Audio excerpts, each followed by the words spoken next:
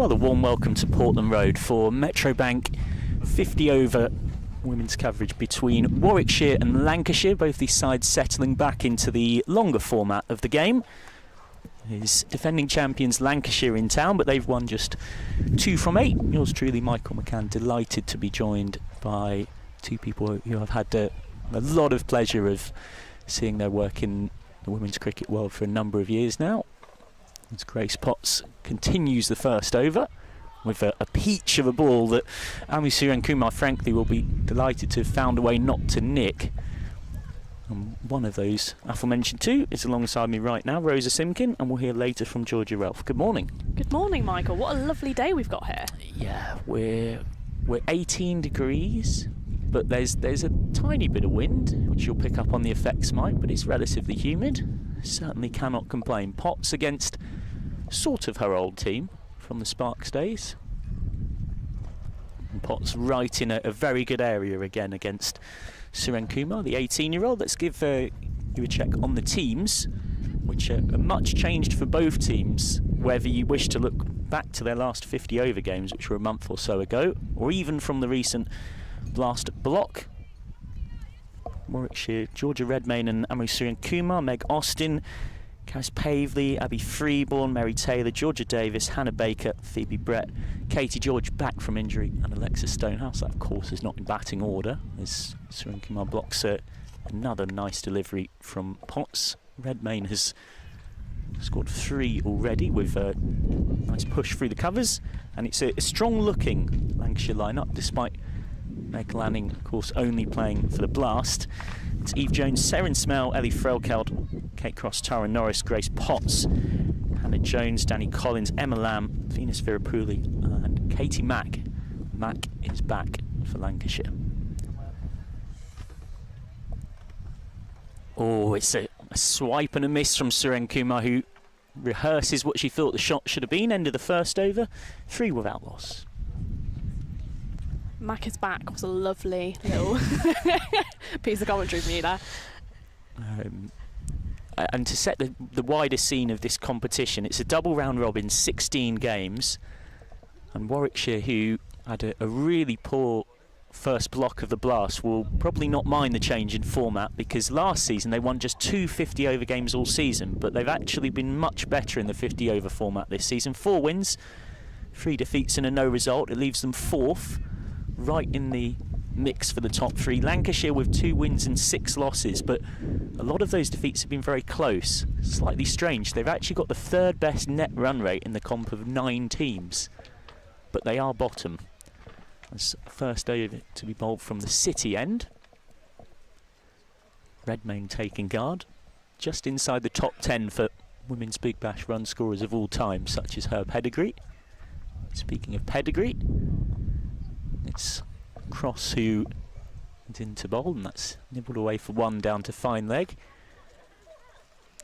It's an important distinction in the context for this game that we've got top 3 qualifying for that finals day as opposed to top 4 this year. I am so glad you mentioned that. I feel like I've been on a single-handed warpath with that this season. I remember mentioning it when commentating on the 50 over final last season between Lancashire and Hampshire, that this change was coming, and even then I actually had double figures number of people texting me to say that's wrong. As Kate Cross is in again, and Cross is in typically lovely spots. Surenkumar still yet to score.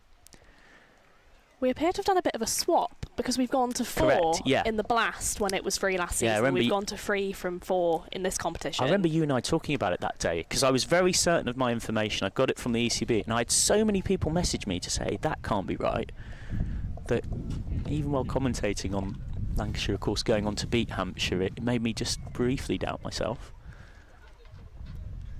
Oh, brilliant from Cross. That is Surenkumar gone for a duck. It's a near perfect start for Lancashire. Kate Cross strikes in her first over. The 18-year-old is gone 4 for 1. It's a stunning delivery from Cross. An absolute peach. Surenkumar playing and missing it, clattering the stumps. I wonder whether there was just a bit of shape in as well, but it was a bit of a wafty shot, in truth. It was a slightly nervous shot, and you have to give Grace Potts credit as well, because Potts, with a brilliant first over she bowled, just set the tone there. And it's something she's done so well over the years, even when she was here with the Central Sparks not pre the county days, The regional modern era. County days. Yeah, the regional era. So out comes Meg Austin, who has 158 runs at an average of 22 from that first one-day cup block. She hasn't quite had the season she would want. She started with 51 against Hampshire, but actually in the 6 innings since then, in the one-day cup, she didn't get past 30. And of course, the other thing for these players, and you maybe saw a little bit of it from Suren Kumar there, is just adjusting to the change of format. You've got so much more time, particularly in this modern era, when you've just played half a dozen T20s. A 50-over game feels like a leisurely stroll by comparison. So cross into Austin. And Austin respecting what is a good ball. Austin has come into this one off the back of quite impressive T20 blast form. She's the competition's 3rd highest run scorer. You'd like to think maybe she can translate that today? But interesting to see if off that basis she's instinctively going to be positive against cross with the new ball. That can bring danger. Flicked away. She is going to be positive, and that's onto her pads from cross, and it runs away very quickly out there. The outfield's a bit of a dome here at Portland Road, so that's the first boundary off the bat. It was Hannah Jones chasing after it, and she can't quite get there. It was a lovely shot from Austin, carrying on her recent run of form. I mentioned that it runs very quickly in all directions here. The square is a bit of a dome, so in any direction the ball is running downhill.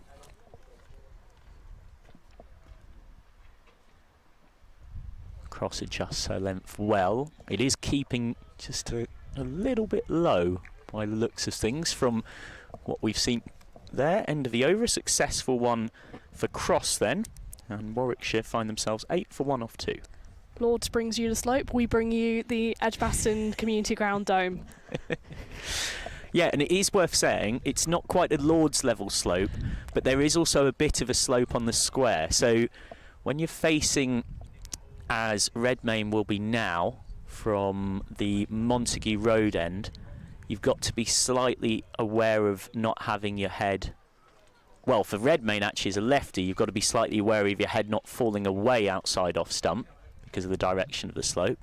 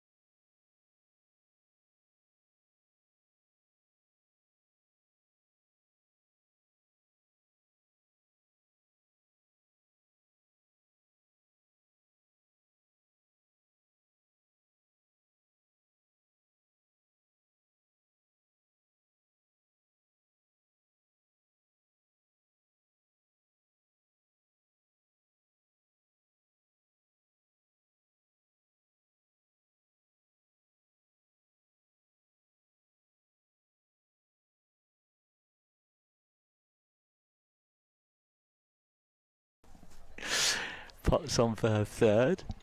Number 5 off 2. Fielded neatly off her own bowling. Redmayne on 6 off 11.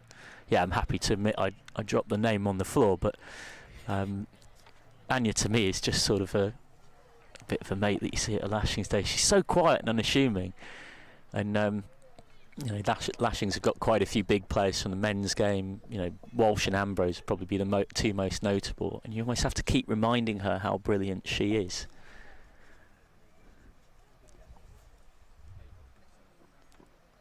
Oh, beautifully bowled, but Redmayne was clever here. Redmayne knew she wasn't quite where she wanted to be, and she just dropped her hands on that one, and that meant that the edge was never going to realistically carry for any kind of catching chance. So one more for Redmayne, 17 for 1. I mean, put simply, as you've said, county cricket is improved with Kate Cross in it. And there's a whole generation of players like that. So you've got Winfield Hill at Yorkshire. She's got 2 years left on her contract after this and has no intention of stopping. You've got, think of someone like Tammy Beaumont, again, who's probably had to reluctantly accept that there's every chance she's not going to play for England again. I'm sure she would want to think she might. But these players staying in the game makes an enormous difference.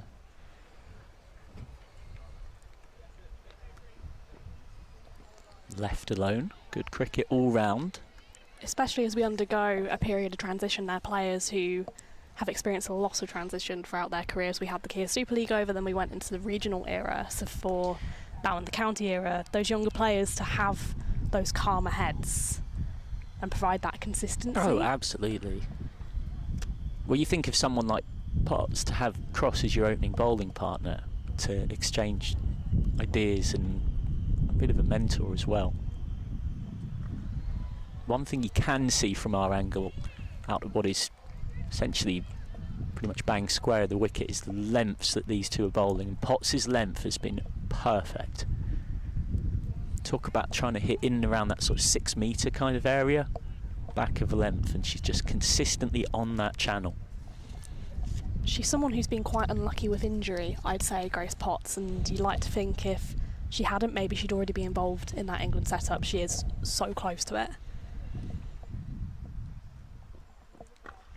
Potts goes fuller this time, dug out by Austin, just signalling to Redmayne that Potts is getting a bit of shape in there.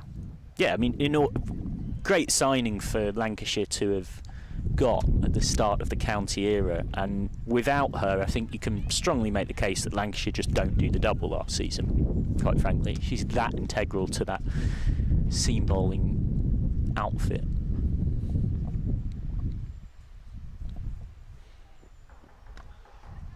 Goes fuller, straight at Cross at mid-on.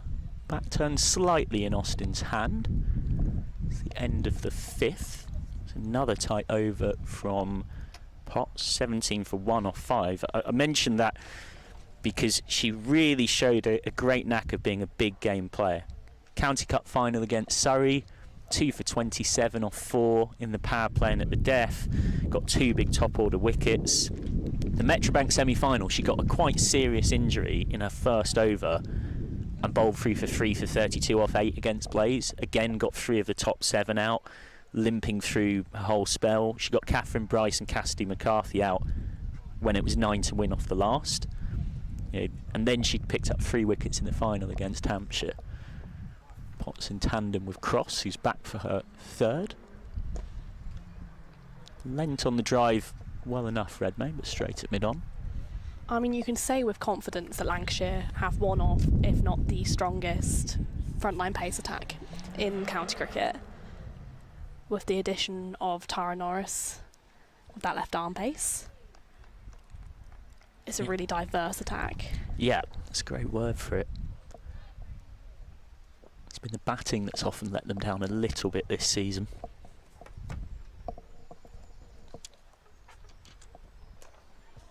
Well bowled, well played. And it's been the other additional signing from Lancashire, from Central Sparks, now Warwickshire, of Eve Jones, that has really given them their only hope with bat. I think it's safe to say she's in the top 5 top run scorers of the tournament before this game took place. Of course, 372 runs at 46.5 average is outrageous from the left-hander.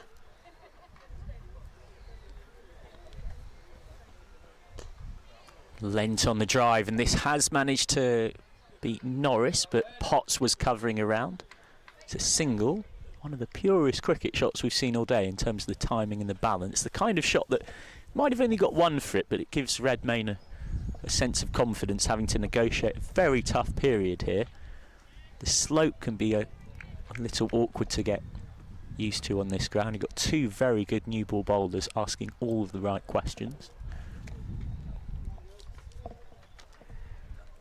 Just having a quick conversation cross with Norris.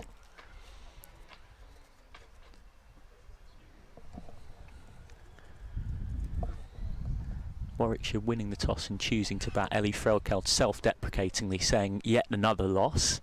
She's won 4 tosses from 15 matches in all competitions this season. It's not a great run of form, that, is it? Yeah. She turned to me, she said, probability is a myth.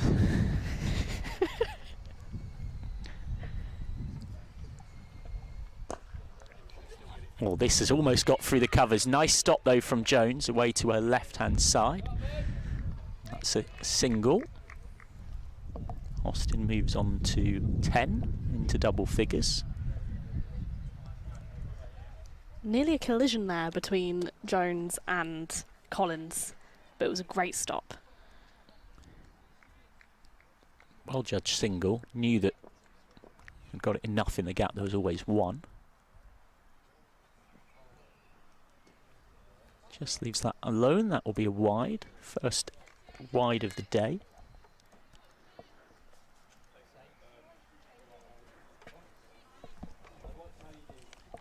These sides settling back into the rhythm of this format. Lancashire's last game in it, back on the 16th of May.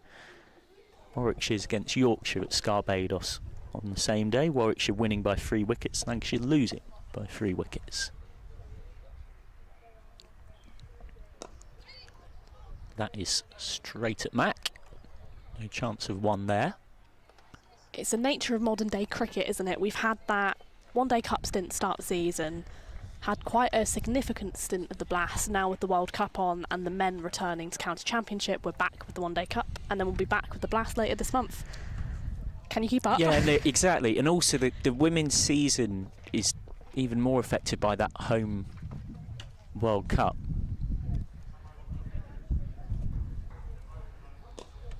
Down the ground. Didn't try and hit it too hard, just leant on it. Redmayne playing very sensibly against a high-class operator in cross. 20 for 1 off 6. Because what you end up, particularly with this competition, is you end up across the 16 games with a bit of a hybrid of different teams. You sort of have your early season squad, what you end up with for this mid-season block, and then this later season block where we come back for the final bit that builds you towards 16 games. So you get often these sort of very wild runs of forms where a team might have one really purple patch and then another where they just can't adjust to the format. They maybe have a couple of key players missing. It is going to be Grace Potts to continue at the Montague end.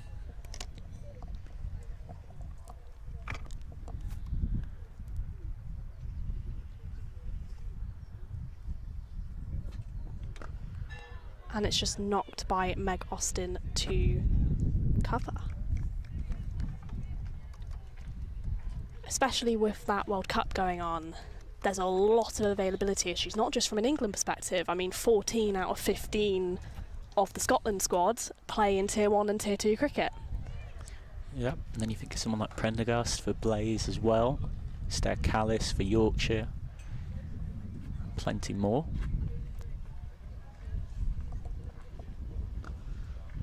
It's worked nice and straight, but it's picked up straight by Norris, back into Fraukaud. And of course the other way it makes a big difference is in operating in your overseas players market, because I know there's a few counties that you might want an overseas player, you might have the budget for an overseas player, but then finding an overseas player that's not in the World Cup that you feel like can genuinely go and add to what you've got is much easier said than done. We've got a lot of Australian representation. Charlie Knott at Blaze, Heather Graham at Durham. Jonathan at Yorkshire, very smart pickup because you're getting someone that's guaranteed to play every game. because Lancashire, of course, have had, for those unfamiliar, this chopping and changing cast. Maddie Pennant was here for the first one-day cut block, then Meg Lanning for the blast, now Katie Mack.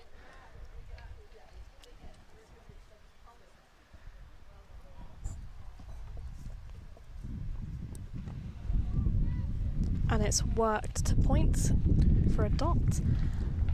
And also Gabby Lewis, of course, who was the star of the show. Yeah. I think it's safe to say in the final of this competition last year with her century, then came in for Lancashire, first game, scored another century, back-to-back in this tournament, and then picked up an injury, and she's a massive loss for them. Yeah, 149 run win against Durham, but since then, back on April the 11th, haven't had a lot to shout about, Lancs, in 50 overs. And it goes straight through to Fraugaud, playing a miss. They actually nearly beat Blaze. It was one of those slightly harsh losses. They lost by 6 runs on DLS because of when the rain came. Then a 4-wicket defeat against Somerset with 13 balls remaining. They lost the big one at home against Yorkshire at Old Trafford by 83 runs after a batting collapse. They beat Hampshire by 6 wickets, but then 3 further defeats.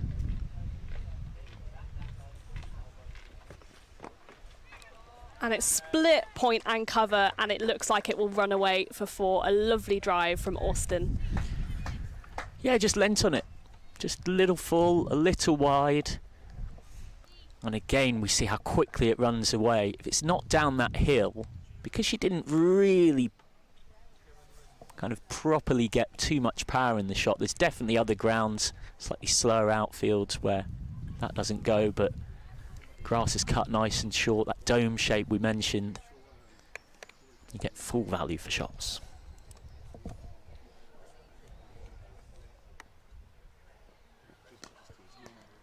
And it's worked, and it will be stopped by... Oh, and it's very nearly a run out. A direct hit, and she's gone there, I reckon, Meg Austin. Yeah, that was dangerous. If Katie Mack hits the stumps, even we weren't in line, but we could still say pretty definitively would have been gone by a yard. That was too close to Mac. You've gone just a couple of yards to the right of a right-handed thrower. Very dicey. Potentially caught Austin off guard that it's been stopped. It was quite an intense dive from Mac, but it was a risk. Well, if I had to bet, I think Austin's just run slightly off the shot. He's hit it well, she's timed it well, and then it's one of those where, having called yes, it's only when she's about halfway down in motion, a bit of hers seeing Mac out of the corner of her eye, picking up and shying, thinking, oh, I'm in trouble here. It's cross continuing at the Portland Road end. 25 for 1 from the 7. And it's driven straight for a dot. Yeah, we were mentioning before the switch from 4 to 3. If I had £1 for every time I've heard a coach or a player this season refer to the importance of getting in the top 4, I wouldn't be a millionaire, but I'd have a decent little nest egg building up. I'm sure by the time we get to the back end of the competition, more will have realised. And it's worked straight to Danny Collins. So previously, last season was 4th versus 1st, 2nd versus 3rd. Lancashire won at Trent Bridge against Blaze in the semi-final. Blaze got home advantage because they'd finished 2nd. Meanwhile, Hampshire beat Surrey in the rain at home. But this season, your table toppers go straight to the final.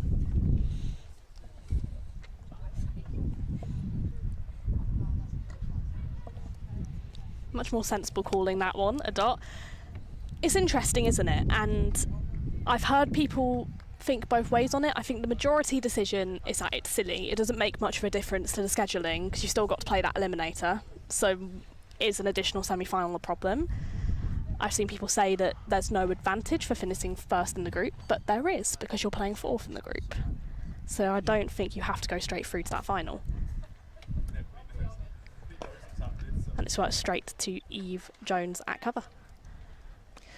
Yeah, it's interesting. I remember Grace Ballinger, who writes a regular column for the BBC Sport website, saying she thinks it's better this way because across a 16-game league campaign, if you've won that, there's a lot of other sports where it'd be like, you've won the league, there you go. And so actually, a spot in the final is the least you deserve.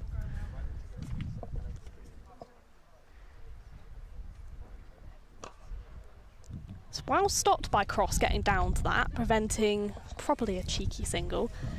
It's interesting though, because is there a way you can give a team that advantage and look at maybe the structure of the WBBL where third plays fourth and then second plays third? Yep. Something they've always done historically, actually quite a lot in rugby league quite well. And the IPL and the WPL have taken that on.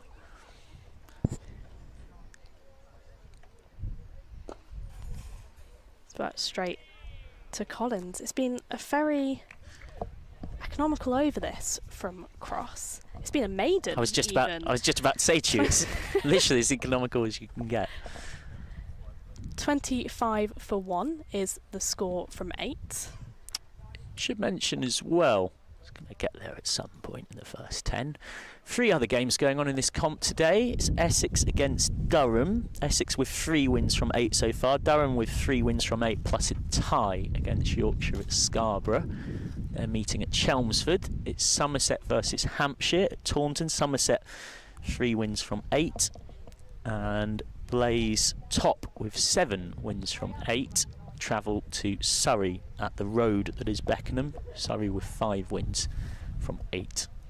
Which again, going back to what we said about the top 3, you know, these two are chasing a moving target, which is Surrey in third with 5 wins already. So you look across 16 games, it's difficult to imagine that you're going to get into that top 3 without 10 wins. So if you're Lancashire and you've got 2 wins from 8 with 8 games left, you don't need to be a mathematician with an abacus to know that you're almost at must-win point already, basically.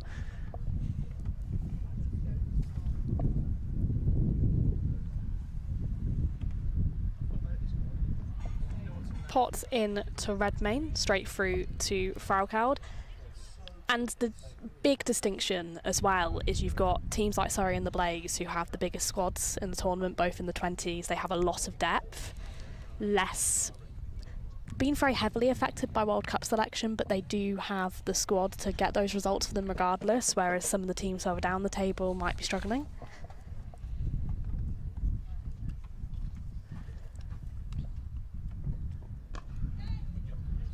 It's worked straight to Mac again, and a direct hit, she's on it. Oh, and it's millimetres. I think direct hit and she's gone.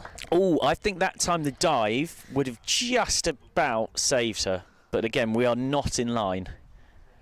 But that is once more a single that is quite close to the right of Mac. And you'd think after the first one, you know, if you're having to full length stretch dive in a 50 over game, it's probably not worth the risk. Don't take on the arm of the Aussie overseas.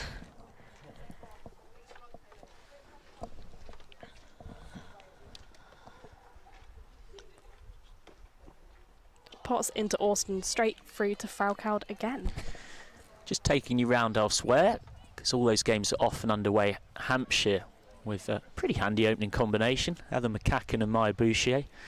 I say pretty handy in the most sarcastic way possible. They're 61 for none after 8.5 overs at Taunton. That looks slightly ominous for Somerset. Surrey also haven't lost a wicket. Rhiannon McDonald-Gay and Alice Monaghan out there. They're 38 for none off 9. Potts into Austin, and it's driven straight, and it will run away for a boundary, a much needed boundary from a Warwickshire perspective, taking them to 31 for 1. First boundary in 4 overs or so.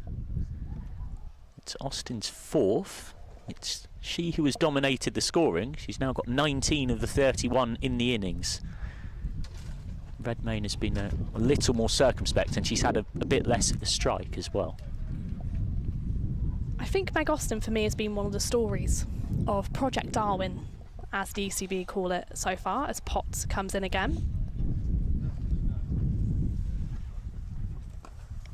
And it's flicked away for another 4 through the mid-wicket region. Yeah, just full straying onto the pads, and maybe just that classic scenario you see where some good diligent batting on a tricky wicket has tired out Potts a little and has induced her to try something different and err from that length. Has waited and waited for the bad ball. It's an over-adjustment from the previous delivery by Potts.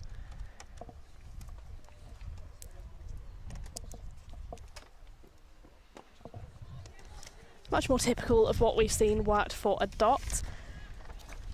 I mean, Austin is someone who has always shown immense promise. She was part of Central Sparks Academy, but she really struggled to break into that first team during the regional era, and we've come into Warwickshire and she's started getting those opportunities and has really shown a promise at the top of the order. She's a Stokey, isn't she? Started at J&G Meakin. Also played for Whitmore Hall.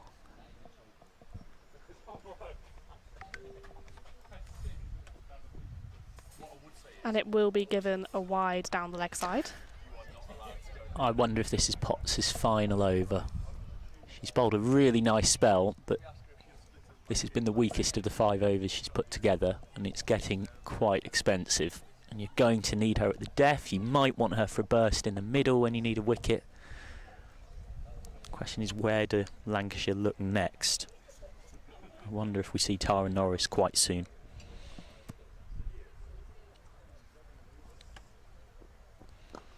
And it's worked. Oh, it's bounced unfortunately there for... Ooh. It's almost bounced upwards off the field into the face. I wonder if that's caught her in the face. I think it has. There's not a lot of movement. It's hard to see who it is. Is it Eve Jones? It's never encouraged. Well, back to her feet, thankfully.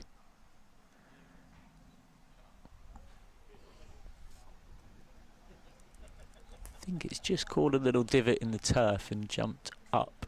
I believe it's Smell, forgive us. It's right on the other side of the ground from us. I mean, there's not much you can do about those ones as a fielder. Well, regardless, no need for the physio. And as predicted by yours truly, it will be Tara Norris. Buy a lottery ticket is all I'd say. And Norris is going to come down the hill. There is a little bit of a slope. Cross and Norris bowling down it. The slope goes across, but it also slightly goes.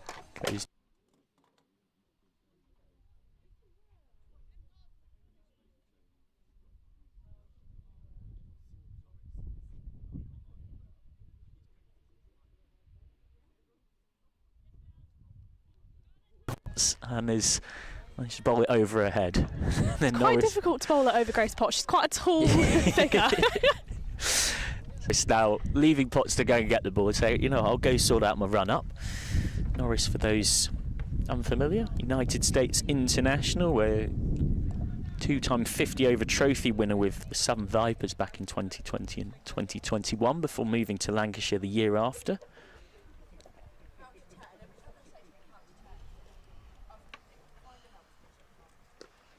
Coming in from the Portland road end, it's worked straight back to her. The score 37 for 1. We're in the last over of the power play. Yeah, it hasn't really felt very power play, has it? It's actually been one of those where the pitch has been tricky, the bowling's been good, the ring fielding's been good, and there's felt like a pretty constant sense of pressure on the batters. 12 off that last over, which just kicked the run rate up a little bit from 3 more towards 4. I mean, Warwickshire are a team who bat pretty deep. They've got the very informed Karis Pavley from the last stint of the One Day Cup, competition's top run scorer, still to come in. It's worked straight across for another dot ball. And you mentioned batting deep. It's interesting. That was one thing that Anya Shrubsole and I were chatting about a bit yesterday, that she thinks has changed very quickly from when she retired and stopped 4 years or so ago, 5 years or so ago, to now as a coach.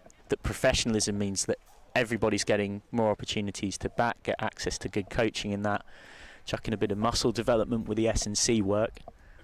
And teams are batting deeper than ever before, as that's almost chipped to mid-on, and Austin was early on it. She checked the shot. If she hadn't have done it, it would have been the simplest of catches for Potts.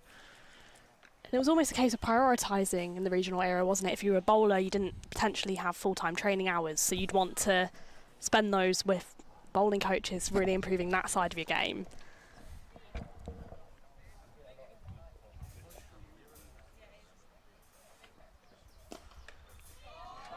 And it's a lovely straight dart drive down the ground for a 4. That is probably the shot of the day for my money. Gun barrel straight. Just use the pace on it. It is a bit too full from Norris, but that's the kind of shots at batter that gives you real confidence. And Austin has looked comfortably the most comfortable of anyone we've seen. And she's hit every boundary. She's got 28 of 41. Hit every boundary with style at that, as she flicks it off the pad and they scamper through for a quick single. Yeah, you sum it up well. None of the 6 have any hint of fortune about them. A few more words from Rosa Simkin, and then for the first time today, she'll be joined by Leicestershire batter and women's cricket expert Georgie Ralph. As Austin and Redmayne negotiate, we're going to have a change of bowler. It looks at the Montague end as Georgia comes in next to me. Welcome. Hello. You mentioned it was a lovely day, and it's nice to see the sun for the first time in a little while. It is lovely to see the sun. It's both lovely and a bit of a curse because of where we're sat, because we kind of got our hands up trying to see all the action going on the pitch.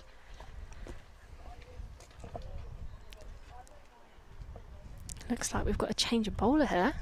It does look like we have a change of bowler. We're going to have some spin. Hannah Jones coming into the attack, some slow left arm spin.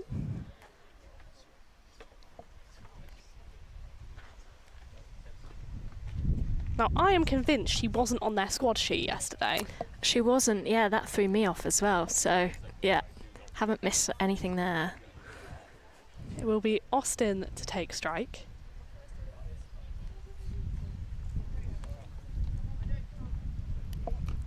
And the first ball is worked straight back to Jones. I was very surprised because I hadn't heard she was injured.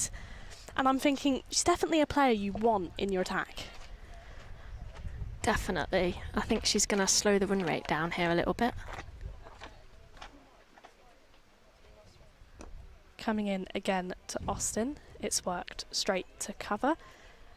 I think we've probably just called out the Lancashire admin for missing her off, so we do apologise.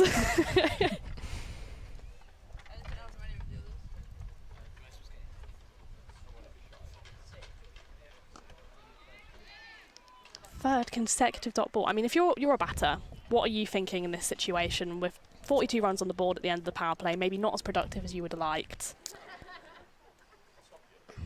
As Jones comes in again. Let's work straight back to her. I think it's a very patient innings from Warwickshire so far. They obviously lost an early wicket, so I think they're just trying to rebuild on that and not do anything too extravagant for now, but they might want to start kicking on here. And it's worked straight by Austin. It was a flat bat, but it's another dot ball, and that's difficult when the spinners come on to then turn those dots into singles, try and find those gaps. Yeah, it's definitely good timing from Lancashire to bring a spinner into the game.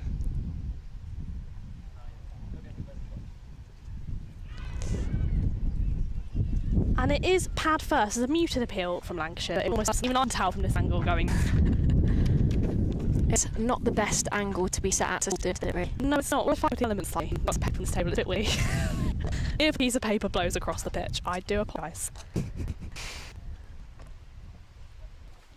Here, Noss and Frauke, who is currently at the striker's end. She will take her cap off and continue the Portland Road end. Looks like we might have some field changes. Taking advantage at the end of the power play, being able to send someone out. 4-5 in the women's game. We will get on to that shortly.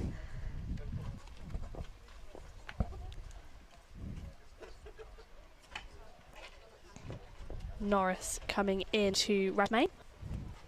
And it's what straight to cover. I'm always curious about players' thoughts on this with the women's game. In the main distinction, I'd say, in the rules still is in the men's game, and you can 5 in the women's game, it's 4. Do you think we could up it to 5? I think so. I think I definitely do. I think it just makes it a little bit more. Norris in again. And it's flip the pads by Redmine and will scamper through for a comfortable single. Actually, Scamper is probably doing them a disservice there. Yeah, having that extra fielder out, it allows the strike to be rotated a little more, I think. So yeah, I think it just makes the game a little bit more exciting, especially from the bowler's side of things.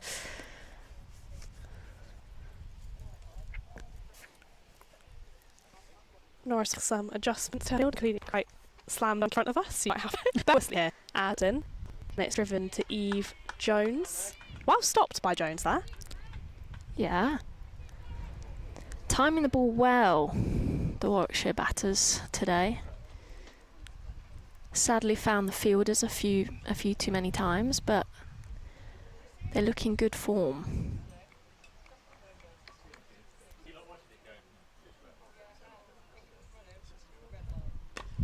And it's upwards. Oh, and it will fall short. And it's a little misfield from Cross as they run through for a single.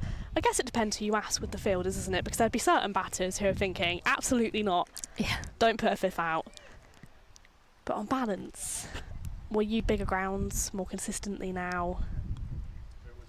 It could lead to maybe some more low-scoring thrillers, which are just as exciting as our high-scoring games.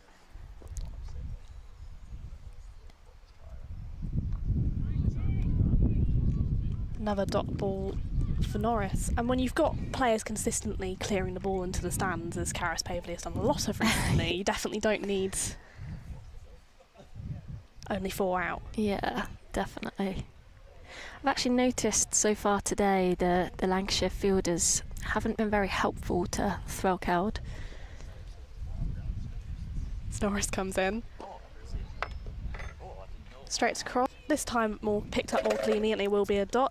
Has there been a bit of throwing at the head? Yeah, she had to do quite a bit of running to make some of them, and there was obviously the misfield or overthrow, should I say, from the first ball of the game, which led to an extra run creeping through.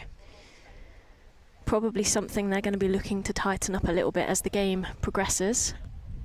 It is the end of the 12th over. The score is 44 for 1. We've got Meg Austin and Georgia Redmayne in the middle. It's not much of an excuse for it either, is there? It's like at the beginning of the season, April, bit cold.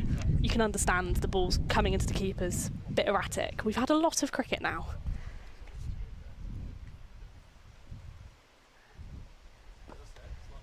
It is Jones continuing at the Court Road end. That's not what it's called.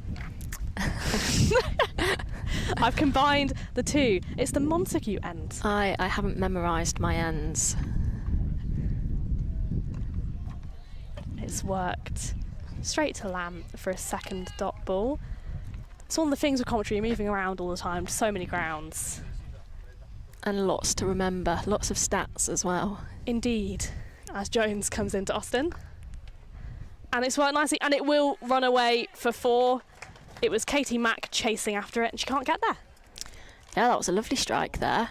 And just to the right of Mack, so just slightly out of reach. It'll be interesting to see if they decide to move her slightly further right here, but it doesn't look like they're making that decision at this point.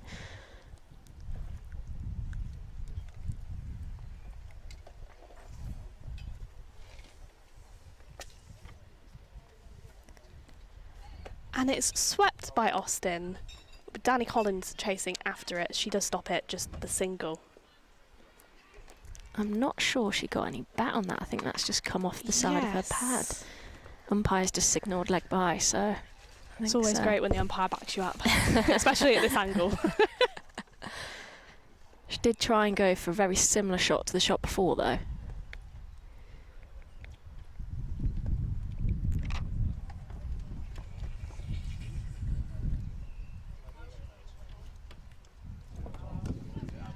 And it's worked, and they will run through for a single. This time Mac will get to it.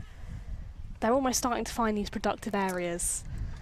Yeah, they're rotating the strike quite nicely. I know they've not had loads of boundaries so far, but they are picking the ones up here and there.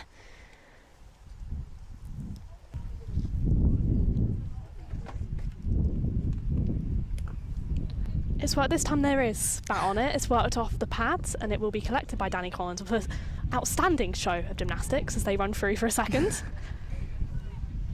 Yeah, I think the Warwickshire batters have probably tried to take something from the T20 games that they've had recently, where you're obviously looking to rotate that strike a bit more and run those ones in the ring, and they've been doing that very well today.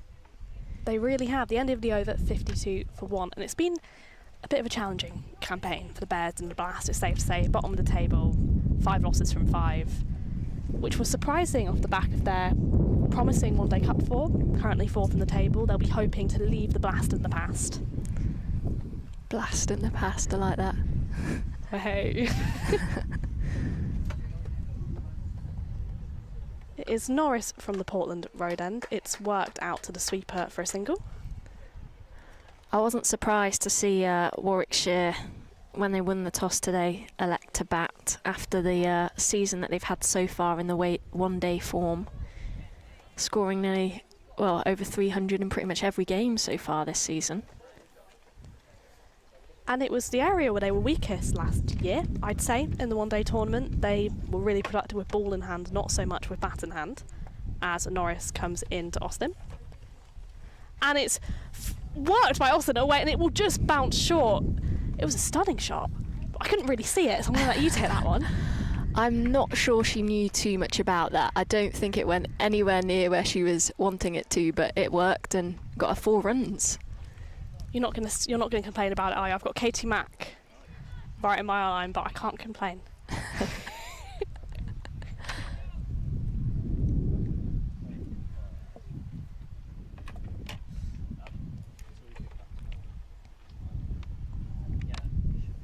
Norris coming in again.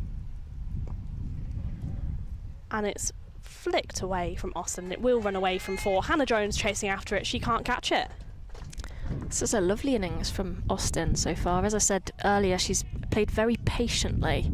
Really looked to build that innings after that early wicket. And she's batting very nicely with Georgia Redmayne here. She is indeed. They're having quite the partnership now.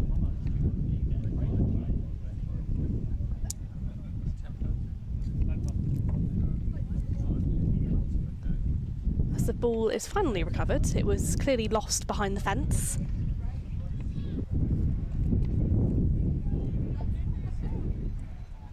It's partnership now 53 between Austin and Redmayne as Norris comes in, and it's worked straight to, I was about to say cross, it's not cross, it's pots. They rhyme. So what do you think has changed in Warwickshire's batting this year compared to last year then? In all honesty, I think a lot of it's experience. They have a very young squad, and perhaps the big moments in games got the better of them last year.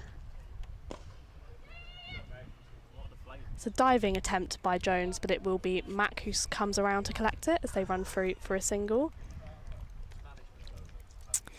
Yeah, Warwickshire, well, I mean, both teams playing today have got very solid academy bases, haven't they? Lots of players have come through their academies, have stayed within the club. I think a lot of other counties, people tend to move around a little bit, but both of these have got pretty strong academy bases. As it's worked straight across for a dot ball. They really have. And a lot of the talent on show today for Warwickshire hasn't necessarily come through Warwickshire's academy, but they have come through the Midlands setup. Places like Worcestershire, also Staffordshire. Yep. Davina Perrin used to play her cricket. Davina Perrin, who of course is injured and is a massive loss for the side. Probably one of the players at the moment last year. Last time I was here, she scored a century in this tournament. But they have struggled without her in the past. It'll be interesting to see how they go without her in this competition. Yeah, she's a big loss to this side, isn't she? A very talented, young, up-and-coming batter who I think will go on to be extremely successful in the rest of her career when she's back from injury. It is Jones continuing here, the score 62 for 1. As it's worked off the pads by Austin, Collins will come in to collect as they run through for a single. Again, nice rotation, strike rotation there. They're not trying to do anything too crazy here. They're just looking to take the ones where they can get them.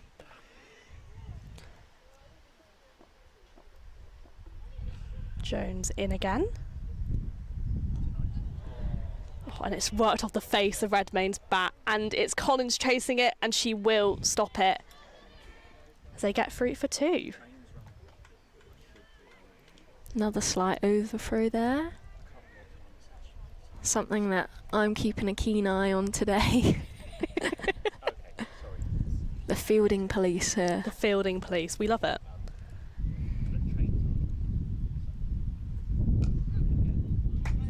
It's worked through for a single by Redmayne. That was nice from Redmayne. She just rocked back slightly just to be able to open a bit more space for herself to push that through to deep cover. She's almost a bit of a textbook batter, is Redmayne, as Jones comes in to Austin. And it's worked straight to Eve Jones. In terms of wicketkeeper batters can be a little bit unconventional and tend to be identified as 360 batters, and Redmayne is, as Jones comes in again. Well, lovely and straight back to her. But she is a technical batter. It's almost the 360 with the style. Yeah, very technical batter. And it always amazes me that she trained to be a doctor at the same time as playing cricket. She was doing her doctor duties at the beginning of this season, in the gap between the Aussie season and this one. As it's Jones in again to Austin. It's worked straight again for another dot ball. I suppose that's a good way to stay in form, isn't it? To constantly go between the Aussie season and the English season. Just getting out there and playing as much cricket as possible is the best way to stay in form and keep performing. So it's definitely a good way to go if you have the opportunity.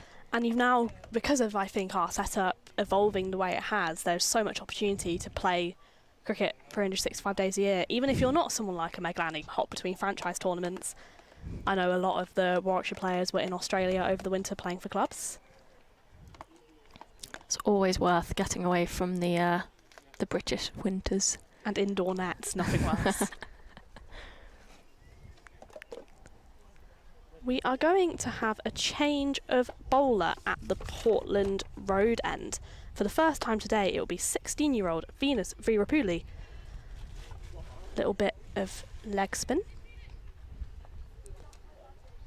Been very productive in her 4 games she's played in the Blast. It's her debut in the One Day Cup, 4 wickets in the Blast campaign for her.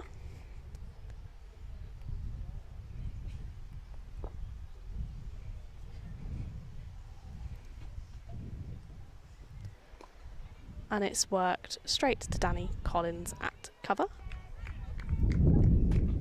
It's good to see some really talented young spinners coming through. Yeah, we talked about the academy setups earlier. It's always good to get young players out on the pitch, getting as much experience as possible. Virapuli comes in again, and it will be collected by Mac literally metres away from us as they run through for a single. Redmayne couldn't have picked her out any better there. Literally barely had to move for that one. Showing her experience, perhaps, against a 16-year-old.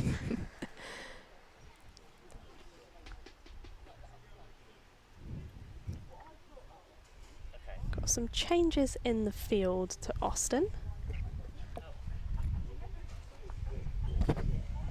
You can tell you're a youngster in county cricket when you've not yet got your name and number on the back of your kit, as Virapuli comes in again. It's a bit of flight on that one, and it's worked straight down to Kate Cross for a single. She seems to have set her field pretty well here. It's got a pretty solid plan by the looks of things from these first few balls that we've had, because every time the batters have picked out a fielder, so she's doing clearly. As she comes into Redmayne, and it's lofted upwards, and it will be taken by Cross in the deep. It was a stunning dive from Cross to get the formidable Meg Austin. Was it Meg Austin? Yes, it was Meg Austin.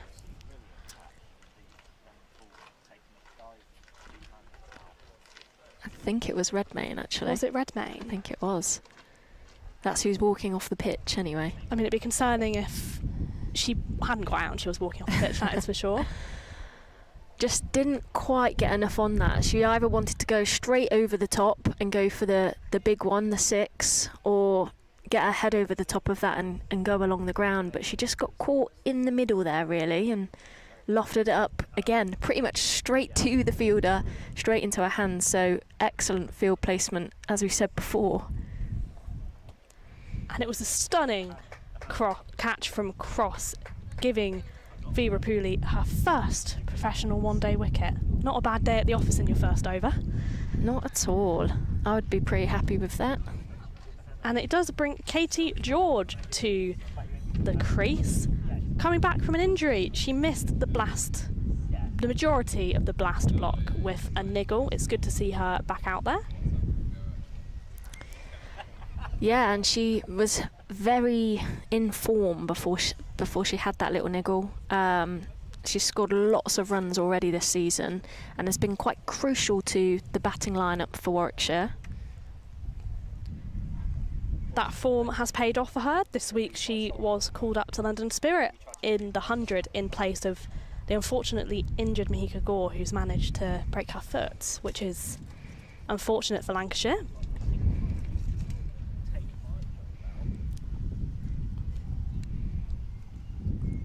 It will be George to take strike against the 16-year-old.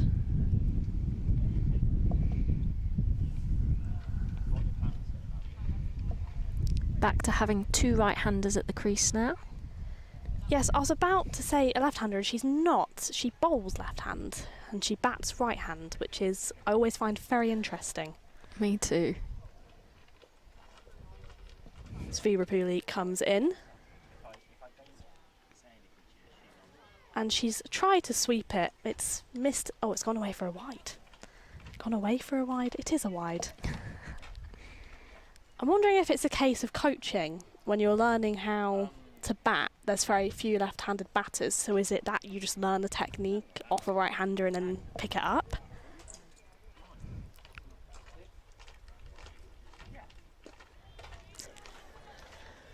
Yeah, that's very possible. There's quite a few players do that, don't they? So you might be onto something there. I mean, I say we're in a shortage of left-handers. We're not in a shortage of left-handers today. As Vera Pooley comes in to George.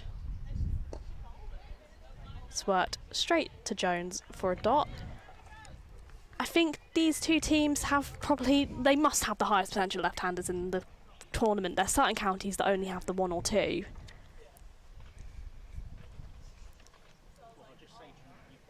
Has brought the end of the over 69 for 2. She says at a very awkward angle to the scoreboard. And the sunlight isn't helping massively either, is it? We're definitely fighting with the elements slightly today, but we wouldn't want it any other way. As Jones continues at the Montague end.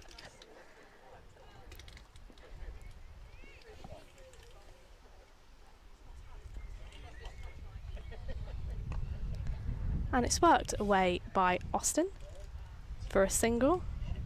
Am I going to say it? Austin nearing that half century? Commentator's curse there. Meg, I apologise in advance if you get out next ball. I'm quite infamous for it as well, you know. So this could be interesting. Dear. Oh yeah. Katie George taking guard at the Portland Road end for the first time this game.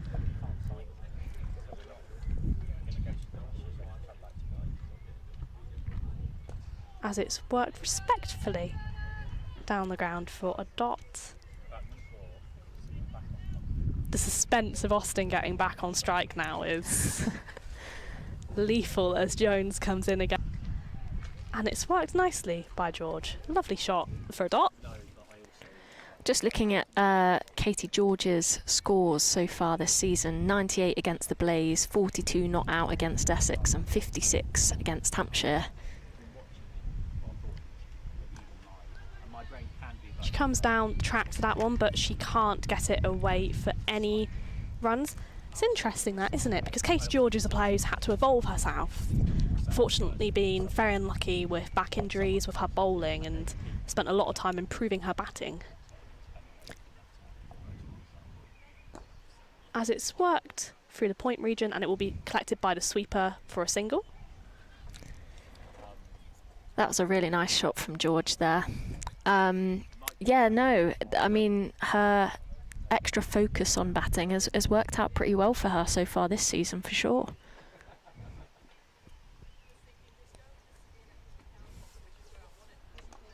And it's worked straight back to Jones by Austin, and also bringing the end of the over, 71 for 2. And it's a testament to how much she's improved her batting, because she's making this team as a batter.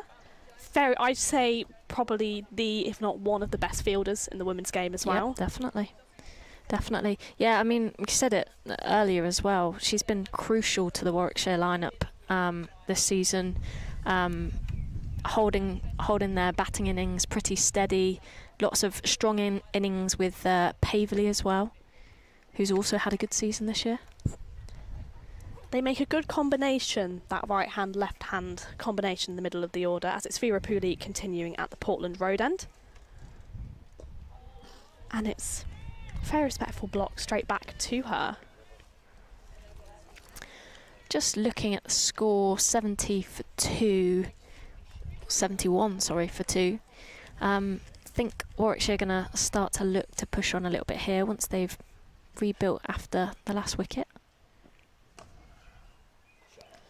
And it's worked over the inner ring, away for 4. George's first of the game. Yeah, cracking shot there. Didn't hold back at all.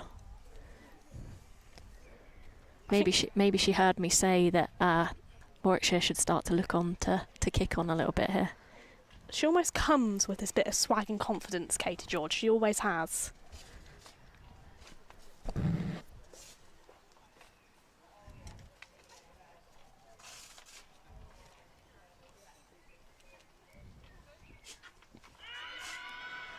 As Pill, and it's dismissed by the umpire, who was rather unmoved by the collective appeal by the Lancashire fielders. I think George has seen that little gap there in the field. She knew where she was trying to play it, but just didn't manage to quite get bat on ball there. As Virapuli comes in again. And George has come down the ground for it and absolutely smashed it straight for another 4, a much needed 4 from a Warwickshire perspective. Another very nice shot there, straight along the floor. Can't really argue with that. You really can't, and she's coming with a sense of purpose. Maybe the message has been portrayed to her that we do need to kick on here.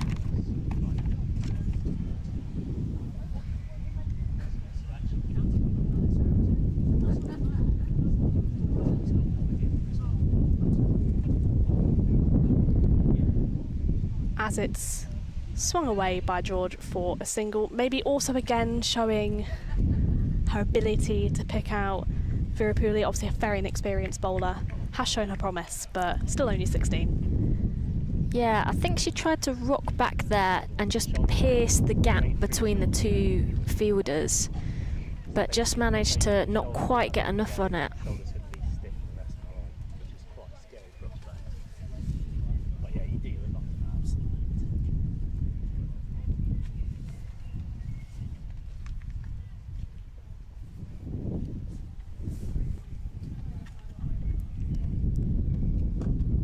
As it's worked straight by George, it will be collected by Kate Cross. Also bringing about the end of the over, Warwickshire 81 for 2 from 18.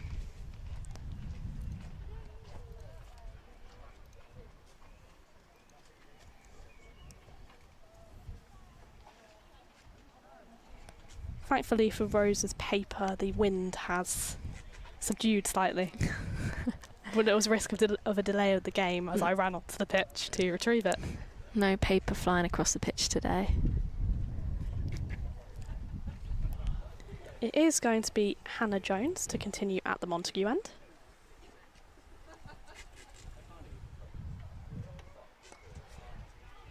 Coming into Austin, I am going to say it again, currently on 48. If you double down on the commentator's curse, does it cancel it out? That is the question. Not sure about that.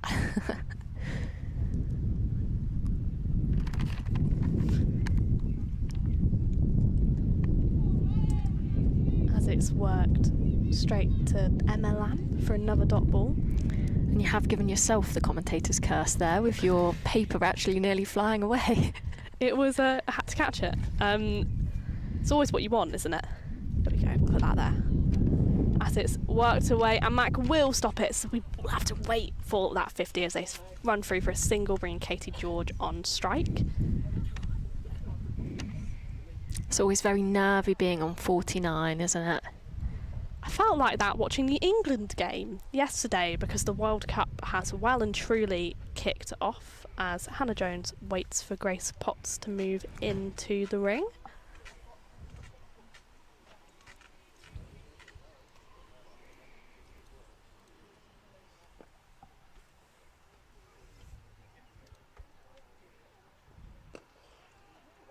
And it's worked straight to Potts by George. Watching that Danny Wyatt-Hodge innings from the press box at Edgbaston, stunning 107 not out from her. There was a point in that last over as Jones comes in again. And it's another dot ball, where there was a collective panic that she wasn't going to get the balls to get to that century. And everyone was very much jeering, and that's who went on to just knock it through for a single.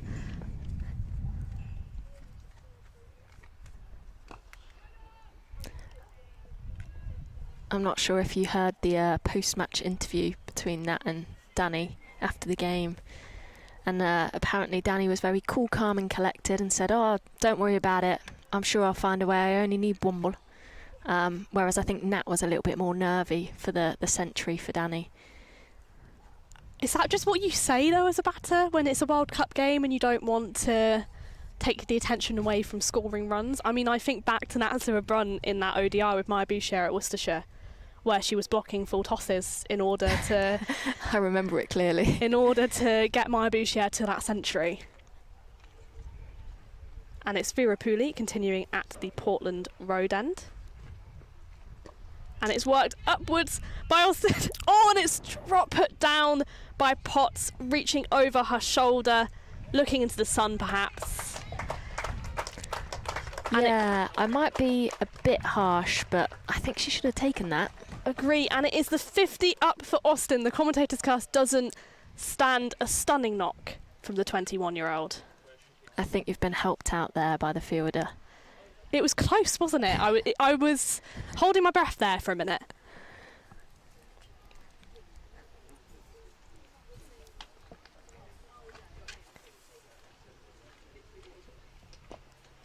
And it's worked straight to Potts. Potts being kept in the game here, despite no longer bowling. I'm sure we'll see more of her later. Looks like the umpire is just mentioning that she is in the line, so if she wants to make any appeals for LBW, at the minute she won't be getting it because the umpire can't see. The umpire definitely can't do much about that one, that is for sure, as Vera Pooley comes in again. And it's worked upwards, but it will bounce short of Norris. An unfortunate bounce into her ankles, but she does seem to be okay. That would have hurt, though. Yeah, I felt that one. It looked like it whacked her straight in the shin, but she's looking very cool about it, so it's maybe not wanting to let the pain show there. Swagger of a professional cricketer, able to walk off. Quite a hard ball being hit into you as Vera Pooley comes in once more. It's worked straight to Jones, and it will be collected by Norris. Another dot ball. I don't suppose you caught the wicked performance last night? It was, I can confirm we were all very excited about it in the press box. As George comes down the track for a single.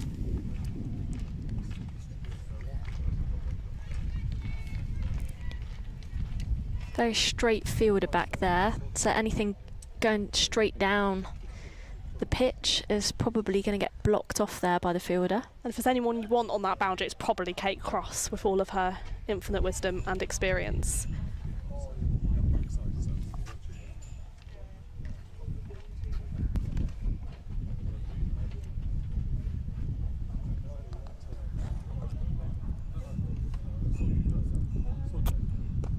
And it's worked upwards, but it's hit well over the inner ring, just falling short of a 6.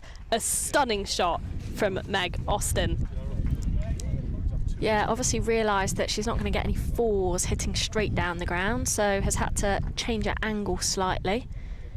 And it brings about the end of the over. I'm leaving you, and in comes Michael McCann.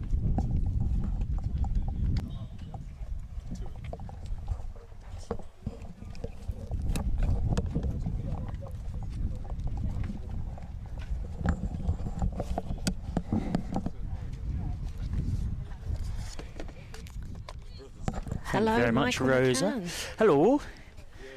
Lovely to be on commentary, as always, with you once more. Yes, 90 for 2 off 20. Kind of been a bit of the Meg Austin show, this. So it's Hannah Jones. George with more good footwork against spin. She's a very good natural rhythm player when coming down the pitch to spin, George. It's something that is almost second nature to her. Well, that time might feel like she's missed out. So wide from Jones. I think George knows that had she managed to get much on that, it's going to fly away through fine leg for 4. There is a deep backward square, but would have had a lot of ground to cover. And George this time is very close being stumped. The fastest hands in the north, Ellie Frelkeld, some might say. George lightning fast reactions to stay in. George has done very well there to stay in. I tell you what, I bet she's got some moves on the dance floor, Katie George, because I'm sure she has. to actually spin round and get your back in there, it was very good. I mean, it was great from Frolkel down the leg side. You're so used to seeing it from her over the years, but you do have to remind yourself that she is almost freakishly good. Sarah Taylor said she's one of the best in the country with phenomenal hands. That'll be 1 for George. That sort of flat-batted pull shot off the spinners that has become a thing in the last few years in both women's and men's cricket. It's not really a full conventional pull shot. It's just a slight shimmy in the crease, and it's a shot that's got more than a bit of hockey about it.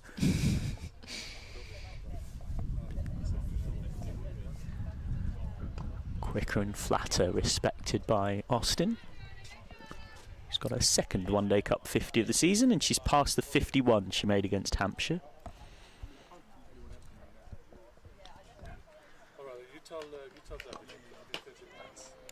No run there, tidily fielded. Hannah Jones bowling very well here today, slowing that run rate right down. That is her calling card over the years. She's known for being very tight on that economy rate. Again, similar ball, similar shot, similar outcome.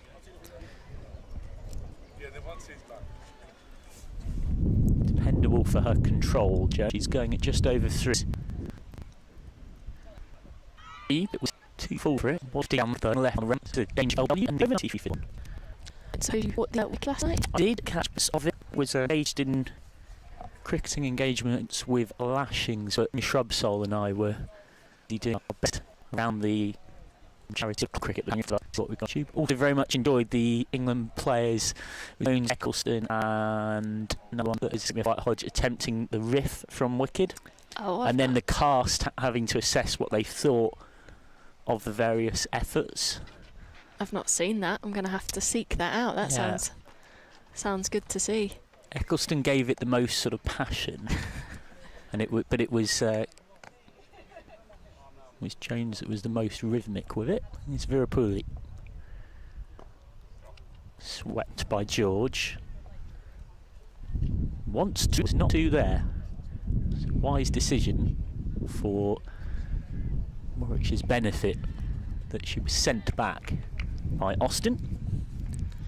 George seems to be enjoying that sweep shot today. So far not scoring any boundaries from it, but it's working well with rotating that strike. Yeah, just not letting that pressure of the dots build. Bit more flight from Virapuli, and that has Austin early on it, needing a bit of chalk for the snooker cue there. She's gone for the same shot, hasn't she? There's a lot to enjoy about watching Venus Virapuli go about her business. From Isleworth initially, but very much north with Lancashire now. So that's straight at mid-off. Norris with the fielding. It's always exciting when a new player bursts through as well. And they get the benefit of what Caris Pavley once, chatting to her on the boundary at Scarborough, she's of course next in for Warwickshire, calls first season syndrome.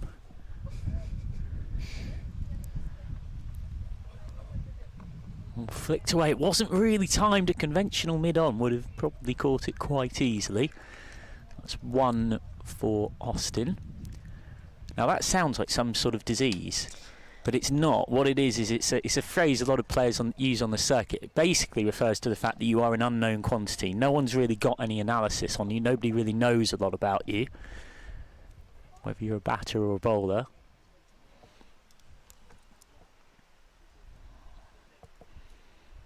All down the track and had to readjust there. That was very clever from Virapuli. Saw the dancing feet coming down at her and adjusted to George, who in turn had to turn an attacking shot into a defensive one. Yeah, that's good decision making from George. I think sometimes when you go down the track, you've got one thing in mind, but it's good that she just changed her mind there to take that one.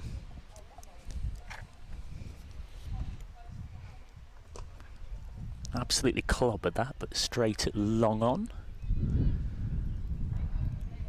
End of the over, 97 for 2 then, 4 off it off 22. A steady building phase here. On a track that historically is not one of the higher scoring grounds that are at use in this competition. From here, we're a long way out, but 28 overs. And a runner ball here will get you 265. Do you think if I've got some red boxes and some blue boxes and some questionable choices of shirt that look like some curtains on a national TV game show, if I offered you 265, you saying deal or no deal right now? I'd be saying no deal at this point. I think they should be looking to try and take 300 here today. I think. I know it's a low scoring pitch, but I think the level that county cricket's at now, I think that's what you've got to be aiming for, is 300 in a one-day game. Well, I guess the caveat is that the pitch itself might have a little bit in it for the bowlers, but it is a fast outfield and it runs away quickly off that dome. Change from spin to pace. It's the first ball of Cross's second spell is off-driven. Struck very firmly by Austin, but for no reward. I've already said it, it's a very patient innings from Warwickshire here, but you can see they're starting to open up a little. Their body's starting to open up to try and hit over the top a little bit more. Flicked away wristily. Really wanted one, but it was straight at Potts from Austin. I'm also interested by this Bears batting lineup. You've got Caris Pavley, who has already got a couple of tons in this competition, and yet she still has the pads on, not in the top 4. George back in the side given the slot at 4.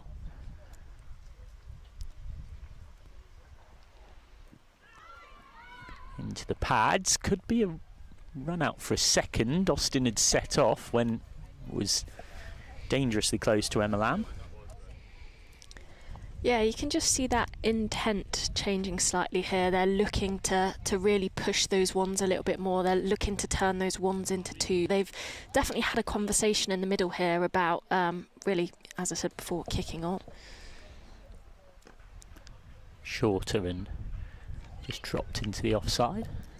No run off Cross, who's come on here to change the dynamic somewhat. 1 for 13 off her first 4.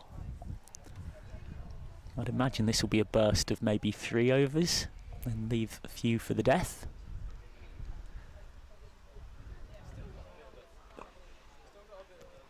Square drive, nice looking square drive from Austin.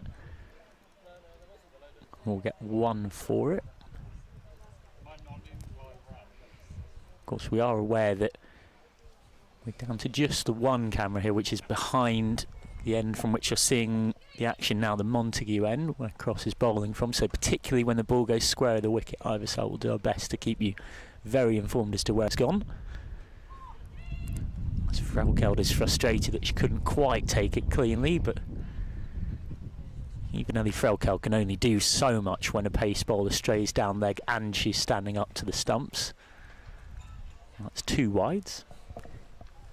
100 up as well. We haven't seen too many extras today, but I think the bowlers are just trying to switch things up, probably bring their variations into play now. It's been a while since they've got a wicket.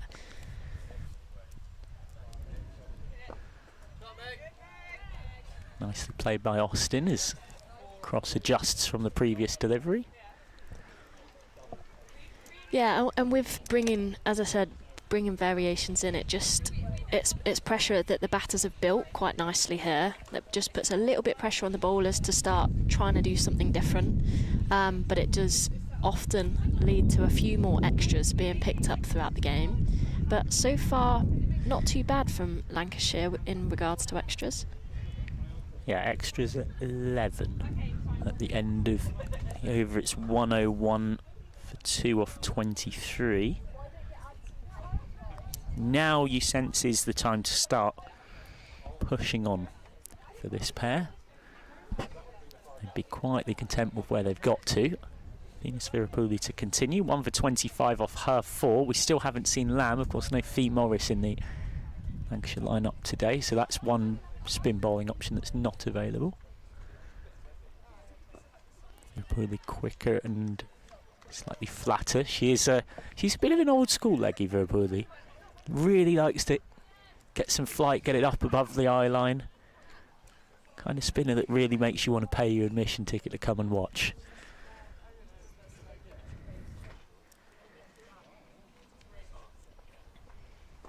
Swept and didn't quite get all of it, catching chance, and it's put down. Well, Austin has had a life on 49 and now she's had a life on 60 as well. I think that's exactly what Virapuli's trying to do, is get that flight just above the eye line. Batters often let their eyes light up and try and go over the top, and then it brings in catching opportunities.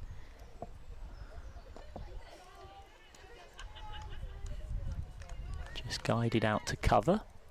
Believe it was Danny Collins out there, unable to take it. So Austin living a slightly charmed life recently. Dropped twice in pretty quick succession. Oh, again down the track. There's a good battle going on here between George and Virapuli. It's one of those things where you're almost having a conversation between the way you act. George making no hesitation of her intent to come down the pitch, and Virapuli saying, right, I'm going to just chuck it even higher.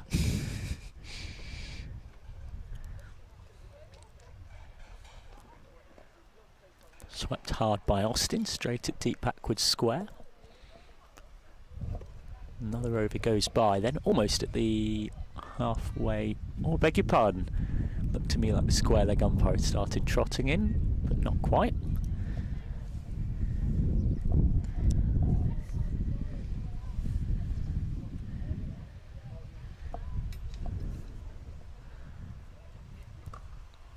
Down the track this time will be just 1 too long on. Now it is the end of the over. 105 for 2 off 3 then. It's steady from this pair, but you just wonder at what point they'll feel like, with a deep batting lineup as well. It's something that has been a real trump card for Warwickshire already a few times this season. Definitely. They've got to push on a little bit more. You think of the 4-wicket win against Lancashire in the reverse fixture back on May the 13th, and the 3-wicket win against Yorkshire at Scarborough. They showed that There's players right down that order that can come in and make very significant contributions.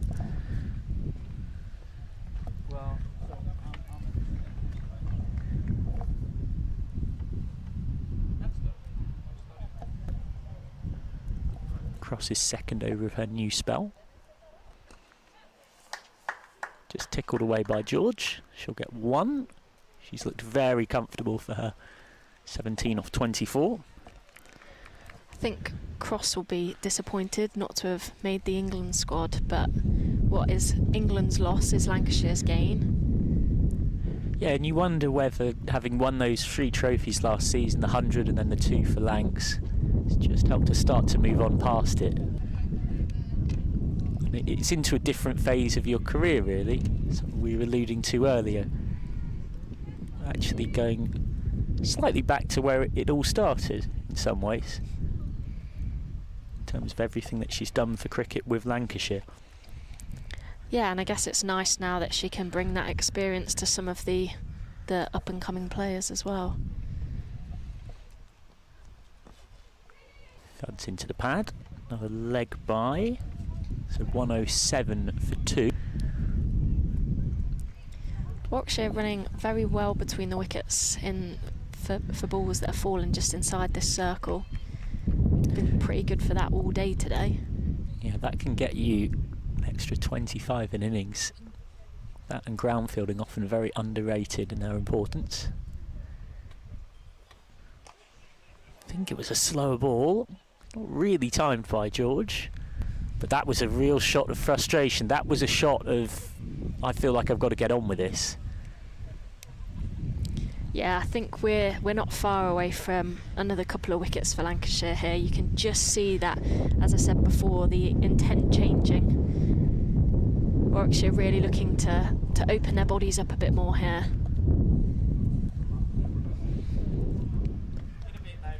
George will get 1 in front of cover. That nicely judged single. Perfect example of what George Ralph alongside me was talking about. Even with a direct hit was through. It's a great example of if you can just drop the ball in front of a fielder and run with purpose and a lack of hesitation. There's often one there. Yeah, it seems like that's something that the coaching team have really pushed on the team to make sure that they're doing today. Oh, slightly early on that. That was Cross's back of the hand slower ball, I believe. Certainly held it back, and Austin was in danger of chipping it up. Time for a drink then. 108 for 2. It's one of those strange kind of scores where maybe someone new to the game would rock up and say, who's winning? You say, well, boy, actually in an odd way, I think both teams would be relatively content with where the game sits right now. Warwickshire have won the toss and chosen to bat. They'll feel like they've built a platform. If they score a runner ball from here, they get 258, but as we've discussed, they're possibly eyeing a bit more. Lancashire will look at it and feel like they've been very disciplined in their bowling effort, and actually, while they've only taken 2 wickets, the opposition is scoring at just a tickle over 4 and over. Yeah, I think we can't underestimate the power of having wickets in hand going into the latter stages of the innings. I think that adds a lot of confidence to a batting team, knowing that each batter can come out with freedom to play their game. I think, as I say, it adds a lot of confidence. It allows players to come out here without having to worry about whether they lose their wicket or not. Well, it's funny because in an era where now teams tend to go quite hard in the power play, what we've seen so far has almost been a slight throwback of 50 over cricket to an era a little while back where the more conventional way to play it was to be a bit more conservative early doors, and then you almost set up a T20 at the end. Kind of. Yeah, pretty much. And I won't be surprised if that's what we see here today from Warwickshire. Well, you look at who's to come. Alexis Stonehouse, Caris Pavey, Abby Freeborn, Mary Taylor's had a brilliant one with the bat, often down at 8 or 9. George Davis, Hannah Baker, Phoebe Brett. It's a long batting lineup. Let's take you elsewhere then. 3 games going on outside of this one across the country today in what is round 9 of 16 in this 2026 Women's Metrobank One Day Cup competition. Durham versus Essex sees Durham 139 for 2 at the drinks break there at Chelmsford. Durham with 3 wins and a tie from 8 so far in bang mid-table. Essex can go above them with a victory. Essex with 3 wins from 8. Holly Armitage and Maddie Villiers, referred to by some as the Queen of Essex, are out there putting together a bit of a recovery partnership after they lost a couple of wickets early. Of course, some irony that Villiers is in action against the county with which she's most associated from the history of her life and times. A wicket for Sophie Munro, a wicket for Sophia Smell, so 139 for 2 off 25 there. Surrey versus Blaze, which sees third host first at Beckenham, and Surrey are 122 for 2. Kira Chapley and Alice Davison-Richards out there. You need at least 300 at Beckenham, I think it's quite safe to say. Blaze with 7 wins from 8, Surrey with 5 wins from 8, and Hampshire going pretty well with the bat against Somerset at Taunton. They are 140 for 3, albeit not too long ago they've just lost Maya Boucher for 50, and the McCacken made 31, Abby Norgrove 35. Somerset with 3 wins from 8, Hampshire with 5 wins and a no result, sat in second. First goes straight to the final, second against third in the eliminator. And you get 4 points for a win, 2 for a no result or a tie. You get an extra bonus point if you win by a net run rate of 1.25 times greater than your opposition. As for the game that you're watching, Lancashire, well, if Lancashire were to win today and Somerset and Essex both lost, they could go up as high as 6th in the table. Warwickshire, meanwhile, 4th. They know if they can win and Surrey lose, they will go up above them into 3rd. They could even catch Hampshire in 2nd with a bonus point victory, so that's what's at stake. As we're back to pay both ends after the drinks break, and it's a change of ends from her first spell for Potts. He's just whipped away. They want to, and they just hesitated in turning for it. And that meant that any possibility of it was gone, but nice quick running in from the deep by Seren Smell meant I think I was backing the run out anyway. Yeah, I think Lancashire bringing Potts back on here is showing that they're really looking for that other wicket, that next wicket. They're coming out really attacking after that drinks break. That one's blocked back. None for 23 off her first 5 from Potts. Actually doesn't quite reflect for me how well she bowled. Her final over was a bit messy. Her final over went for 12. The first 4 went for just 11. She was the one who set the tone. Right from the very first over, she induced a couple of plays and misses from Suren Kumar, who Cross then got out in the second over of this one.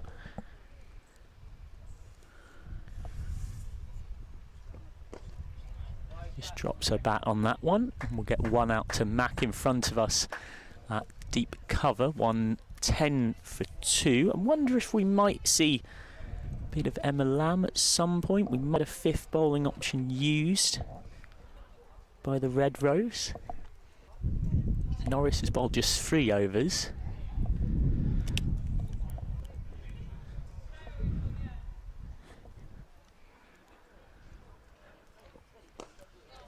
And again, similar ball, similar shot. One more. But you're right, there is an element of just slightly pressing the gamble button here from Lancashire. They've gone back to both of their Premier seam bowlers, both of them swapping ends, clearly swapping notes on, of course it's now from the city end coming down the hill, Potts, and Cross is going to come slightly up the hill.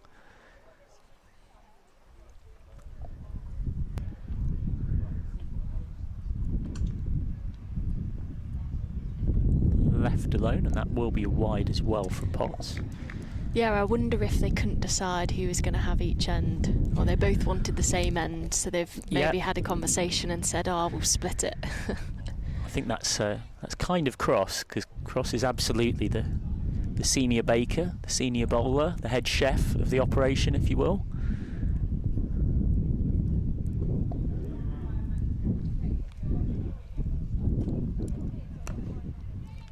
Slightly shorter, forced away once more for the third time in the over. Mack is in play at deep cover for 1. And I think whilst we're talking about Lancashire's bowling, I think Vera Pooley's got to be very happy with her spell there. She obviously had a plan, stuck to it, and it paid off pretty well for her today. It was a great catch as well by Cross.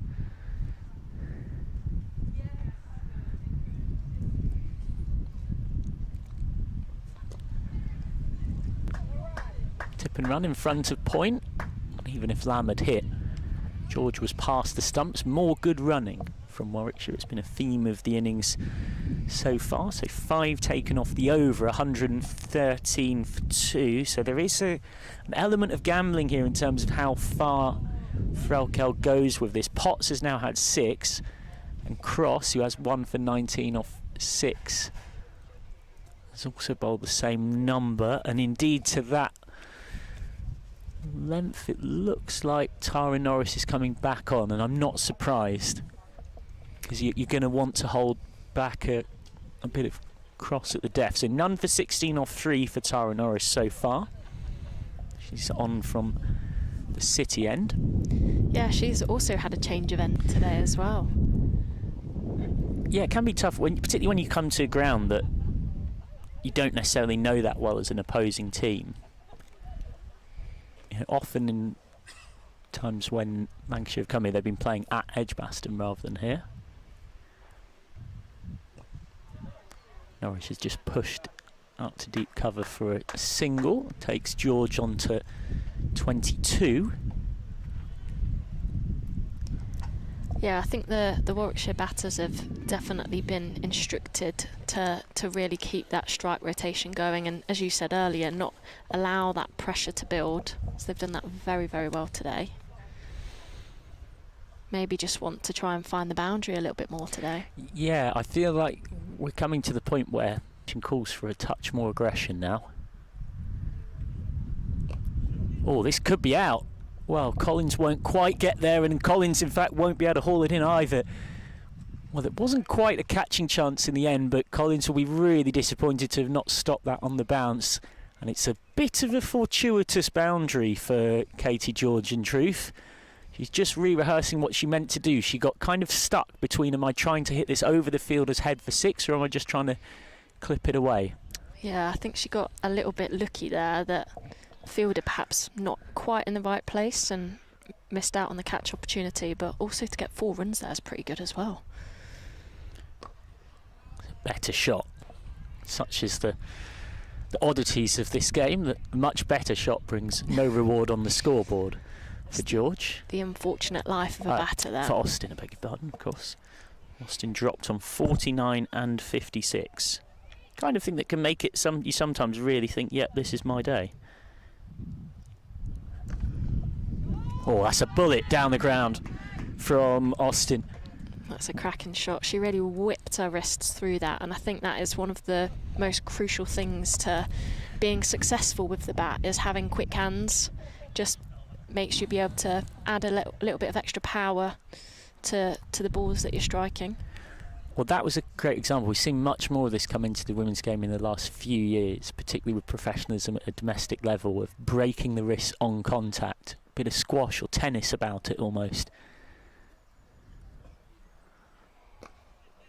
Oh, this is controlled, helped away, 4 more back-to-back boundaries. So Austin has clearly decided that now is the time to up the ante a little bit. And this is worrying for Lancashire. They've brought Norris back on. The first over of her second spell is proving quite expensive, albeit the first of the 3-4s that was hit had a degree of fortune about it. Yeah, just going back to that point about quick hands, a lot of coaches now are trying to instruct, particularly in the women's game, you to sort of act like you're holding a tube of Smarties, and you want all the Smarties to come in, to fall out of the Smarties tube behind your back foot. This is what you get from having an active county cricketer on with you. All of the inside gossip. Oh, so you're talking about as in basically pointing the bat to the sky. That some might call it the unweighting. That's straight at, well, not quite straight at max, straight at mid on. No run, an expensive over. It is, in fact, the most expensive over the innings so far. 127 for 2. So Norris has gone for 14.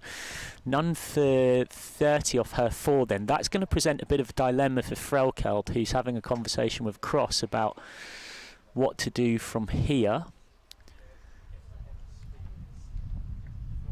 Yeah, it's the idea of, by getting that bat up pointing to the sky, you get that pendulum sense when it comes to you that helps you access that extra power. Does that sound about right? Exactly that. Tammy Beaumont is an excellent example of it. If you ever look at how she sets up to face a ball, she's got it perfect, and that's worked really well for her over the last few years. You can also see, if you go back to some of her older games, you can see where that's changed. Yep. And she then starts to make the England squad more consistently as soon as she makes that change. So I think she puts it down to having that sort of pendulum process. Definitely gives you, particularly in that straight V, so much more power.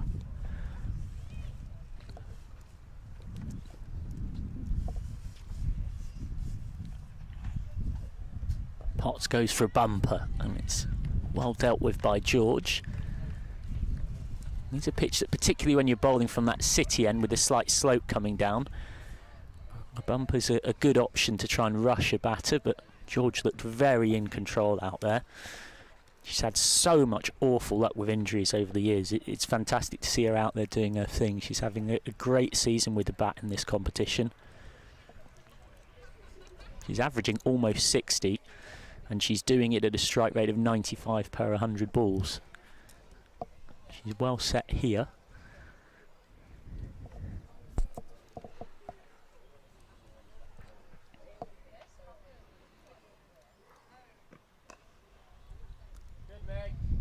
Turned away for what will be one more.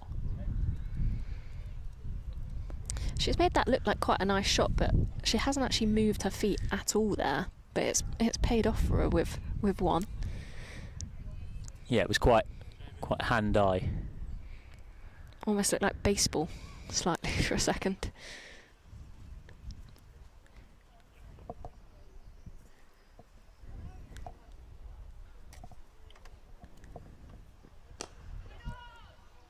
And that was a bit more conventional. Direct hit shy at the stumps from Cross.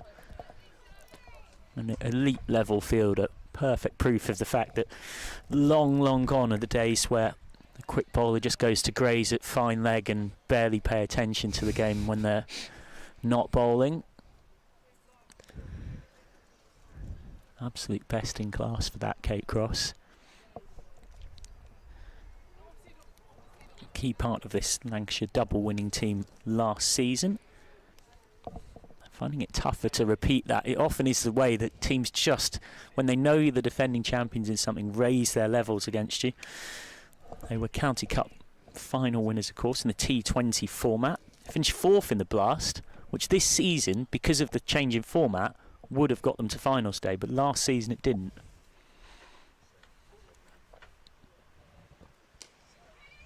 Whipped away wristily, and Collins has a chance to shy, but would have made it in, George, even with a direct hit and without needing a dive, which is always a judge that it's a pretty good single to take. Yeah, I think Lancashire have had quite a lot of change to the squad this year, and I think that's potentially what's contributed to a bit of change in performance compared to last season.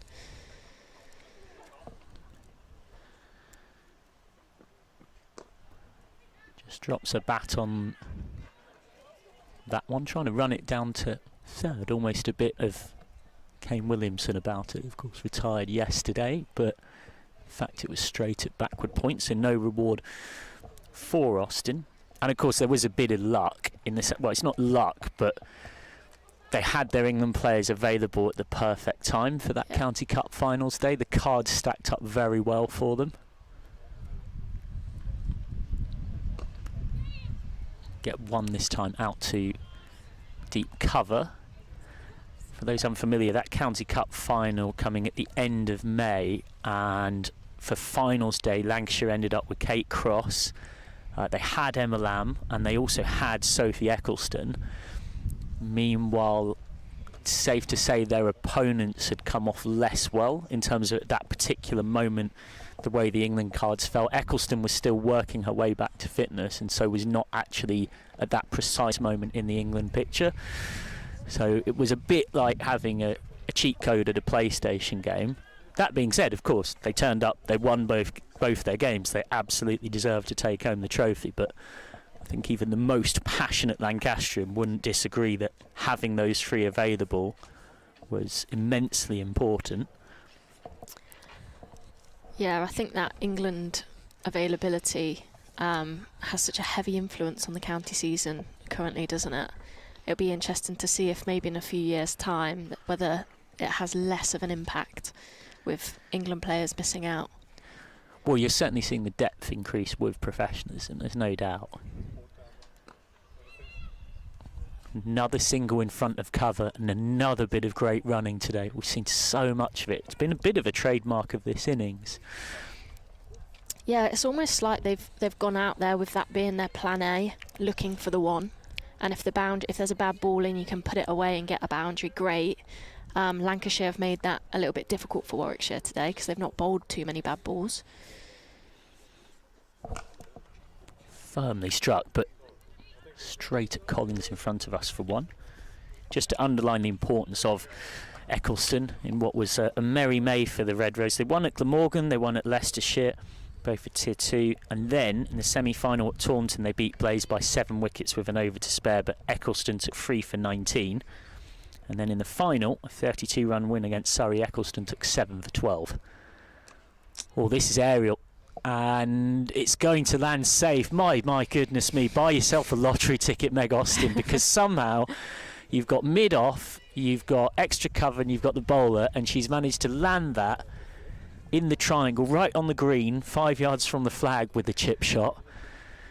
It's almost like she's teasing them here, because she's just getting it just out of reach every time. She's on to 80. Short help yourself delivery in truth, and a tumbling stop away to her left from Hannah Jones, doing her best impression of Mary Earps or Hannah Hampton, and that means that it's only 2 when off the bat it looked like it would likely be 4. Yeah, that was a really nicely timed shot there. She knew exactly what she was doing, found the gap, or found where there was a fielder on the boundary and knew she was going to get a couple from that, and didn't try and put too much on it to allow them to come back for the 2.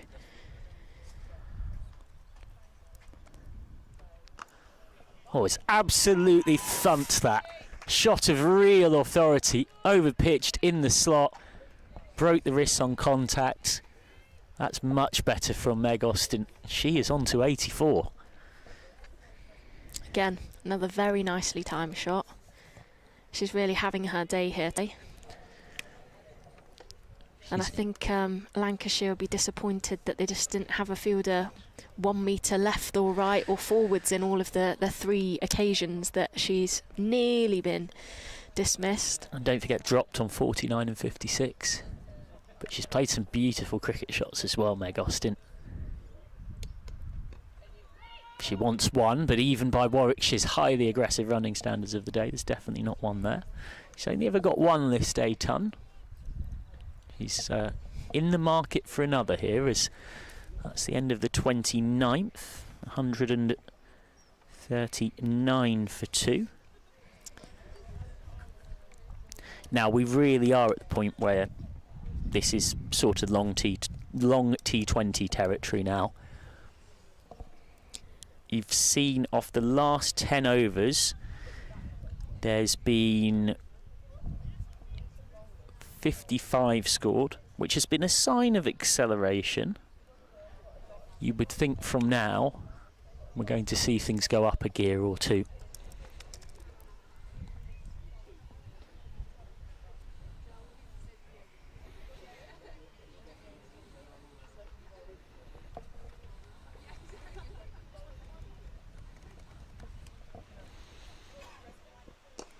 Short, wide, put away, simple as that. Perfect cut shot from Katie George. Yeah, she's used the pace of that, and you can't be bowling short and wide to Katie George because it's going to get put away every single time. Potts has got to adjust. She's under pressure right from the off here. Wouldn't be surprised if she tries to bring in a slower ball here, just to change it up a little bit.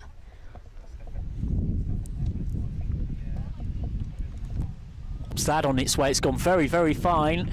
And this will be 4 more for George. So Potts has got to rethink. She's gone short twice and it hasn't worked. Short and shorter again. I think she was trying a slower ball there, but just released it a little bit too late and dropped it way too short. And as you say, put away another boundary. So George on to 34.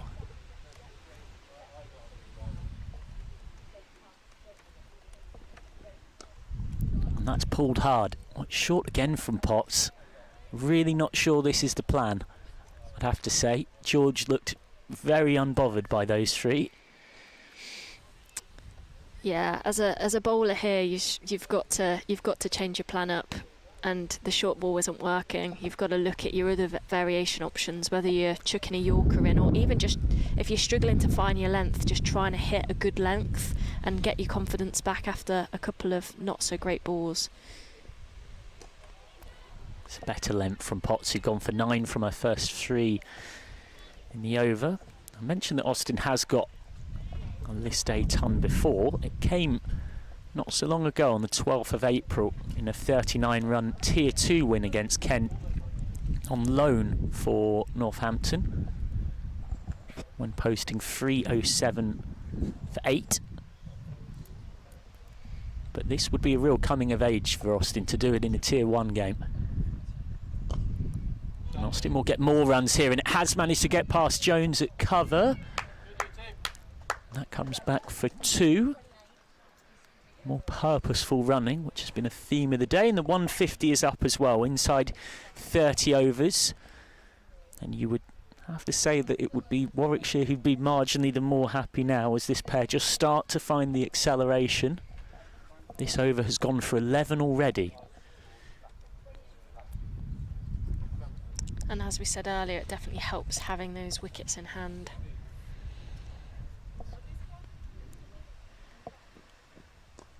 Short. This will be 1 down to Virapuli at deep third. Hence an expensive over from Potts, where you'd have to say that the plan wasn't quite working, as Georgie Ralph will take a well-earned rest on commentary.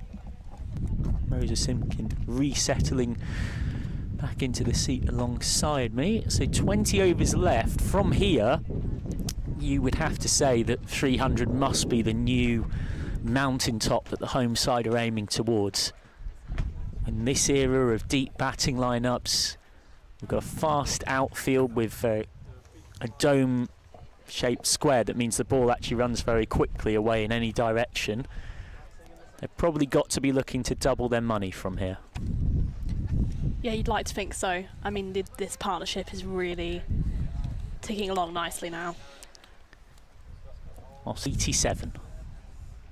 With a swipe and a miss as Hannah Jones is back into the attack. Jones so far none for 13 off 5, the most economical bowler in this Lancashire lineup. Just pipping cross to that.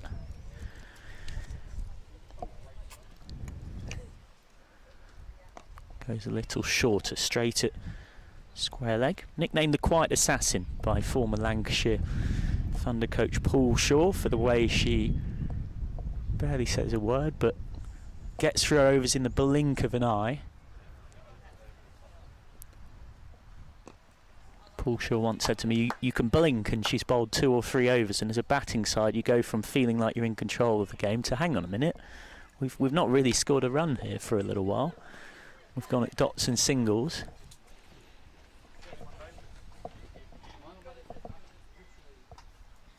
Square leg's gone back now, very deep set onside field, 5-4. Jones is going to bowl like she often does, just often darting it in straight like that, and George goes for a single to mid-off, and it is again excellently run. I tell you what, they've been doing their shuttle runs, this Warwickshire team. They've been in the indoor sports all over the winter, doing plenty of work on that, and it's paying dividends.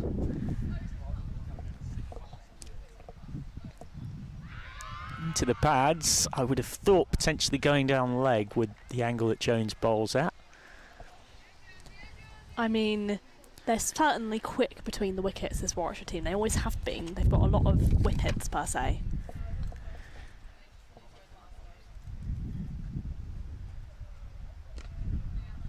That's straight back at Jones. End of the over.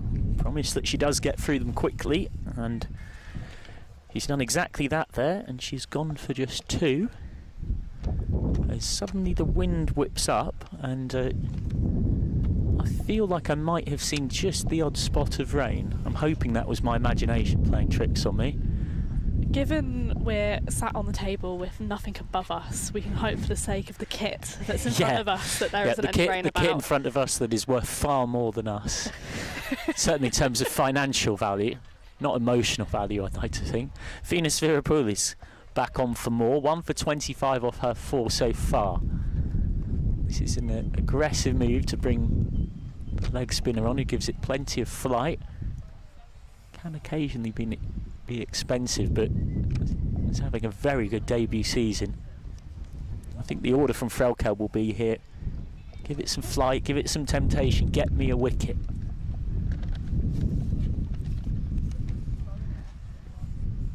Virapoulis starts with a bit of a drag down. That will be 1. I mean, George has really come in here and matched Austin. She's exactly the partner Austin needed. That first partnership is 64 between Austin and Redmayne contributing just 12 of those. Partnership, Austin 42 of 85, George 36. Yeah, the workload has been a little more even. They were 1 for 4 when Suren Kumar went early doors, but since then it's been mostly all Warwickshire. Comes down the track, uppish, but it's into the gap wide of long on, and it will dribble away for 4. Meeting Virapoulis on the half volley, and Austin is up with that shot onto 88. 12 short of a maiden century at this level. Oh, 92, I beg your pardon, the board has ticked over after taking its time.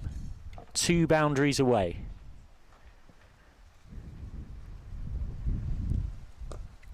That's short. We'll get 1 this time. She's on to 93. She got a ton for Northants in April as a lone player against Kent, but this is different kettles, different fishes. This is coming of age stuff. It really is, and she's really stepped up for this team in the absence of Davina Perrin throughout the blast at the top of the order, and now coming in at 3 in the One Day Cup. George just trying a little paddle. It's not been wided, so I think it might have flicked off the pad on the way through. Venus Virapoulis, England under-19 international, but has burst onto the county scene, senior level with Lancashire this season. Steps away, makes room, has absolutely crunched that through the onside. Well, that is 4 more from George, and this pair are just taking things through the gears now. The platform's set, and it's time to party for Warwickshire. I think it's a real testament to Virapoulis that she's broken into this Lancashire team. It's a very strong spin department at Lancashire. They produce probably some of the best in the country. This is a big test for the youngster, though. George and Austin both in full flight. 1 more for George here. She's on to 42. Katie George, who is having a great season with the bat in the One Day Cup. That's an expensive over from Virapoulis, so there's a lot of dilemmas here for Frelkel. There's quite a few bowlers here. She spots Norris and now Virapoulis, who she's brought on for an over or a second spell, and quite early in that second spell, if not with the first over of it, they've gone for 10 plus. I do wonder at what point we might see a bit of Emma Lamb with her offies, just to give you something different potentially. On George in the One Day Cup this season, she's already passed 50 a couple of times. She's on to 42.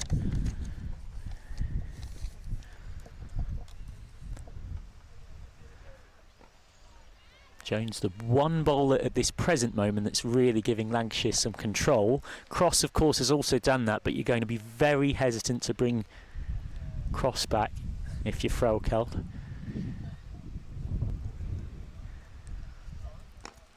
Shorter really bowled into the pitch. That's Jones's modus operandi. I mean, she'd be good on your darts team. Yes, she would. Using Cross before that death bowling stage is definitely a break glass in case of emergency equation. Perfectly summarised. That really is the quickest of quicker balls from Jones, and it's just gone deep in her crease.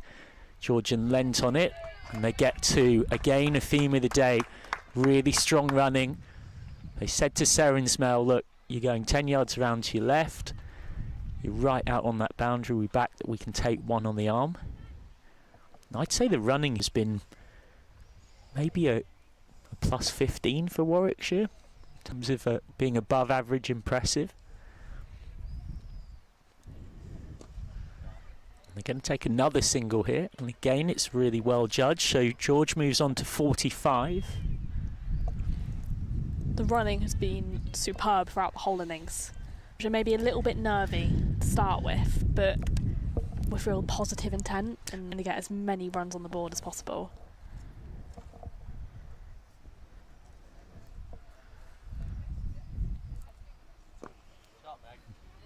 Well, this will be just one because it's straight at the sweeper at deep cover.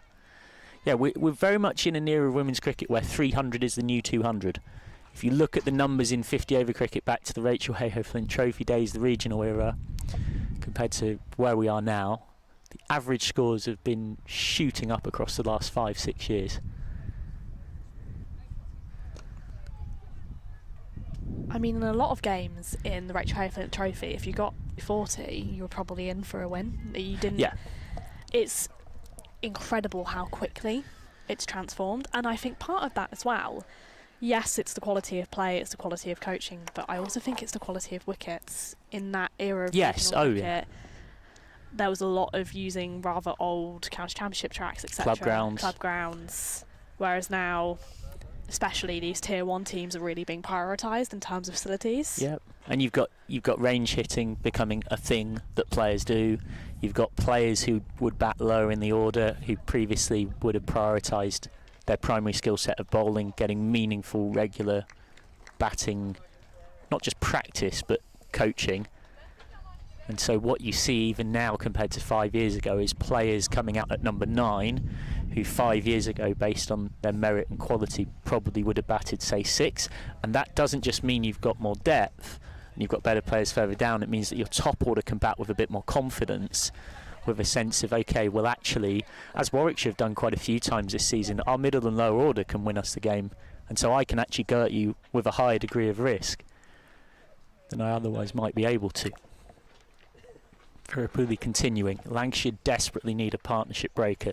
Partnership is worth exactly 100, and it gets another single to it there as Austin moves on to 95. The 100 partnership came up off 104 balls, I make it, which is very good going. They've caught up from a steady base.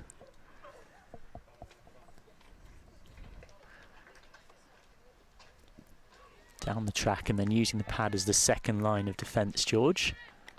But thinking about the batting, you've also got the flip side of that, and you've got players like Hannah Baker for Warwickshire, who historically in the Sparks days was very much a number 11 batter, and I think she wouldn't mind me saying you knew her in a bit of trouble when she was coming out, whereas now she's consistently put on scores of 20 or 30 when Warwickshire really needed it. Down the track with good conviction, turns it into a half volley, and that'll be a single for George. He's on to 46. And he's also partly because Hannah Baker is no longer a full-time police officer who plays a bit of cricket at the weekend, and it's, as one player once said it to me, kind of the hobby that's got out of hand, in a good way. It's now the profession.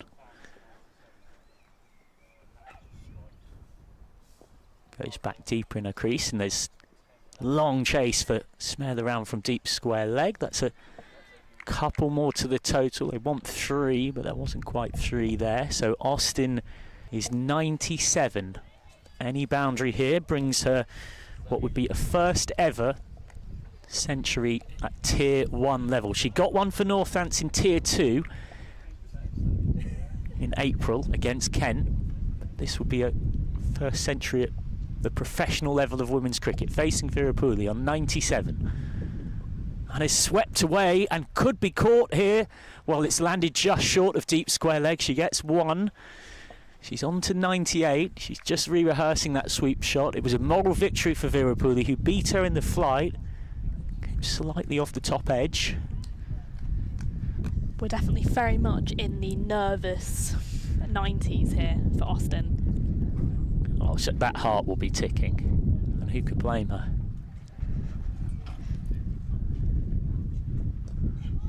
Resolute defensive shot from George. Made 51 in the first game of the season against Hampshire in this format, Meg Austin. Or her first game of the season. But since then, hasn't passed 30 until today. She will be on strike now. 34 overs gone, 5 off that. 173 for 2. She's just 2 runs away from truly a red letter day for the 20-year-old. Turns 21 in September. Came through the Staffordshire system, then the Central Sparks Academy before signing for Bears at the start of last season. She's facing Hannah Jones. Austin on 98.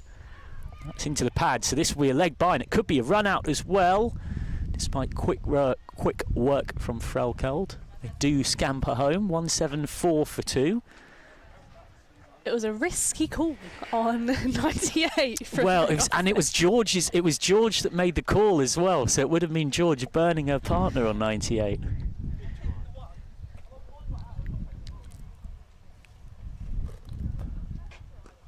Down the track, George. That's straight at mid-off.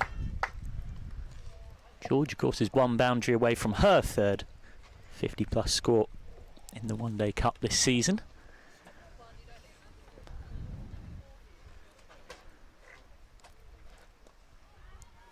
Just drops a bat on that. If you're Lancashire, you don't mind this. Maybe just both the milestones slightly playing in both batters' heads. That's giving you a chance to put the squeeze on a bit.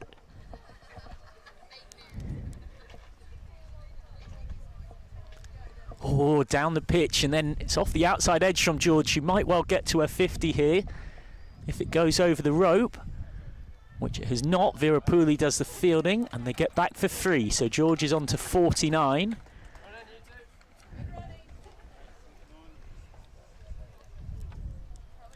And that brings on to strike on 98, Meg Austin. Looking for her first century at the professional level of women's cricket.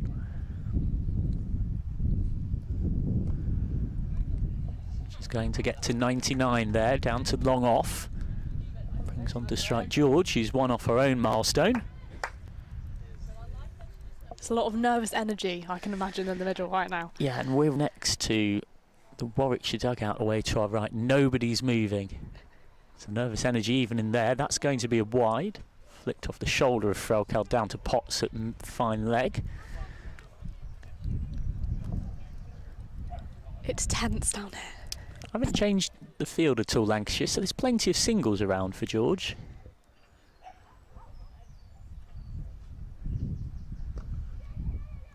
George wants a quick single to mid-off and gets a quick single to mid-off. So Katie George goes to 50. A very nice accomplished knock from Warwickshire's number 4, who reaches the half-century mark for the 3rd time in this competition this season. In her 6th innings, she's been really consistent, and she's looked $1 million for her 50 off 55 with 5 fours in it. She's very well placed to push on now. It's phenomenal from George, especially in her first game back after quite a stint away through injury. To be seeing the ball and timing the ball so well is testament to her. Yeah, as things stands, with the 50 not out that she's on right now, she has 289 runs in this competition this season at an average of 72 and a strike rate of 96 per 100 balls. You can't ask for much more than that. Virapuli to start her new over, and down the pitch comes George. A couple of shuffles down. It is very much her default against spin, Katie George. No matter what type of twirler is bowling at her, she gets those dancing feet on it, and it really causes a problem for you as a spinner. It has to make you think. Meg Austin on to strike on 99.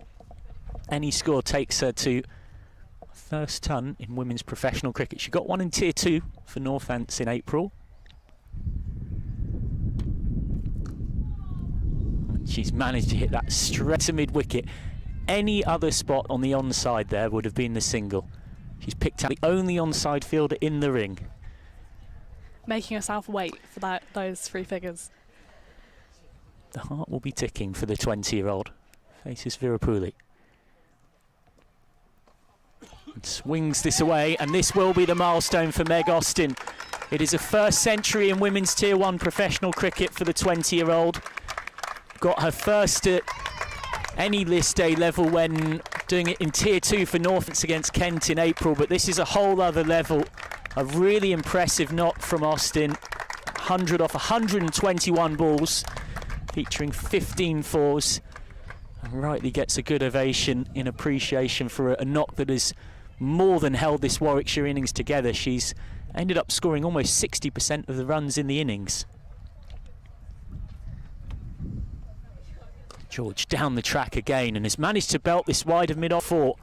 Inside out. Smart shot from George. She knows that long on is out, so if she wants the boundary, she's either got to clear long on or do what she did there, where she's got to get leg side of the ball and help it through that mid-off region. It's been a phenomenal knock from Meg Austin, very deserving of, safe to say, a standing ovation from the Warwickshire players to our right. Yeah, you can tell it's a long partnership because they're all statues. Nobody's moving.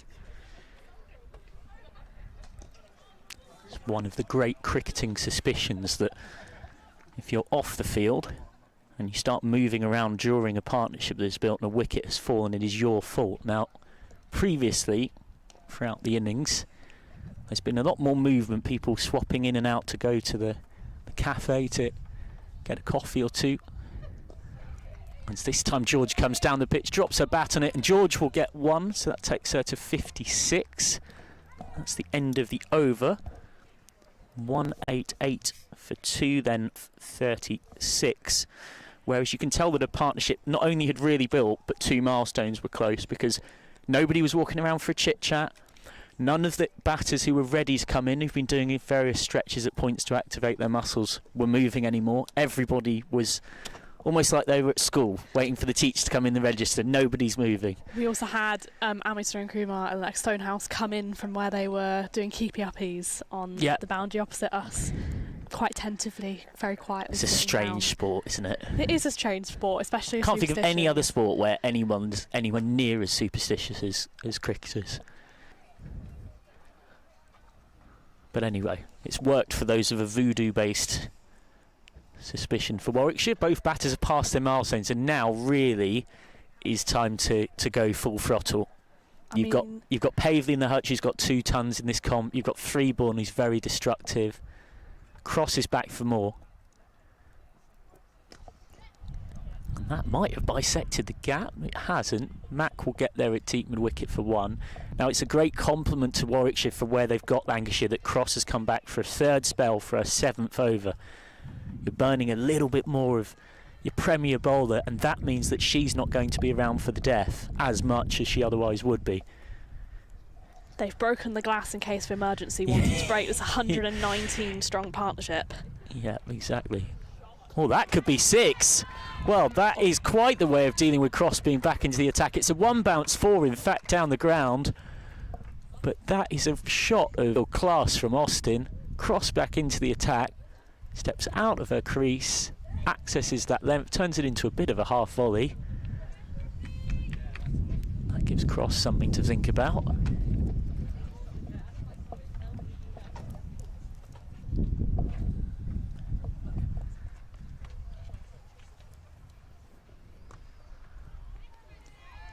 Neatly fielded by Cross off her own bowling. You also think of, we mentioned Freeborn and Pavley to come, but there's also Mary Taylor. She's been superb with the bat this season in this sort of pinch hitter role. She's got the 4th highest strike rate in the comp, behind Gibson, Wyatt, Hodge and Spence. for anyone who scored at least 100 runs, so we might get a Taylor cameo later.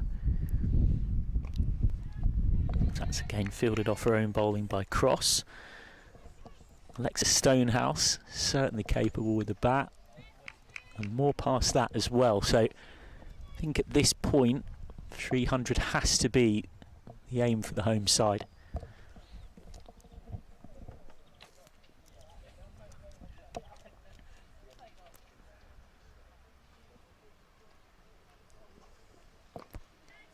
Bumper from Cross and was through it early to her frustration, Austin. And with the bowlers to come, you'd like to think 300 is achievable. They've only used the 5 bowlers. Lancashire, we've already got Cross early. They've pretty much now you can see just 29 runs from her 9 overs. Yeah, one thing I did find curious is Jones was actually giving ball. Cross a touch short of that for 1. That is the end. Crosses over have come back on.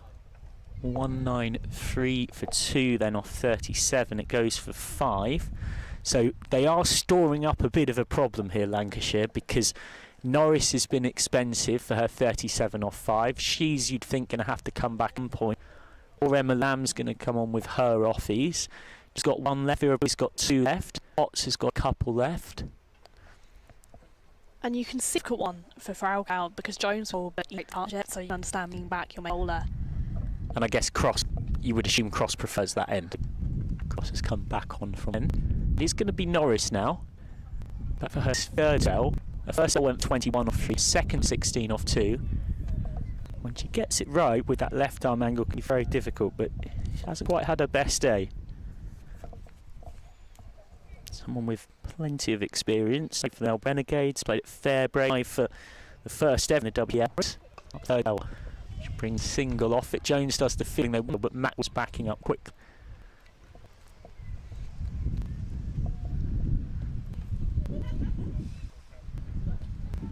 So maybe the field action sounds like you said there's a lot of understanding twos.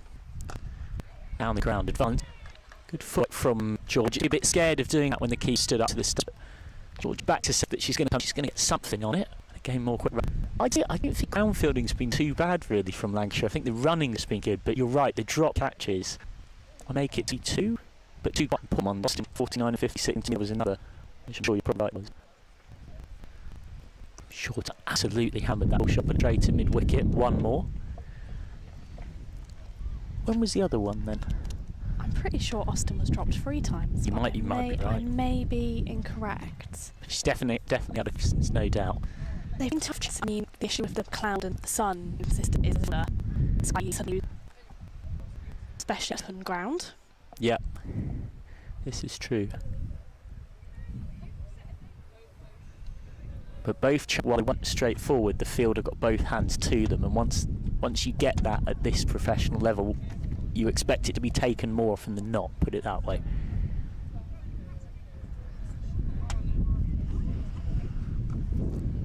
Shorter but belly button height, very comfortable. George to pull away for us. Great to see her back out there once more. Rotten luck with injuries, so frankly, my second appearance, you're probably looking at she'd had a injury-blighted career. It was rumored that she's 26, she was during the next big hope. She made 7 appearances then, and she's had a long time since. Straight up, that is a midfield Jones. That should have picked up cleanly. That lets them get through 1, and they're going to take another one because it's Norris is met out. It'll match it. Great to this 2. Should have got ball. Sums up the momentum of the game, and if you're lucky when you mistakes become frequent as that, the mistakes are it. And with this Lancashire Wednesday. It's been fascinating to see them operate this season. They're in Bristol, they hurried. 200 up, by the way. End of the 800 for 2 off 38. It doesn't click. And they've really struggled. Obviously, bottom, they're 7th in the last. Yeah, they've gotten some pretty good games, is the other way of it. I mean, you're factually right, of course. But 2 wins and 6 defeats sounds really poor. But actually, coming into this round of fixtures today, they've got a positive net run rate. And they've got the 3rd best net run rate out of 9 teams in the competition. I know what you might be thinking, like, you don't win anything for having a good net run rate. But the point I'm trying to demonstrate is that they might have only won 2, but the 2 they've won really big. And the 6 they've lost, they've been very, very close in all of them, really.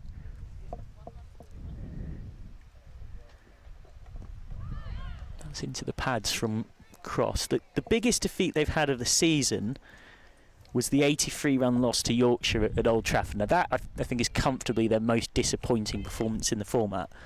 But then they've had 4 games where the opposition have chased successfully against them, and the best of those 4 chases was when Surrey won with 4 overs remaining off 7 wickets.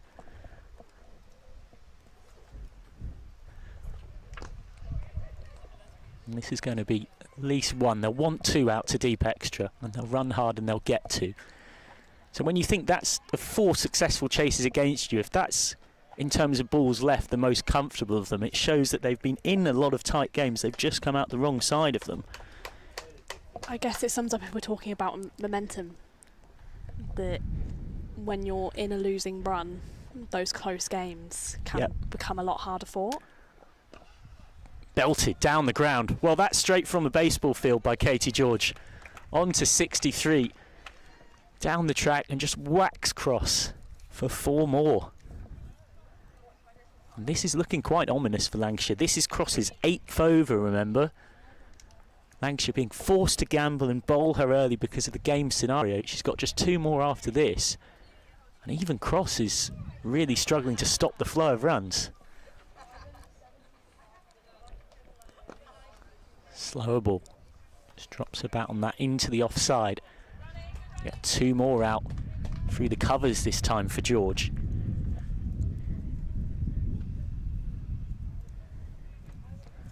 And if you're Lancashire, you're looking into the dugout and you're seeing Karis Pavley, you're seeing Abby Freeborn, you're seeing Alexis Stonehouse, you can hit big at the back end. Well, Pavley was statistically the best bat in the entire comp in the first block, and she'd just been sat having a chill and a sit with her pads on to our right.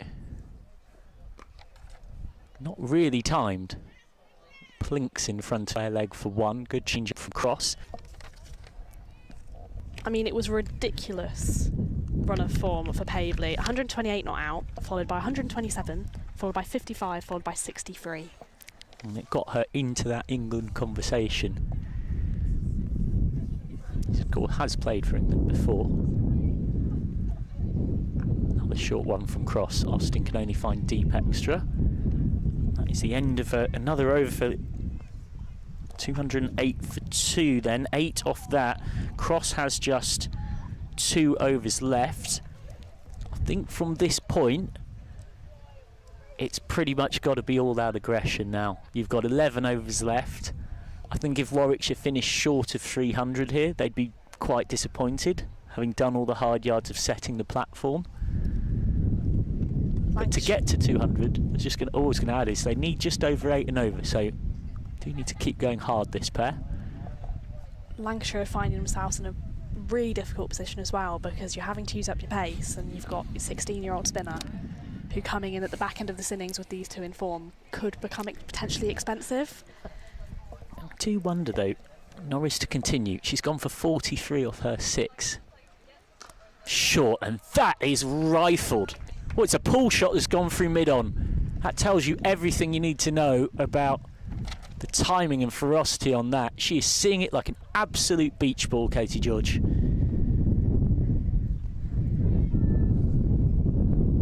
The crack off the bat there. My goodness me, that's enough to strike fear into an opposing team's heart. And Norris is under real pressure here, right from the start of this over. Slow ball, that's going to be 2 wides as well. So the over's gone for 6 off 1, effectively already. I am a little surprised, unless there's an injury I'm unaware of, as to why we haven't seen just a bit of Emma Lamb with her offies. It's normally a dependable, controlled option, just to give you something different. Norris has been expensive. Straight at long on will be 1 more, and this is where also Lancashire are missing the presence of Fee Morris in their side, because often in the past a game like this is where Fee Morris would come in, just tighten things up with some very wicket to wicket offies in those middle overs.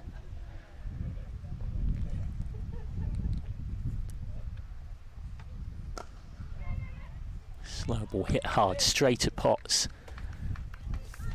I mean, Fia's a massive loss for Lancashire. I'd say she's the head of the spin attack. She does a lot of work with the younger spinners in the nets and has presented an awful lot of caps in recent times to young spinners she's helped develop.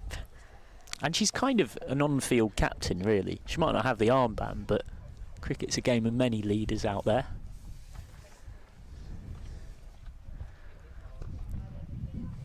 Just helped around the corner, and this is not quite picked up by deep square leg. They thinking of trying to capitalise on the misfield, but they don't. So that's 8 off 3 in the over already. Warwickshire, oh sorry. Especially when you've got your wicketkeeper as your captain, you need those other on-field leaders, and you have it in Cross, you have it in Jones, but Morris really helped stabilise that spin attack. Pulled round the corner through deep backward square. And this is going to be easily taken too. Tumbling stop out there from Smale. Just had a little birdie inform me that Emma Lamb back from injury. Now we knew she was back from injury, but I'd understood that she was pretty much 100% fit. What I understand from well-placed sources, in fact, she's maybe not quite there. So that's probably why there's a hesitation for her to bowl. She's sort of in the team as a specialist bat. Struck to the right of Jones. Chase for Potts coming around from long on. That'll be another couple. The good running that's been the theme of the innings continues. You do have Lam in as that specialist bat though, don't you? She scored 794 runs last year. Just a 794 at a 72 average. I remember hearing Sophie Luff say that it felt like she scored 2,000 runs to me. She said she just felt like every time she saw Emma Lamb's name on a scorecard, or indeed playing against them, there was a minimum of 50 to her name. She's the kind of player you really don't want to be up against when she's in form. Well, it's very much sort of England's loss is Lancashire's gain, right? There is a bit of a perception with this England team that it's been, and Raf Nicholson wrote a piece about this actually in relation to the T20 World Cup squad. I know this is the 50 over format, but it has been a very similar batting cohort for England for quite a period of time. And Lamb has been a victim of that somewhat. I know she has had some opportunities.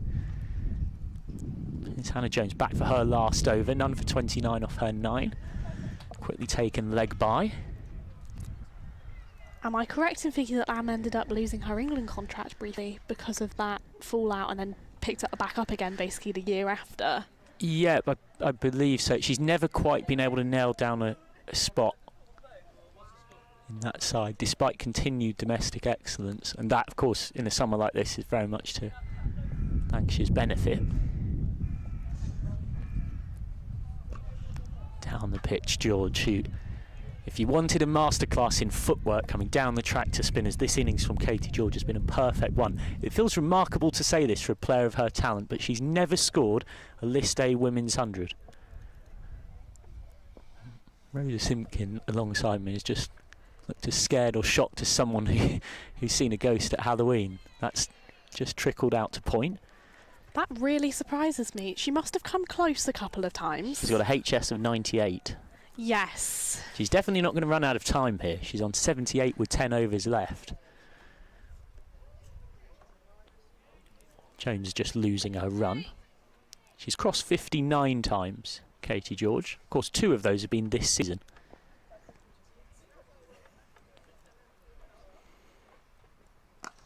Short and pulled away. Mack fast and diving well away to our right. Make sure it's just the single. But then again, I guess as a player who's very much transformed into a batter, it's not as surprising. And you think, actually, this is her 81st List A game. I'd happily bet that in under 10 of those she's batted in the top 4. In fact, if I had to put my % on it, I'd say the number might be even under 5. She's generally more often end up at 5 or 6. So by the time you come in, it's not necessarily the time in the innings to go on and get that magical 3 figures. I'm sure there's a story as to why she's got 99 on her shirt. I've always been meaning to ask her that. Is it her She's year she's of born birth? she's born in 99.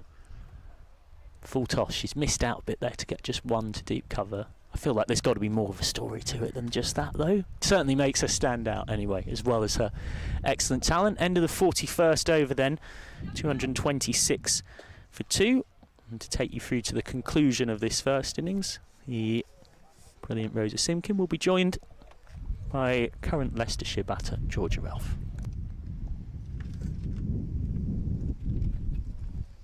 As Austin and George reconvene in the middle, they'll be hoping to really tick on here, get to that 300 mark, as I'm joined by Georgia. Welcome back. Hello. Well, things have changed quite a lot since I was on a little bit earlier. They've really picked up the pace here, Warwickshire, haven't they? They have indeed. Have you enjoyed watching the batting as a batter yourself? Yeah, it's been a good 360 show, hasn't it? They're hitting both straight and square very well today.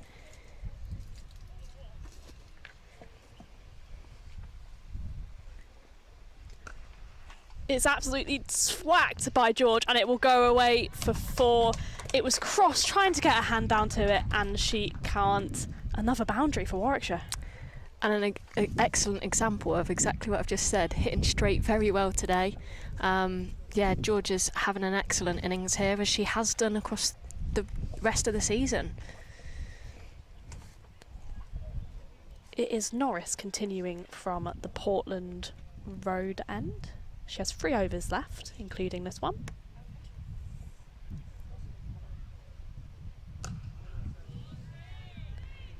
As they run through for a single. It's real testament to these Warwickshire batters that they're not at all looking threatened by Cross or Norris, probably 2 of the strongest fast bowlers in the women's game. Yeah, it's been a little bit frustrating watching Lancashire here. I feel like they're in need of just one more bowler today, just to have that extra option. Norris, and again, it's come off the edge of Austin's bat, but it will run away for 4, showing again how the momentum is very much in Warwickshire's favour. 234 for 2. Yeah, you've started to see the Lancashire heads drop a little bit here. They've gone a lot quieter in the field. I think they're really wanting this extra wicket, but they just can't find it at the minute. The batters are too strong today, timing the ball very, very nicely here.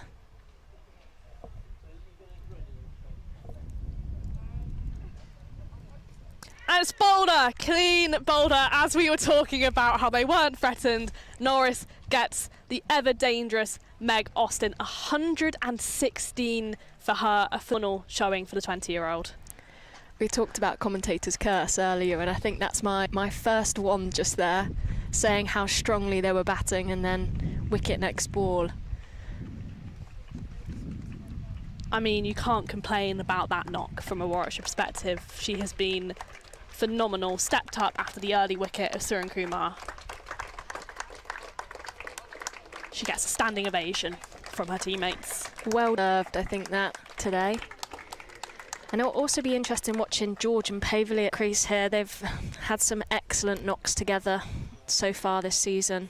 They've built some really good partnerships. Obviously don't have the time so much today, but it'll be interesting to see how Pavely goes about things coming out to the crease now at this point in the game. A different role for Pavely. She's very much been the orchestrator so far this season. She's a top run scorer in this tournament. 466 runs for her, a 77.6 average, which is outrageous if you ask me. Can't complain with that one, can you? No, very much in the form of her life. But it'll be interesting to see whether she takes more of a supportive role or whether both batters are taking the view we've got wickets in hand, 9 overs left, let's just hit it and get to that 300.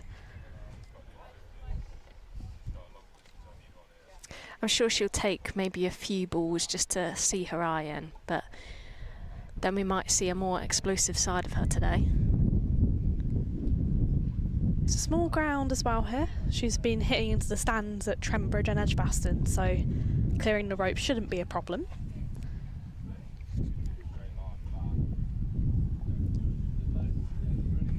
Norris into Pavely. And it's worked to Eve Jones. Oh, we've got the left-hand, right-hand combination. We've got to really wake up now. It's I don't know if it's worse as a fielder having to change fielding positions or as a commentator having to also change fielding positions in your head.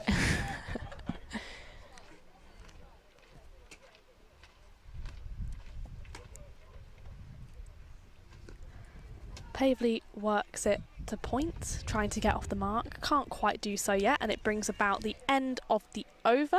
42 gone. Warwickshire are 234 for 3. I was about to say for 9. It's definitely not for 9.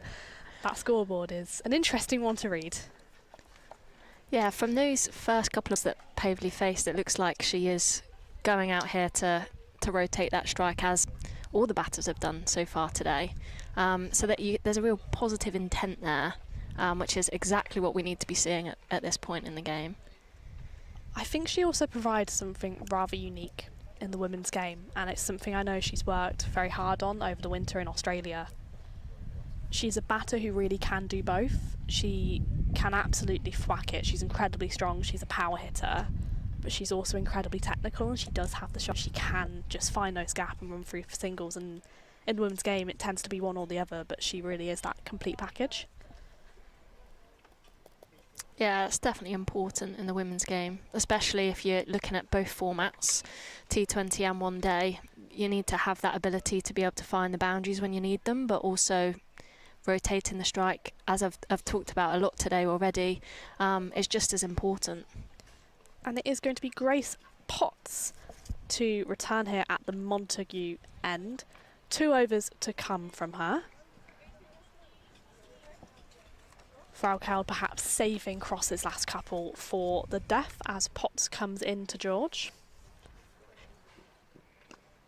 And it's worked amazingly by Kate George, and that's not a word, away for 4. Yeah, you can see that George is just batting just outside of her crease there, so it's kind of messed Potts' length up a little bit there, and she's just been able to get under it and guide it to that boundary there. She's a nightmare to bowl to, Katie George, isn't she? She uses her feet, she can bat 360, she can really adapt to whatever ball you're throwing at her.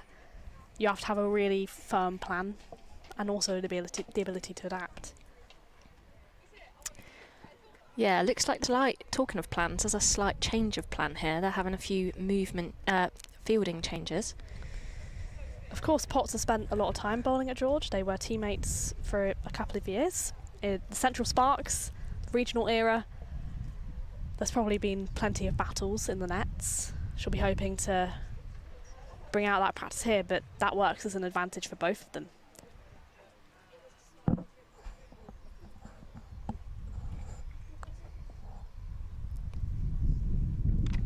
Looks like Potts is packing that offside with a few more fielders. I guess maybe trying to go for slightly outside of the off stump sort of line here.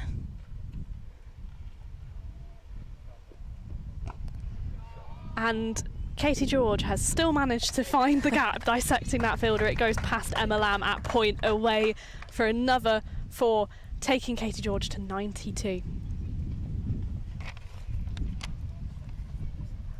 Nervous 90s.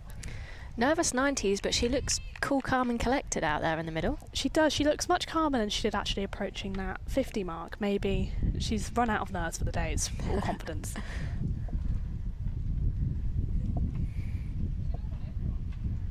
Potts into George, and it's played straight, but they will scamper through for a single. Really good running from these two.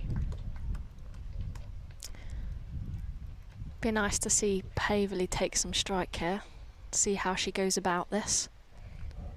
It would indeed. Katie George is probably thinking less of the quick singles speed. She has been batting out there for quite a while.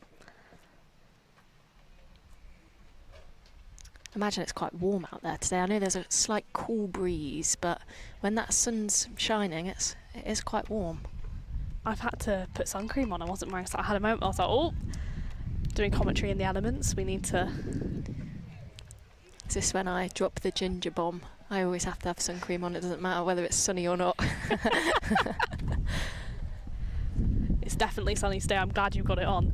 As Potts comes in to Pavely. And it's upward from Pavely. And Cross is chasing after it, but it will go away for 6. Oh no, it won't. Has it been stopped? We're at a terrible angle here to see that. It It looked like it had gone for the boundary, but it looks like it's maybe just fallen short and she's managed to get a hand to it there. It's the issue of being at ground level for commentary. As Potts comes in once more, this time to George. It's gone straight through to Fraukaud. It does show that intent though from Pavely, that she is wanting to hit big and really move on this score. Yeah, I think she could have put a bit more behind that shot, to be honest. She kind of just guided it over the top. But I think maybe it was because she's only faced a few balls so far today. The time is not quite there. But if she put a bit more behind that, it probably would have gone all the way. Potts in again to George, and it's hit straight, but they'll just scamper through for a quick single. It brings about the end of the over. Warwickshire are 245 for free. Still got wickets in hand here. I think it's very much licensed to swing, but if you're Katie George and you're a 94, yeah, I think we'll watch her hopefully get the next 6 runs, and then maybe we'll see some more slashing at the ball. Be interesting to see what Warwickshire do with the batting order in the event one of these two got out as well, because Abby Freeborn is pencil to come in next, but maybe you want someone who's going to come in and hit the ground harder. Yeah, Freeborn's more of a stabilising batter, I would say, than a come in and score you a quick 30 in the last few overs. And don't get me wrong, she can hit big. I've seen her score some ridiculous knocks over the years, but perhaps not the time to get going. It is Vera Pooley coming back on at the Portland Road end, as George comes down the track and they go through for a single. Pavely keen for the second, but it definitely wasn't on there. No.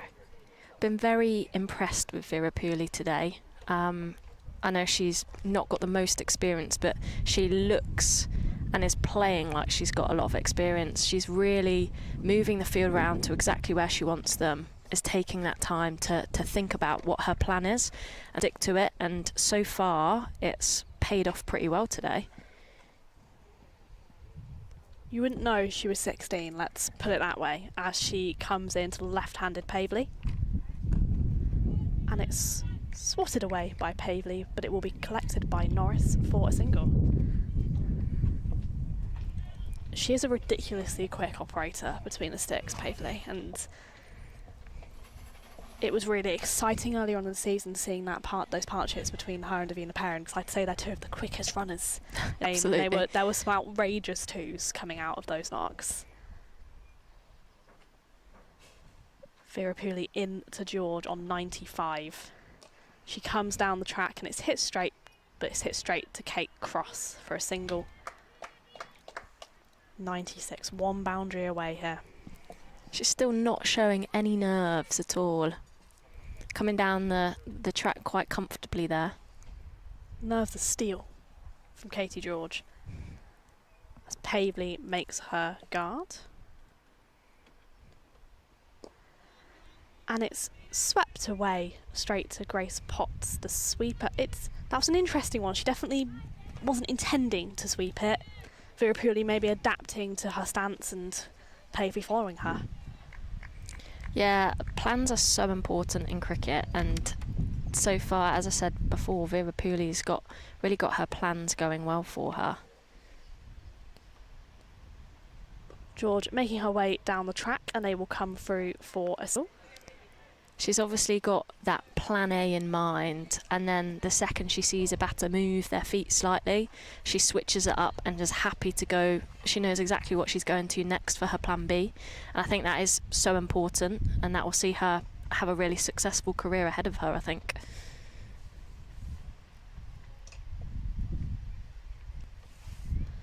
Pavely comes down the track, but it will just be the one to Katie Mack.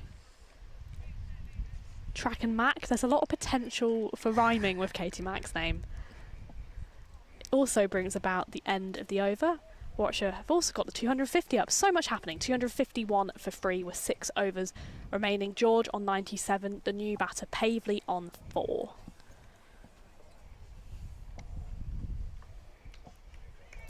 From a batting side of things, plans are important as well. And I think the Warwickshire plan at the moment, they've managed to build a really solid innings. And now it's given them that licence to just be able to go out there and bat confidently, not having to worry about if they lose a wicket. And they've got batters that are going to hopefully come in and be happy to kind of go out for it straight away.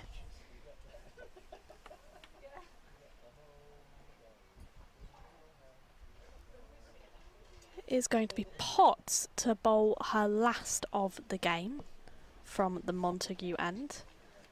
She makes her last adjustments to the field. Bowling to the left-handed Pavely. 2 players who have played an awful lot of cricket together as Potts comes in. And it's gone for it. Oh, and it's been given! Yeah, struggled to move her feet there. I think that's what's caught her out, leading to that slight nick. Didn't hear it from here. It was a very confident appeal from Ellie Frauhaal and a very quick decision from the umpire. It brings Mary Taylor to the crease, so we are seeing a change in that batting order as we discussed.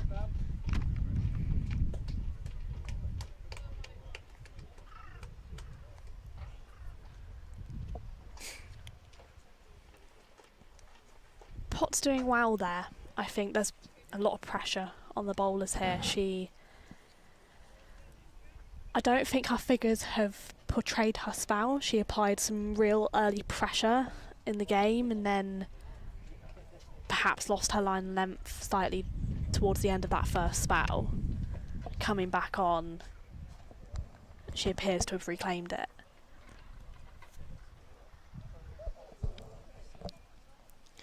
Yeah, I think Lancashire have needed these couple of wickets that they've just got. You can see that it's started to lift the energy in the field again a bit more.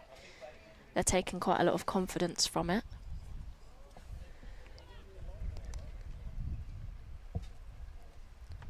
Because this is where the game's in the balance, because a few quick wickets and suddenly Warwickshire are feeling unhappy about the score they've put on.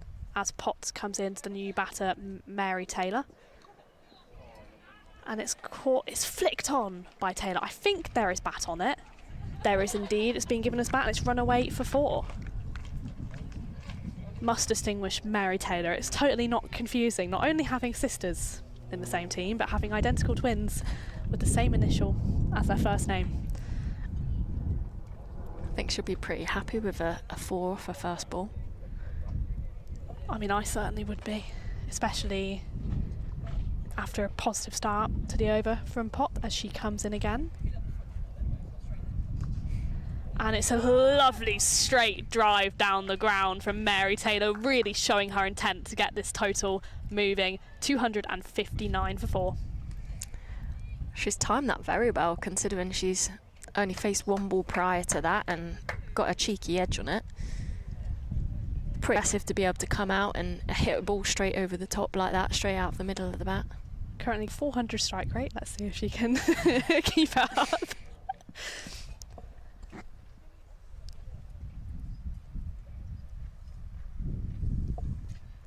Potts in once more. And it's worked to Eve Jones for a single.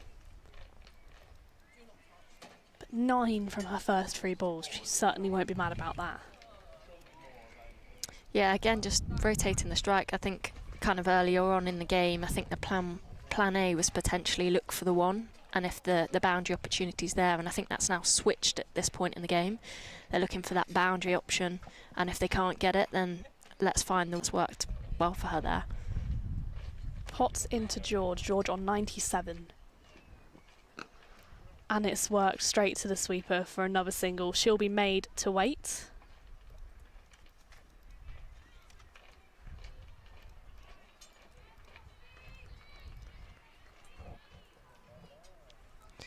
think this is one of those where Warwickshire are probably looking to aim for that 300.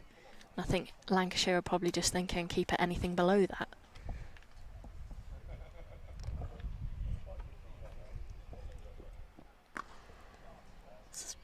Great shot from Taylor, but it will go straight to Mac for a single. And Lancashire do have the chasing potential as that brings about the end of the over, 262 for 4. Got the very much in form Eve Jones at the top of the order. Emma Lamb with her. Emma Lamb perhaps hasn't been as lethal with bat this season as she would have liked, but by her standards, she's still scored plenty of runs. And it'll be interesting to see where Katie Mack comes into the equation. Yeah, I'm looking forward to see where they slot her in. I mean, Katie Mack in last season's One Day Cup scored 266 runs for Lancashire. In the 2024 Rachel Hayhoe Flint Trophy, she scored 324 at a 40 average. So she's used to these conditions. As Virapuli continues from the Portland Road end. And Taylor has tried to sweep it away, can't quite get hold of it. Yeah, we've seen several batters today go for that sweep shot. I think it's a good option against spinners, but they haven't always managed to make it pay off today. And it has paid off that time. It looks like it's going to run away for 4, and it has. Mary Taylor continues her excellent beginning form, 14 from her already.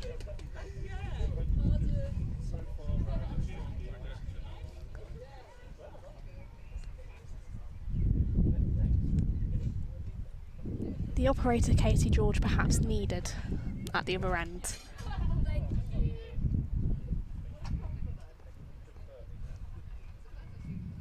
Virapuli in again. And it's swatted away by Taylor, but it will just be the single. Yeah, looking at the field setup, you've got a few in on the offside. So she's kind of just rocking back because on the leg side you've got a few fielders out. So she's just seeing that opportunity to either pierce the fielders or get 1 or 2. It's worked by Katie George through for another single. She's edging agonisingly close to that 100 now, 99 not out. And I think she's spotted the same gap that Mary Taylor's seen on that leg side. Very easy just to tap one in there and get your run.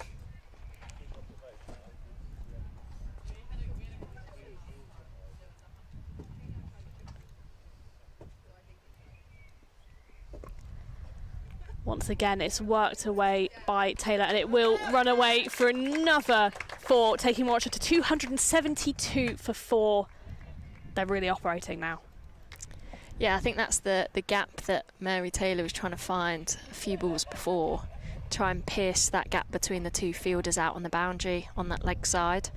As I said the ball before, there's the option of the 1 to drop it short in the ring, but also if you hit it hard enough, you're going to get it through those 2 fielders for a boundary. And it's worked away once again, but it won't quite find the gap as they come through for a single. Also bringing about the end of the over, 273 for 4 with 4 to go. And Mary Taylor's just stolen the strike from Katie George there, making an even longer wait for her hopeful 100. It's not quite how Danny White-Hodge would have been feeling yesterday, but you don't want to be running out of balls here. As Cross is going to return at the Montague end for her final 2 of the spell.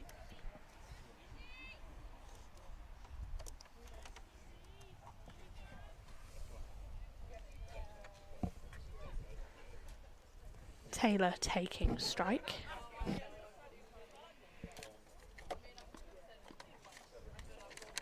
As Cross comes in. And it's a short one from Cross, and it will be dispatched by Mary Taylor. but it has been cut off at that boundary as they come through for 2.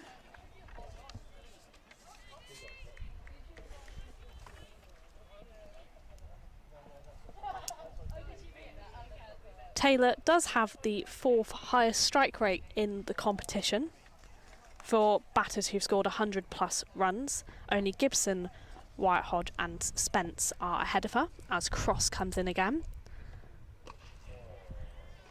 And it's worked nice and straight, but it will just be a single. But you know what that means. Katie George comes on to strike. Number 99 is on 99. 1 to come for a potential first List A century, which is still mad to me. I'm going to keep my mouth closed here and just watch, I think. I don't want to be jinxing anything here.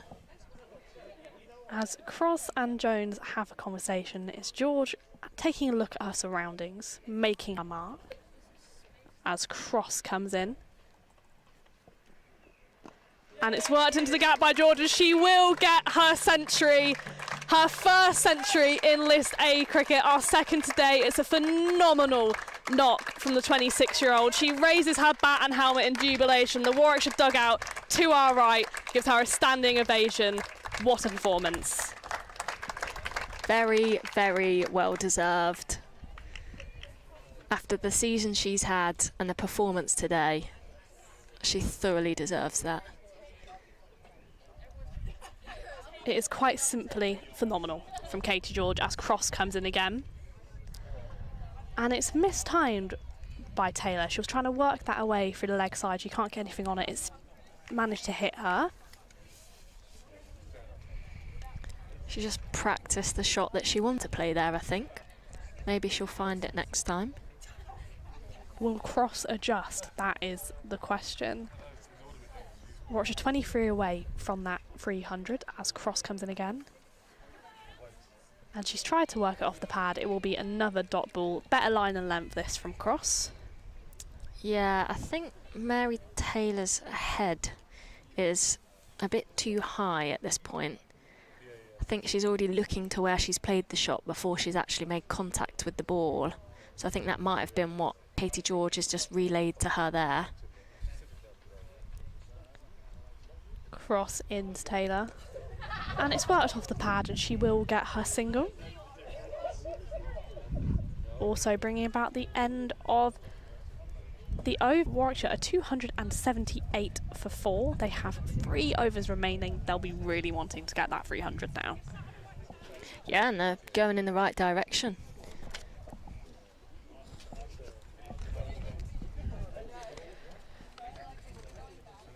We've had our first piece of paper fly off the table for the day. Thankfully for everyone, it flew behind us and not onto the pitch.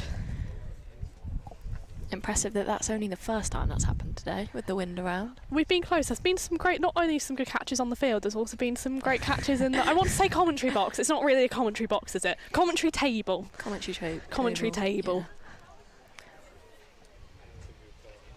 It is going to be Tara Norris here at the Portland Road end. 2 to come from her.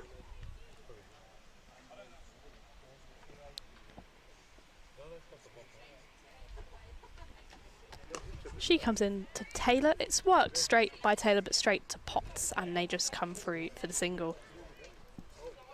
It's a nicely timed shot. It was a lovely time. Better than the efforts of the last over, that is for sure.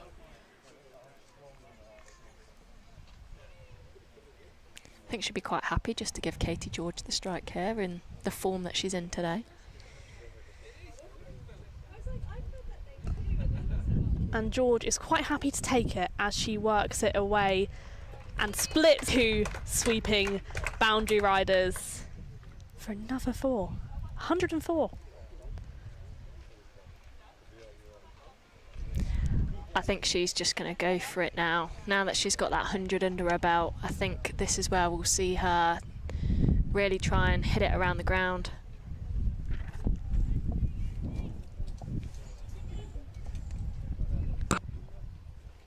As Norris comes in to George once more. And she's tried to absolutely hammer that. It's caught the tail end of her bat. And run away for a single. And it was off bat. I mean, you're not complaining. They all count at the end of the day. Batter's never complaining about that. I think the bowler will have other ideas though. Norris in again. As it's worked by Taylor through the leg side for a single. We've got two people on the boundary playing frisbee, and I appreciate the confidence on that side. They've got a frisbee. I feel like there's a risk there. I hadn't even noticed that. I mean, we talk about our paper.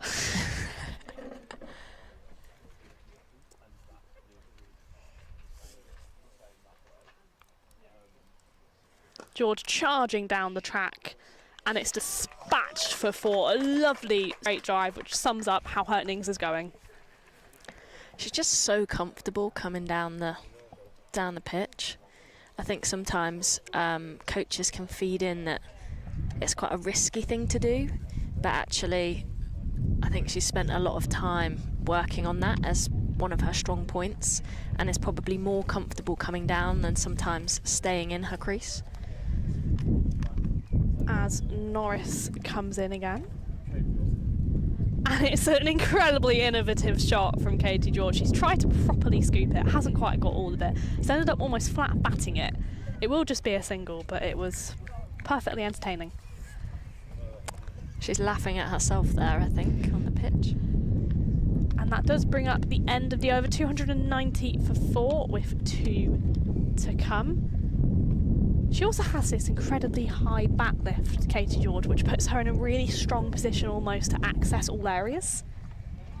Yeah, we talked about that a little bit earlier, and the speed that gives you with your wrists to really hit through the ball. And I think especially I mean, it's important in both the men's and women's games, but I think especially in the women's game where you don't always have the pace on the ball, it just helps you add a bit more to it when you put your hands through it. So it really helps her out for sure. It really does. Cross will be bowling her last of the game. George is strike. 10 to get that to that 300 mark, but they'll be looking to go beyond that as Cross comes in. And it's belted over the fielder in the inner ring by Katie George for another 4. There's clearly some intent here. Yeah, as I said before, she's going big or going home. She timed that slightly wrong. I think she probably would have been caught at cover there, but managed to get it over the top.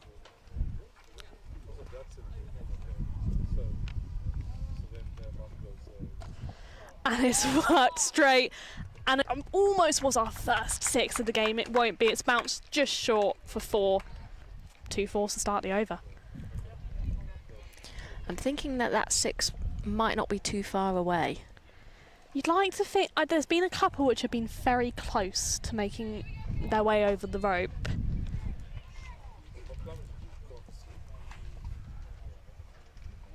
There was one I was convinced had earlier as Cross comes in. And it's hit straight by George, but it will be collected on the boundary for a single.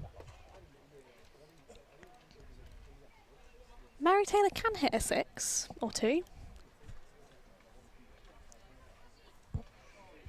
This is definitely the time to do it.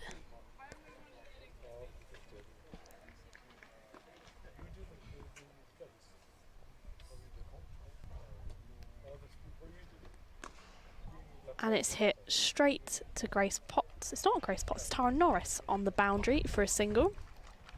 A lot of tall pace bowlers in this Lancashire team. And it brings the 300 up for Warwickshire. 300 for 4.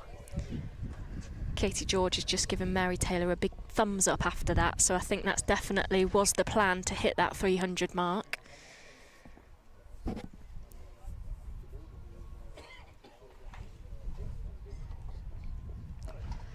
And it's hit long by George, and it won't be taken.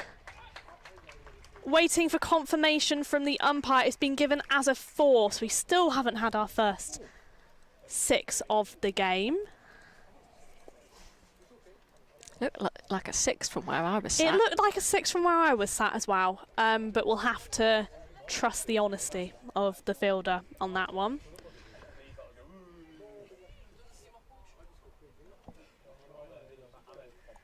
George takes guard once more as cross comes in. And it's a lovely glance off the face of Katie George's bat for another 4. Not the over Lancashire would have wanted, but certainly the over Warwickshire were after. Yeah, that was very nicely guided, and it just shows the importance of you don't need to be a big hitter in the game. You can just guide away to boundaries, finding the gap, using the pace of the ball, and has got her another 4 runs. I mean, 18 off the last over for Warwickshire, well over that 300 mark. It has to be Tara Norris. We don't have any other bowlers to bowl this last. Given how much they were targeted earlier, you'd really think they're going to go all out here. Yeah, I think Lancashire have been hurt by not having that one more bowler option today. I think that could have helped them break, maybe get another wicket. Just that added bit of variety in your attack. As Norris comes in from the Portland Road end.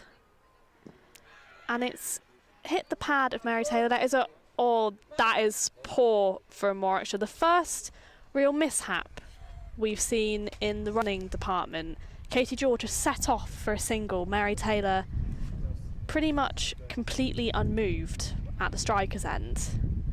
There's now a bit of deliberation as to who walks here. My thinking is that going into this over, they had a conversation that they were going to look to run everything regardless. And Katie George has stuck to that plan, but Mary Taylor maybe not there. This is interesting. There's a long chat between the umpires here as to who is actually out, which you wouldn't think would be that complicated a solution, in all honesty. They're still having a chat about it.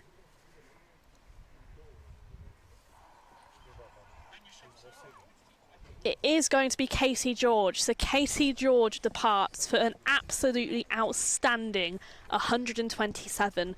Her first century in professional List A cricket. What a knock. Yeah, and a couple of the Lancs players have come and shook her hand there to say well done for that innings, which I think was deserved. As the Warwickshire players to our right give her a much deserved round of applause. She takes her hand off. I hope she doesn't take her hand off. She takes her helmet off and waves her bat to acknowledge them. Yeah, I hope she's not taking her hand off. That would be a rather terrifying party trick. As it's worked away by Taylor, it will be cut off on that boundary, but they will scamper through for the second.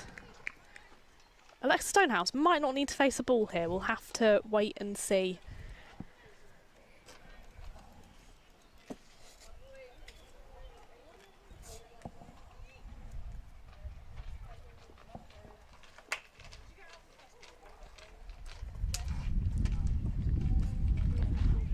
And it's clean bowled by Norris. Taylor attempting a bit of innovation, attempting to scoop it. She's missed it, it's gone straight through her, and it's absolutely clattered the stumps. Yeah, I don't think she got in the best position there to play that shot. I knew what she was trying to do, I knew which gap she was trying to find, but she didn't get her eyes behind the ball, and that's so important with playing shots like that. And you can understand at this point in the game, why not give it a go? And it does bring Abby Freeborn to the crease a little bit later than she was initially penciled in. There's going to be no time here for her to get her eye in. I think she's just got to try and find boundaries or ones and twos. Boundaries probably preferable. You've just got to swat at it, haven't you, here? I mean, there's no harm. Yeah, lots of wickets in hand. They can come out with full pressure. She looks to the ground, ready to take her stance. Norris coming in here. And it's worked nicely off the pads by Abby Freeborn for a single. Exactly what she needed to do. First ball up. Yeah, can't complain with that. She's probably been sat there for quite a while trying to work out what her game plan was going to be coming in, but it's changed a lot since she was initially going to come in. It was also a great response to those three in a ring bidders on the offside, flicking it through the legs as Stonehouse attempts to do similar, but it will be given as a wide. Norris will have to bowl that one again.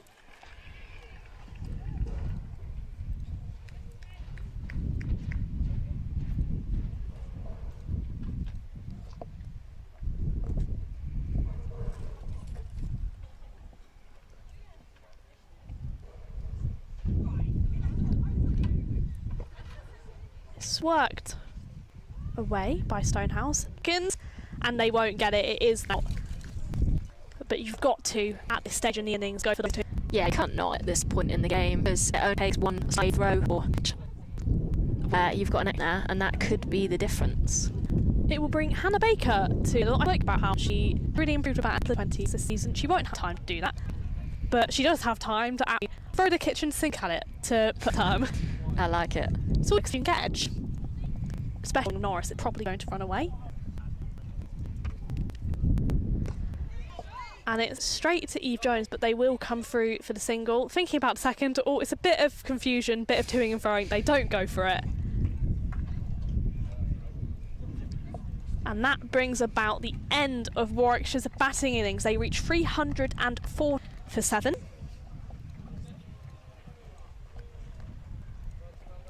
Meg of the batting with 116 from picking her up with 127 from 97. It was a 166 between that duo. Coming into the end, Mary Taylor also hit a handy 29. With ball, there were 2 wickets for Tara Norris, who was rather expensive, conceding 83 runs. Grace Potts took 1 for 67. It was 1 for 57 from Kate Cross, 1 for 69 from Frida Pooley, and 0 for 32 from Hannah Jones.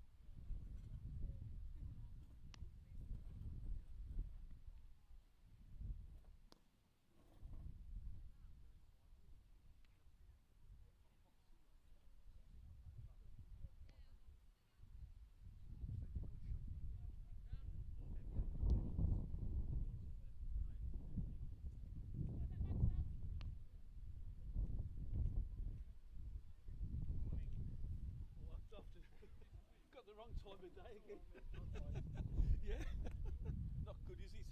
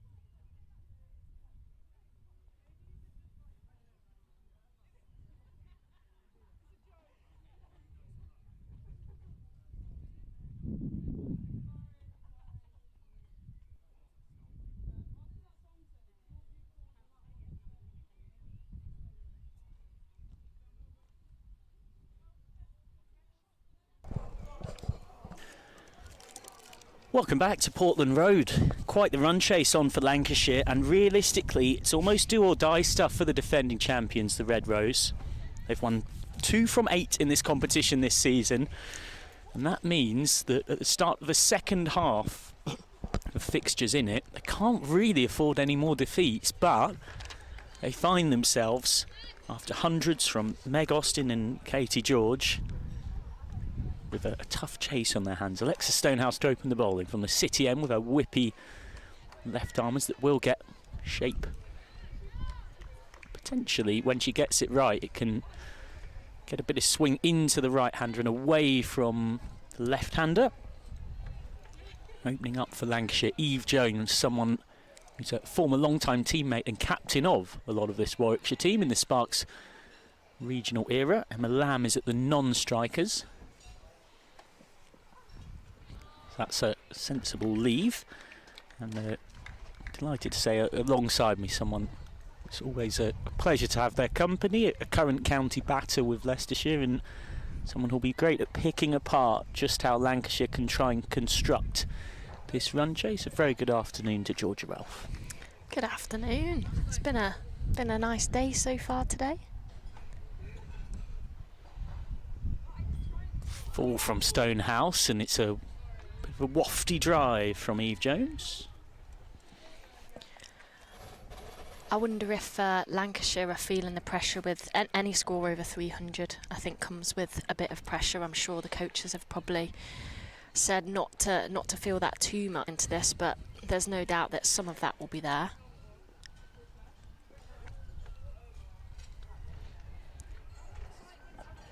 Stonehouse this time back of a length and still yet to get off the mark, albeit they did get 314 for 7, but they didn't get it in a way that you might expect in the modern era.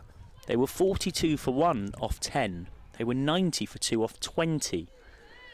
But it was a steady acceleration, led first by Meg Austin and then Katie George, and their big partnership that got Warwickshire there. Lovely again from Stonehouse, threatening full outside that off stump. We are out at what, for the purposes of what you're watching right now, is a quite deep sort of halfway between mid wicket and square leg, so forgive us if we're not perfectly placed to pontificate on things like LBWs or where exactly a delivery is, and we can't see the exact pictures you're seeing at home, as this will be the first run of the reply. Well judged quick single. Warwickshire probably topped up their score by a good 25 or 30 with good running between the wickets, so Lancashire will look to do the same. Strike kept then by Jones, who's 1 off 6, 1 without loss from the first. Yeah, I'm sure that's probably something that they've taken all innings in the Lancashire dressing room. The way that Warwickshire rotated the strike, I think they're going to try and use that skill and use that in this innings for themselves. Jones, a perfect person to build the reply. Jones is the 5th highest run scorer in the competition this season. But she isn't someone that will be naturally aggressive with the power play. This is someone who's got a strike rate of 65 per 100 balls. She's more often, though she can be destructive, more typically is your steady Eddie that others can bat around. When these two bat together, it tends to be Lamb who ends up being slightly the more aggressive.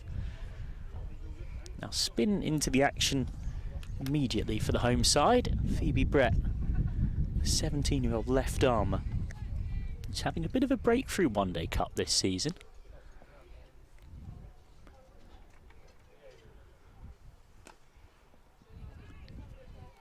Guided straight to mid-wicket. Brett so far with the best economy rate of any Warwickshire bowler in 50 over cricket this season, and the 6th best in the competition. He's gone at 3.6 and over. It's not bad for a 17-year-old nipper.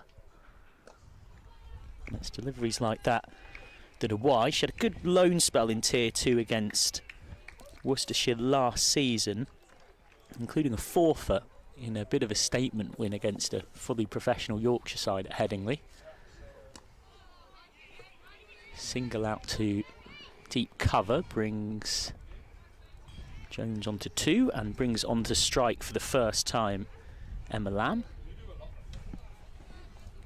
Got 2 very experienced batters out in the middle here. Eve Jones in good form from recent games. Yeah, 2 players that shouldn't be intimidated by the scale of the task at hand. They'll know that they've got a long time here. They will have seen as well the way Warwickshire were able to build their way into the innings.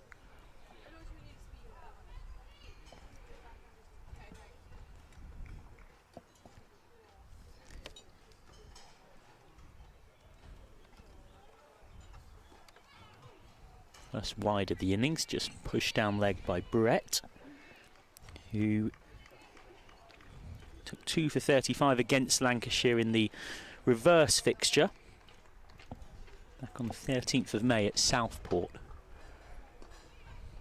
Drop and run, well judged, and that gets Lamb off the mark. In that game at Southport, Lancashire posted 226 for 9, rain reduced to 42 overs, Frelkel with 39, Maddie Penner 38, Kate Cross 34. Brett picked up a couple of wickets, Taylor 3 for 47. Almost a leading edge there, but will go into vacant space and ends up being a pretty comfortable 2. And Warwickshire were pretty comfy in the chase. They got there with 9 balls to spare, 6 down. But that being said, it was a bit of a crisscross of a chase because they were in spot of bother despite 63 from Caris Pavley. So that's a nice take down the leg side by Redmayne, who hasn't really kept for the Bears in this spell. She was only initially slated to mostly be used as a batter. But Mary Taylor hit 42 not out of 27, and Nat Rafe, not in the side today, made 34 off 28. They had a big partnership to win it. Slight fumble in the covers, but it won't cost Warwickshire. Wasn't picked up cleanly by Pavley, but Taylor was behind to back up, so 7 without loss after the first 2. Slightly controversial opinion maybe, but I like the way that Warwickshire went about their innings, starting steady, giving themselves wickets in hand to kind of come at it quite attackingly in the second half. And I think Lancashire will be looking to do a similar thing. I say it's a controversial opinion because maybe it's not as exciting for the fans. Well, I guess also there tends to be a veerance towards the fact that the power play is something that must be capitalised on in a sense of looking to be attacking, destructive, even sometimes getting above the required run rate. These 2 probably won't gravitate that way from past experience. Stonehouse with just 1 off her first over, starts her second over nicely enough. Alexa Stonehouse, a good signing from Warwick. I know from someone who was quite privy to the negotiations, they were able to make quite a persuasive case that she would be a more important member of the Warwickshire squad than the Surrey side she left behind. Having been in the South East Stars as well right through the regional era. Stonehouse this time gets another dot in. Only 21 years old, one of those young players looking to burst up into that England side. She's played England A against New Zealand last summer. She's on loan for this season, but I'm sure Warwickshire have got their beady eyes on making that permanent if they can.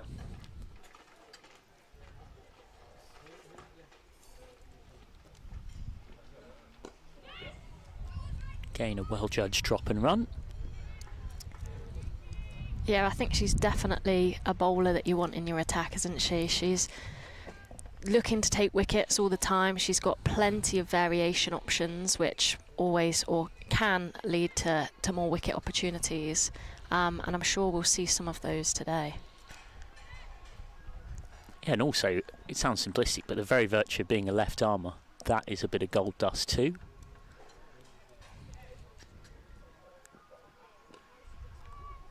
Nice looking drive, but won't get any reward for it. Suren Kumar does the fielding. Another over goes by. Great tight start from Stonehouse. She's only gone for 2 from her 2 overs, 8 without loss after 3.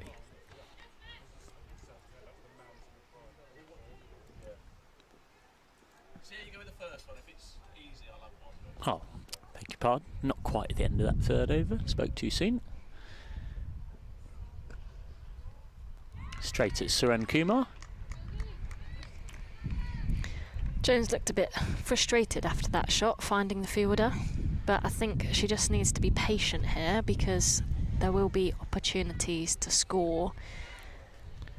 Stonehouse bowling very good areas at this point in the game. She's 4 off 12.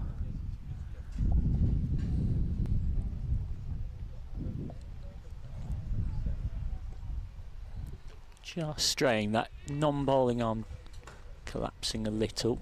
Takes it down leg. Neat take from Redmond. We were mentioning before how it felt like Lamb scored 2,000 runs last season in this competition. She got 577 at an average of 82. She was miles above anyone else, almost 200 runs clear of Grace Scrivens of Essex in second. Jones has been pretty handy as well. It's Jones who's facing up. Just uses the pace. They want 2. There's never 2 there. Hannah Baker does the fielding. Be just 1 is now the end of Stonehouse's second over. 10 without loss after 3. She has conceded just the 4 from her pair of overs so far.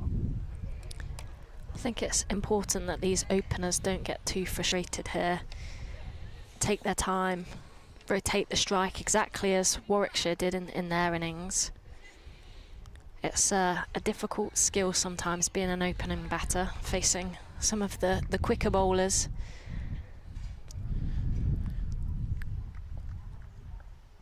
Yeah, these are 2 that generally both very well placed to build a big steady score and the kind of platform that Lancashire would crave. Brett has dropped short. You might feel like she's got away with that a bit. Jones only able to punch it to mid-on. Lamb has 139 runs at 70 in this comp this season. And Jones has been similarly exceptional. Another flowing drive, another one that she gets no reward for. Jones has got 372 runs at 53. So they're both right up there for run scoring. If Lamb hadn't been in and around England commitment, she'd have a fair few more runs than that, but that's affected her availability. And an injury as well for Lamb at one point. Bit more flight, good variation from Brett. Jones is a very technical batter.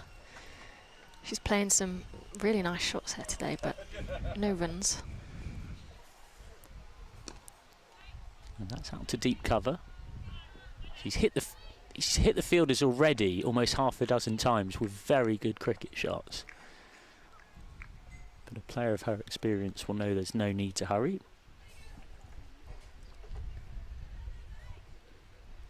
Got 69 off 105 in the defeat at Surrey a few weeks back in their last 50 over game before this.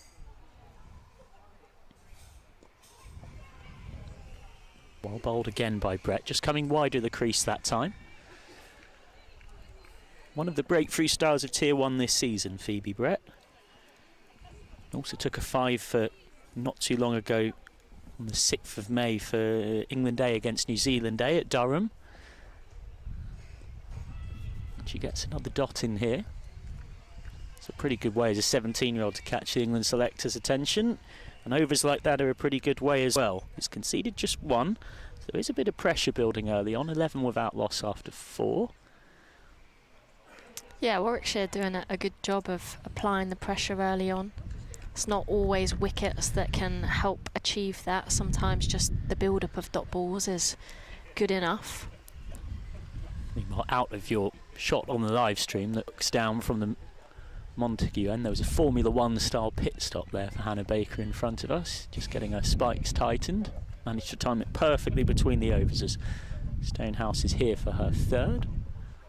Cut away, classily cut away. Run fast down that slope, and it will run too fast for the fielder, so That's a boundary that just relieves a bit of the pressure that had started to build up. It's finally the first 4 in the innings from the first ball of the 5th. Yeah, that's a beautifully timed shot from Jones. I think through that point area, sometimes no matter where you put a fielder, it can be easy to guide the ball either side of them, and that's exactly what she did there.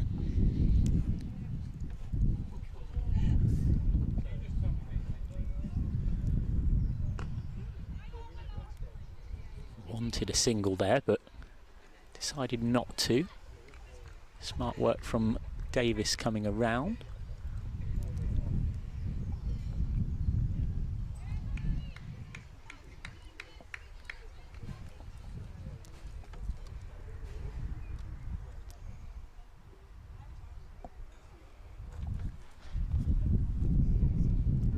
Intentional bumper from Stonehouse, but again, just slightly losing that radar with that non-bowling hand, seeing it fall down leg.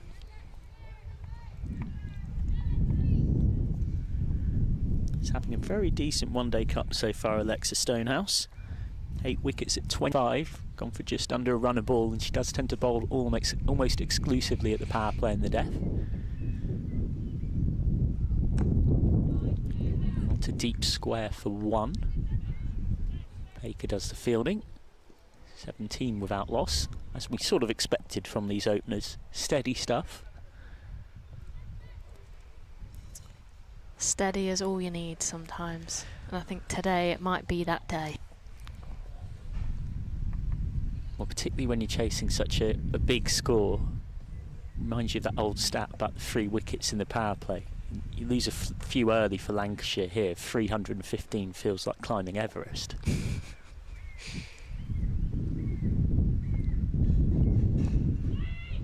That's straight at point.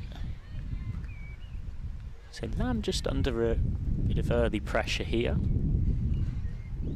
She's not had a lot of the strike, and she is 2 of 8. Yeah, Lamb's one of those batters that you don't want to be giving anything too far outside of a off stump.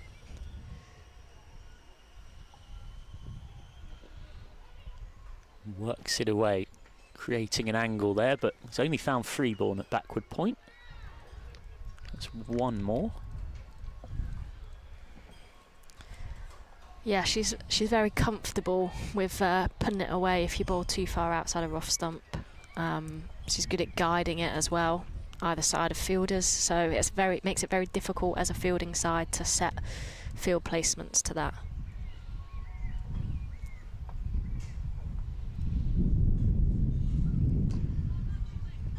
Straight at mid-off.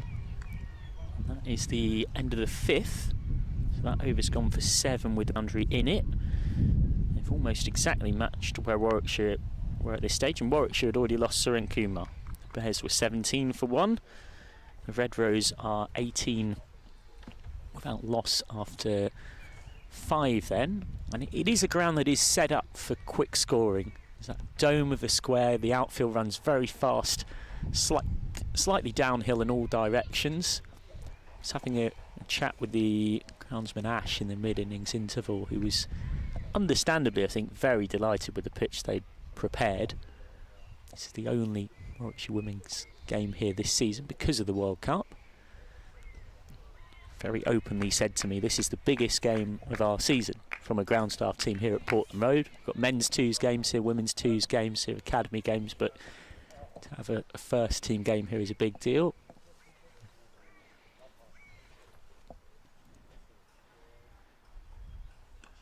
Well, that was a bit of a game within a game. There was plenty of footwork there from Lamb. She shimmied to go back in her crease and then shimmied to go forward. She's realised that she's got to do something different here against Brett. Stop her being able to bowl that stop ball in the same spot over and over.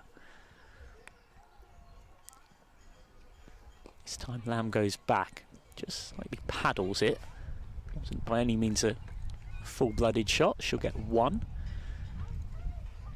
And she is a batter that isn't afraid to use her feet, especially to the spinners, and she opens up 360 of the pitch with her sweep shots as well.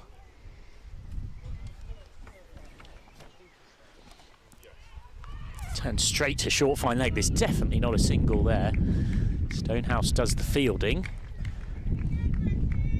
You can see the intent here, though, from Lancashire. They're looking for those ones, even where there possibly aren't them.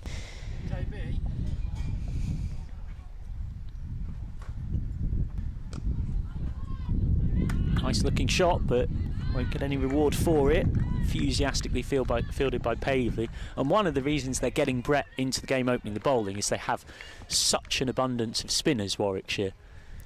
They really over-index on that.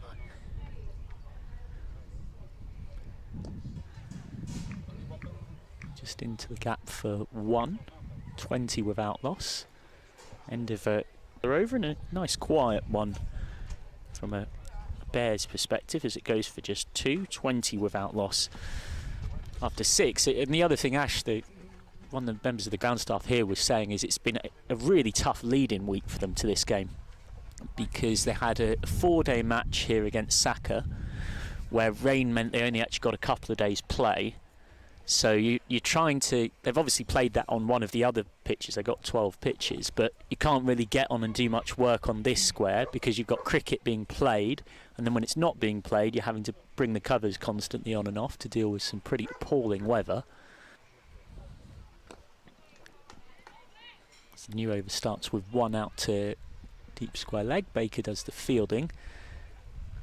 So there was that game on it. And then not much of a turnaround to this game starting, but it is by all accounts, now we've seen a good sample size on it, a really good batting track. You get feared with the new ball, and there is runs to be had.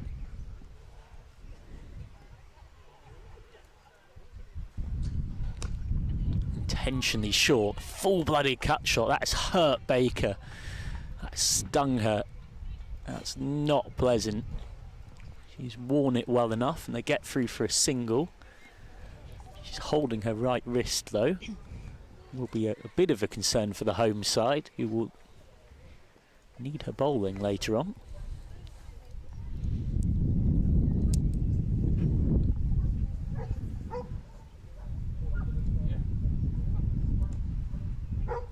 Straight at Suren Kumar at cover. Yeah, talking of the frustrations of ground staff with weather conditions, my dad is a groundsman, and he did the Loughborough pitch for over 25 years. So I've heard all of the frustrations with weather conditions in the middle of the cricket season. Particularly in England. Yeah.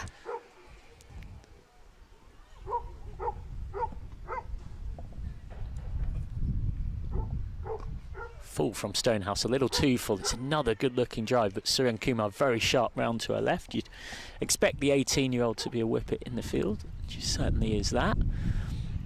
And it's been particularly tricky because you had this 1 week where it was 30+ degrees and every pitch got baked, and then since then we've not got anywhere near past 20 degrees, and most days it's rained. Been very tough for ground staff across the country. Another nice looking drive, but this has finally pierced Suren Kumar away to her left, and running away down that hill yet again. It will tease the fielder and go to the rope despite the best efforts of Pavely. So it's just the second boundary off the bat in the innings, and the second scored by Jones. And highlights that sometimes it is just about placement and leaning into the shot, which is exactly what she did there.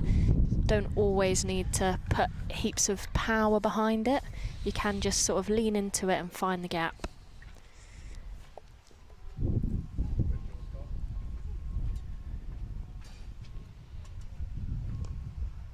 Oh, that's another beautiful looking drive. This time just opened her body out and goes more through point, and once again you get exceptional value off this outfield. Down it runs through the slope and away for 4 more. So a better over for Lancashire.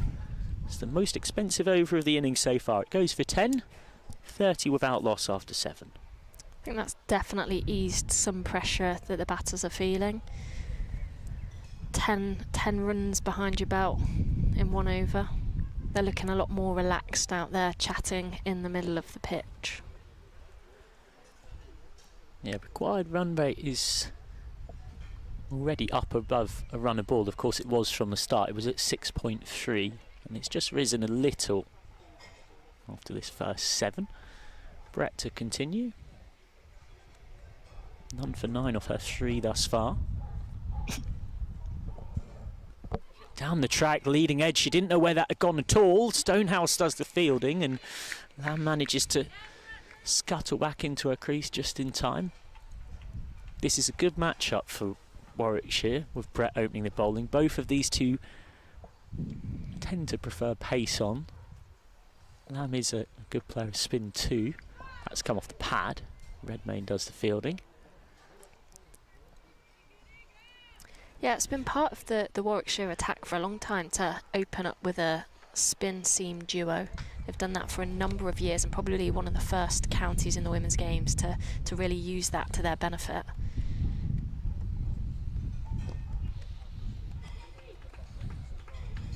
Just a single out to deep cover.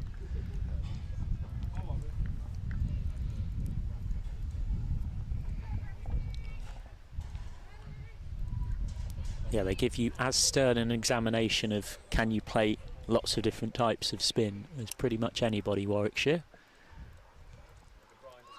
Oh, that has got through everybody except Katie George at slip.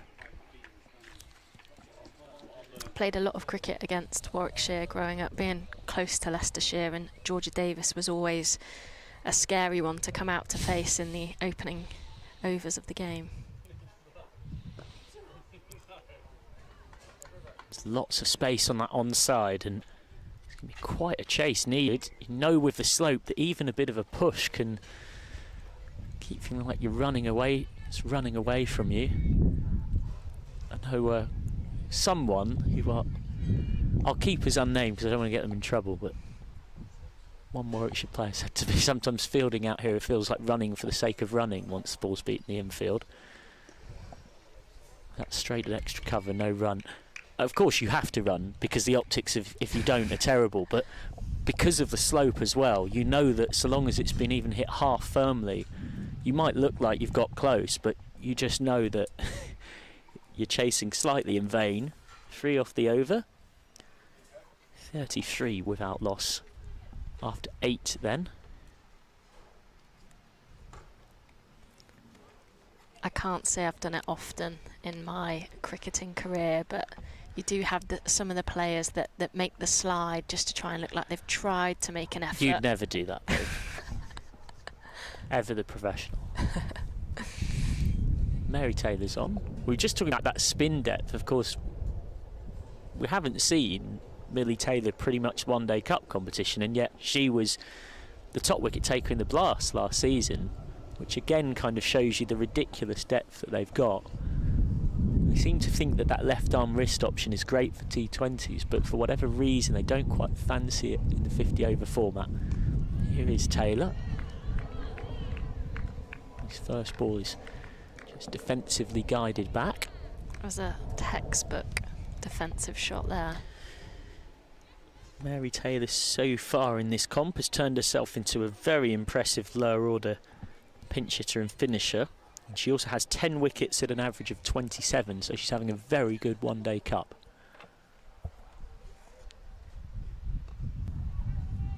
Down to fine leg for 1 this time, but it's a different role for her here. She's on from the city end. She pretty much normally always opens the bowling. She's on first change, so she probably wouldn't prefer that. She's getting a slightly older ball that will do a little bit less for her. I think with the depth of the Warwickshire bowling lineup today, I think we'll see lots of short spells, try and mix it up a lot, potentially opening up more opportunities for wickets if you're keeping the batters thinking about what they've got to do next and starting to feel the pressure as dots build up, and then they try and do something special, and that's where you get the wicket. Yeah, even with these two experienced builders, there does come a point where it plays on your mind that you are chasing 315 to win.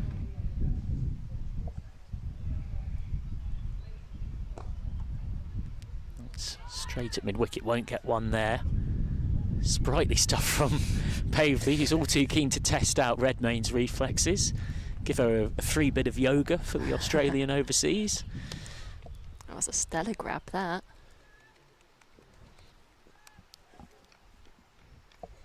Yeah, first time Redmayne's kept in a little while. Just reacquainting herself with the gloves.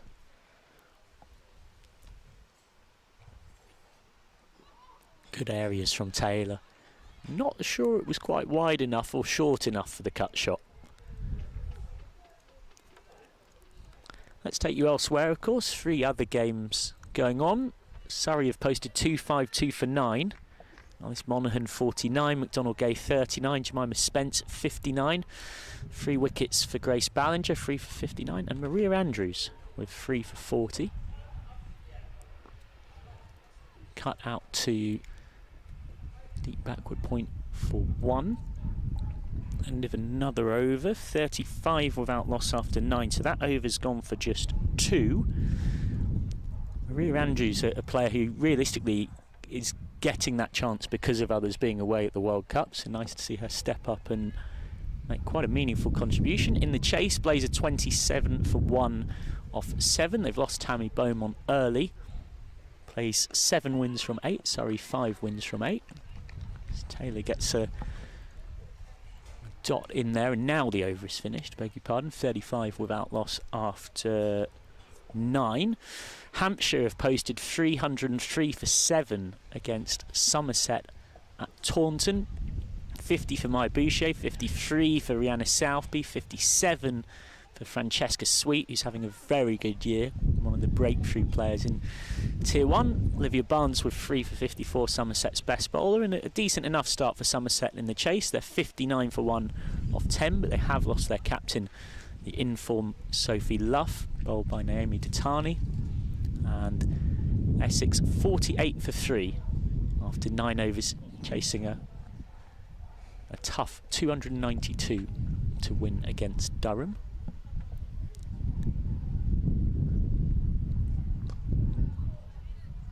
Straight at mid-on. The dots building nicely here for Warwickshire. Durham in that game powered by 76 from Maddie Villiers against her old county, 69 for the Armitage, 4 for 51 for Sophia Smale. Cut for what could be 2 out to deep point.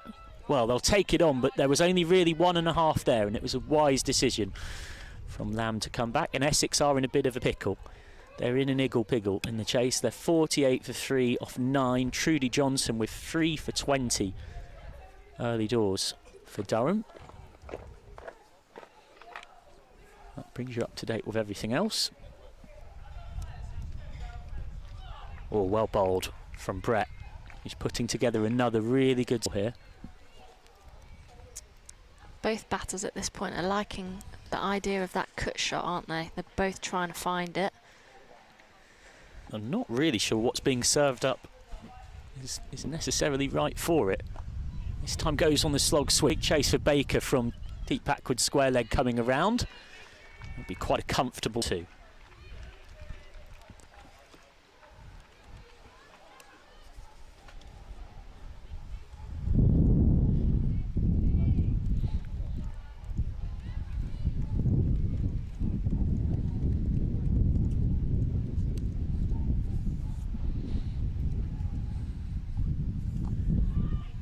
Blocked away. Well, they are slight where even Warwickshire were at this stage, albeit Warwickshire had lost the wicket of Suren Kumar.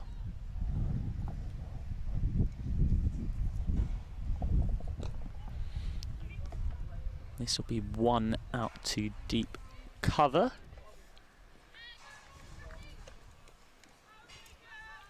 That is the end of the over.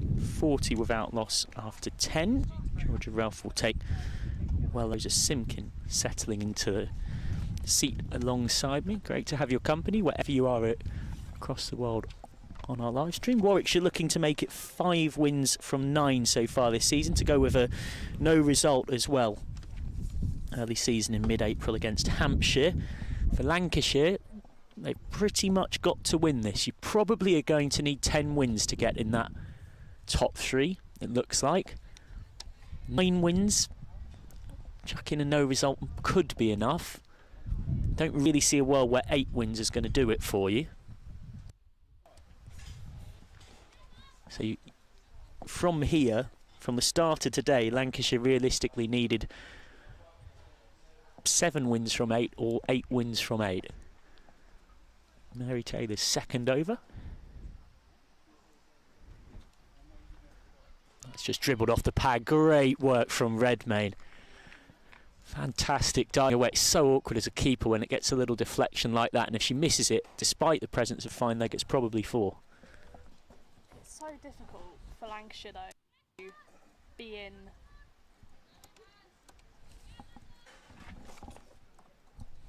It's so difficult for them to be in this position as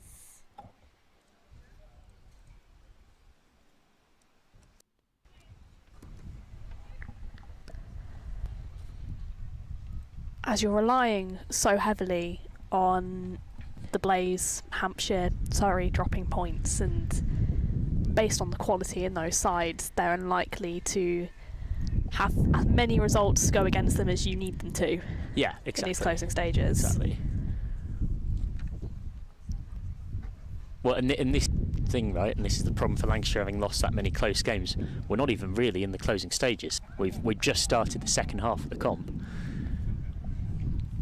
It's a long time to go and be playing almost what is effectively knockout cricket, and the trapdoor is so much harsher this season because of it being 3 go through rather than 4. As Taylor gets this out to Suren Kumar, a deep extra cover. Beg your pardon, Taylor's delivery is played out by Jones to deep extra for 1.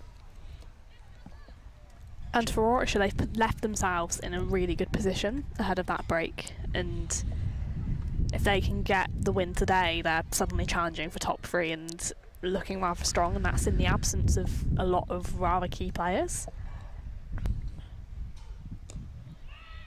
Wanted 1, and Jones from the non-strikers ended, gone a few yards down, had to hustle back.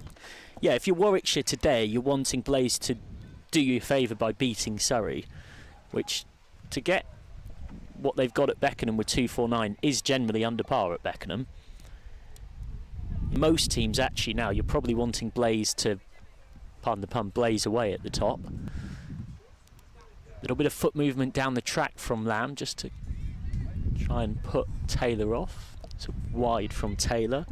You're kind of saying, okay, Blaze, you're clear. You're going to get in the 3 anyway. We'd rather you keep winning games and take points off other contenders like Surrey, because if Surrey lose today and Warwickshire win, there needs to be a little net run rate swing as well, but most likely Warwickshire take Surrey's spot in 3rd. If Warwickshire could win with a bonus point, which is probably about an 80-run win, so that is quite substantial, they would go on to 23 points, and Surrey, if they lost, would be on 22. Hampshire on 23. So if Blaze do win today, they go to 8 wins from 9, and they really are pulling clear at the top, to the point where, regardless of losing quite a few of their English, Scottish and Irish contingent, you struggle to see them not making the 3. Straight at extra cover, neatly fielded by Pavley. End of the over, 11 gone, and it's gone for just 2, 42 without loss. So the last 3 overs have gone for 9, and still they're under 4s. Warwickshire at this stage 42 for 1. So similar starts to both innings, sense of being slightly circumspect against the new ball, but we've seen that once that new ball is gone, we've got a fast outfield, we've got a good track, you can score quite quick. You can, and if there's anyone you want at the crease from a Lancashire perspective, it's Eve Jones and Emma Lamb. They've batted a lot together, they know each other very well. You'd like to maybe see one of them, while Eve Jones continue kicking on here, maybe starting to find the boundary.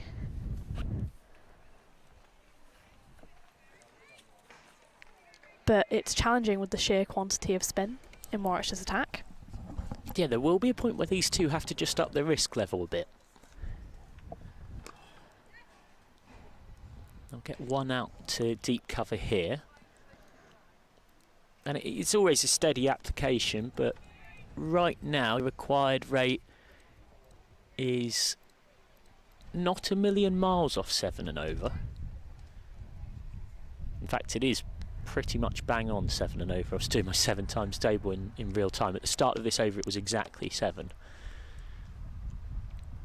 Everyone can be thankful you're doing the maths. Let's put it that way. Far too much time spent on an outfield as a kid with nothing else to do but maths. So that's called. Clever shot by Lamb. There's a lot of real estate out there. Jones wants 3. Lamb says no. And it was the right decision. Great coverage of ground round there from Stonehouse. Probably out of shot on your stream picture with that fixed camera up at the Montague end, but Stonehouse is from deep square leg, got a long way around.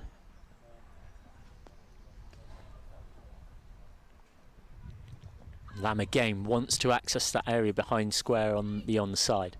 She decided that that's the gap. It's a 6-3 field. It's very clearly signposted what Baker's looking to do here. So Lamb says, right, I'm going to try and manipulate you into the onside. Oh, that's short. That's a horrid delivery. And Stonehouse, even with her best goalkeeper-like dive, isn't going to be able to stop that. Well, that has released the pressure that had been building for a long while. And it's Emma Lamb's first injury from her 28th ball face. She was on 11 off 27 before that, so that settled her heart rate somewhat.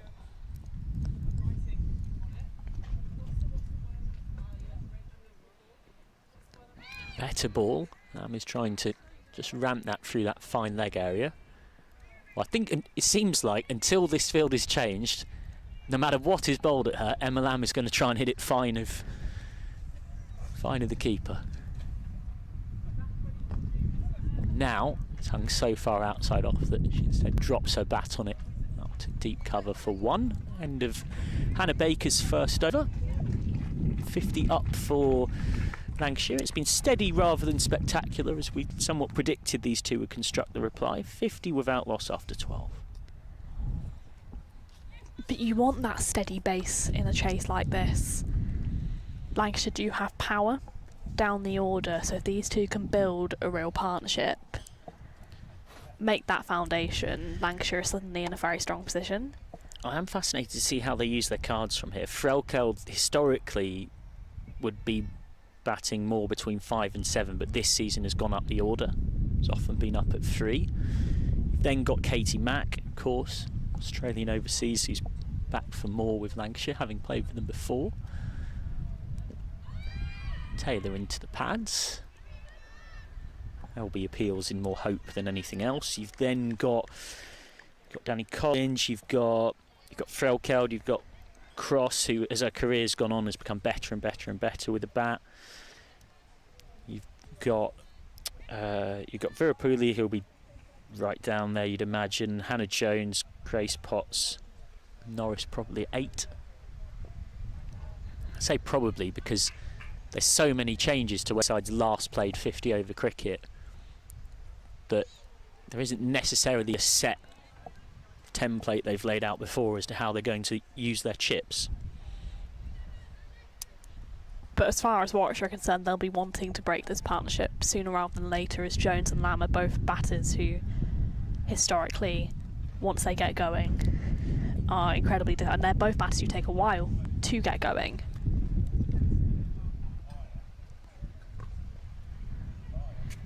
Straight at cover, nice looking shot, but for none from Jones. Yeah, if you want to take a chase deep, they're two great players to pick to lay the base. I mean, I've watched Eve Jones play very strong knocks here, back in the Central Sparks days. Yeah, of course, there's that dynamic where pretty much all of these players were captained by her for a long period of time, apart from the real young'uns like Suren Kumar. Well hit cut shot, slightly not picked up cleanly in the field. It was a decent enough diving stop. They get through for 1. Yeah, they got the wood on Warwickshire a little bit recently. They won both head-to-heads against the Bears in the One Day Cup last season. Their second win was particularly memorable for Lancashire because it sealed their qualifying spot. They thrashed Warwickshire by 101 runs at Edgbaston. Came down the track that time, Lamb, and then ends up guiding it to fine leg. One more, 53 without loss then. Both teams have really transformed from last season. Warwickshire appear to have gone from being a relatively weak 50 over outlet, I think it's fair to say. Yeah. They really struggled in this tournament, whereas they made the semi-finals of the County Cup, the final of the Blast. Meanwhile, they're currently bottom of the Blast. Out to deep cover for one more. Yeah, it's funny you say that. It's like you're a bit of telepathy. I was just about to say their big goal for the season was to sort out and improve their 50 over cricket, and it's almost like they've over-indexed on fixing that, and then whatever was quite going right with T20s, they've slightly lost. I mean, Davina Perrin not being around as much can't be underestimated. England availability making life quite difficult for them in that Blast block. But look at last season, you know, they lost to a very strong Surrey side at home in the Blast final, having taken out a very good Blaze team in the Eliminator by 20 runs. In that newly created County Cup, Surrey beat them by 3 wickets with 2 balls to spare. I know a couple of players told me privately they really felt like that was one that got away. Surrey was 62 for 6, chasing 135 to win. And then Kalia Moore in particular was a bit of a star. It's the first ball from Baker's new over is driven straight to Milne. So there's very easily a world where they won both T20 comps last season. I know it's a bit coulda, woulda, shoulda, but they were right up there. Full toss. It's got away with that. Straight to short fine leg and a look to the heavens in frustration. I think they've really missed the magic of Millie Taylor in that T20 comp. She was a shock provider last season. Nice looking shot from Jones. It's been an innings where, for someone who's normally so good at piercing the gaps, it feels like she's played a lot of really good pure cricket shots, but straight at fielders. Slightly uncharacteristic for her. And that one has managed to beat cover, and Suren Kumar comes round. Make sure it will only be 1. And I think it's probably been a little bit difficult for Millie Taylor coming into the Tier 1 Blast off the back of not having played any Tier 1 cricket in the One Day Cup. She'd been coming out for the academy, but it's a completely different standard of cricket. And having to perform. It's Baker this time is cut out, lent back Lamb, and pretty much taking it out of the keeper's gloves. And having to perform at that Tier 1 level consistently against players who've had a lot more game time this season, it's a difficult boat to be in.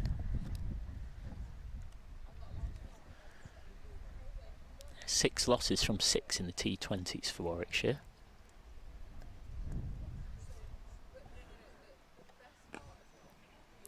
So that's cut away right in front of us, and it will go for 4. Beautifully timed. Didn't try and hit it hard, but you always know with the slope here that it will take the ball away from you. Adam away to our left does the fielding, of course, a few yards behind the rope. That is a boundary to turn a quiet over into what all told is actually a very good over for this opening pair. It ends up going for 10. Beg your pardon. Slight hiccup in the maths. Ends up going for 6. 60 without loss after 14. Hadn't filled in my over from the previous over. Yeah, Warwickshire bottom of the Blast. The Blast is just marginally more forgiving in the sense that the top 4 go through.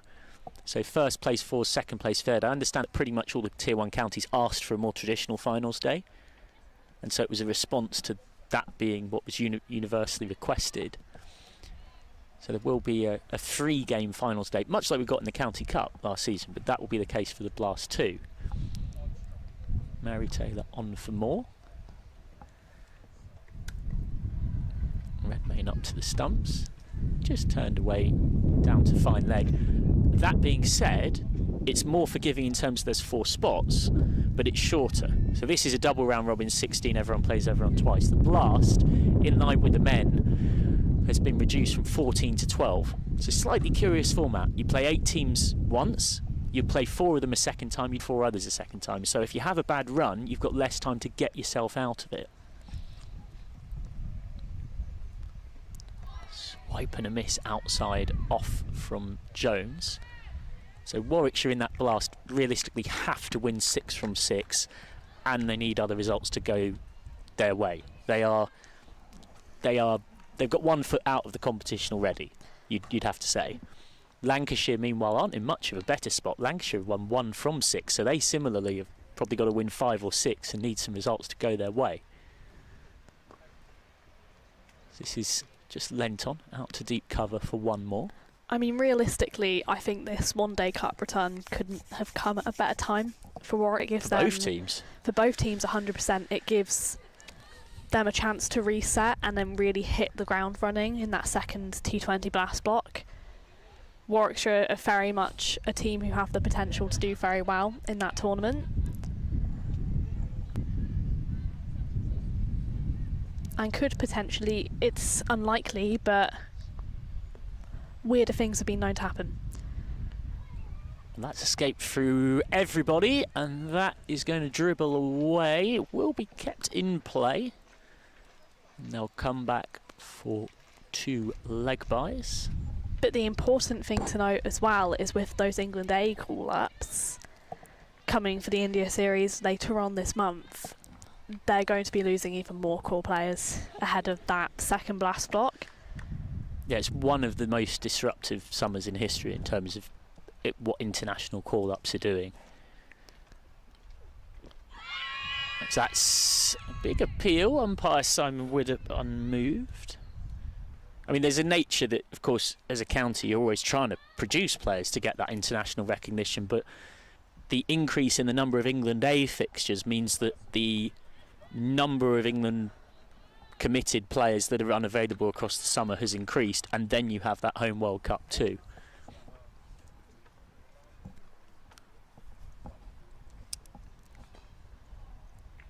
That's turned away for 1 more. I mean, we talked Warwickshire last season with the T20s. You outlined it with the one-day cup. It definitely, so that's the end of the 15th, 65 without loss. At this stage, Warwickshire 66 for 1. The goal of improving the 50 over form, they've already clearly done that. I mean, last season, 2 wins, 10 losses, 1 no result, second bottom behind Essex. If they win this game, which they're reasonably well placed to do, they'll have 5 wins, 3 losses and a no result. So on the 50 over side, Ali Maiden has really transformed this team, but it's easier said than done to make yourself highly competitive across both formats.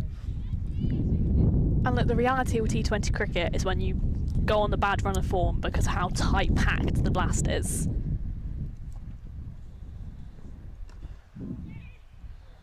As it works to Mary Taylor in the inner ring for 1.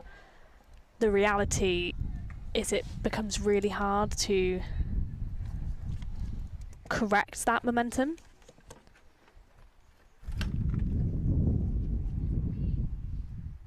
It is Georgia Davis for the first time today at the Montague end. And it's hit straight to Abby Freeborn at point for a dot.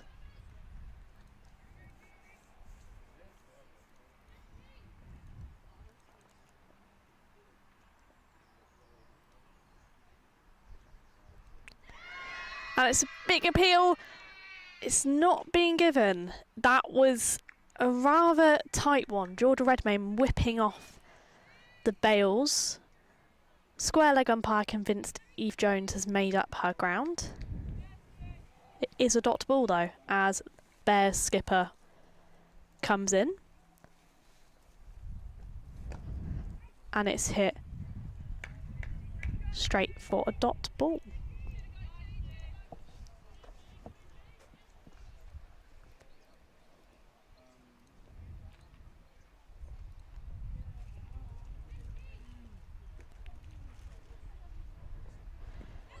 Eve Jones comes down the track. There's a bit of an appeal in the field for an LBW. The bowler didn't go up, Georgia Davis. I suspect there was quite a lot of bat on that one from Eve Jones.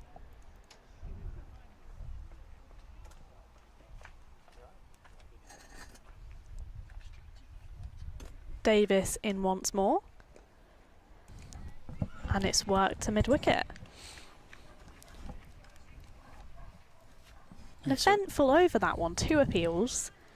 The first looked close, that attempted stumping from George Redmayne, the second much less so. Yeah, just wonder whether that scoreboard pressure is starting to build a little bit here. That over's gone for 1. We're 16 overs in. Now they are pretty much comparatively where Warwickshire were at this stage, but you're also playing the fact that there's a massive scoreboard there that says you need 315, and that can feel a very long way away at times. The required run rate is just creeping up to 7.3.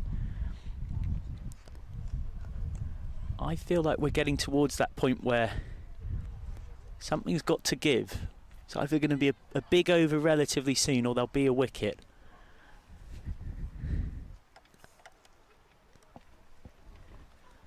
Oh, that's got past Redmayne again. I think there is some bat involved. Jones is sent back. There's never more than one there, really. And credit to Taylor. Taylor's been a big part of building this pressure. Most of this one-day cup, she's always had the advantage of the new ball. And they've brought her on first change here. None for 12 off 4. It's exceptional. She's kept the pressure right on.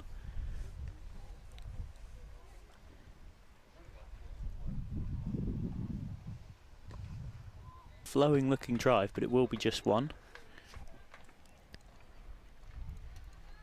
I've also been very impressed by Redmayne's keeping in this game. She's not done it for an awful long time.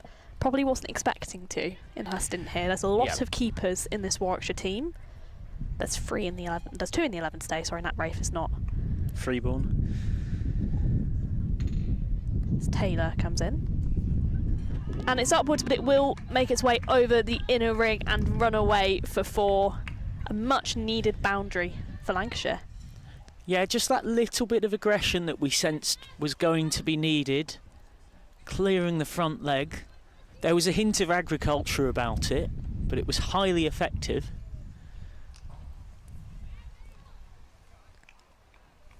Jones the more expansive of these two. She's had more of the strike though.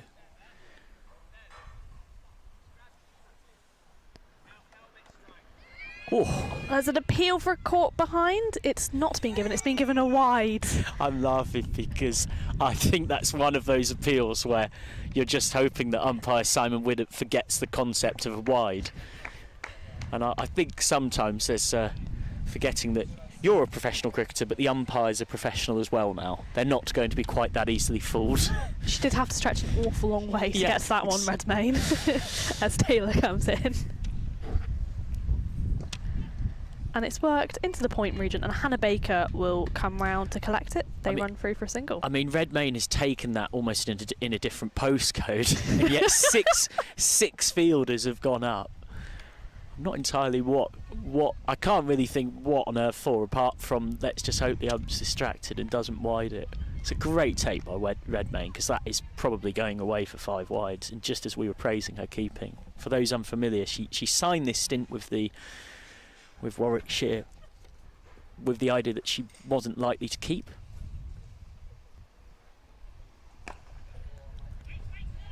And they did need her batting, as it's worked to Sarun Kumar for a dot, because it's something they've missed, I think, since Eve Jones has made the trip to Lancashire. They've missed that really solid, calm, experienced head at the top of the order. It's a very young batting attack. Yeah.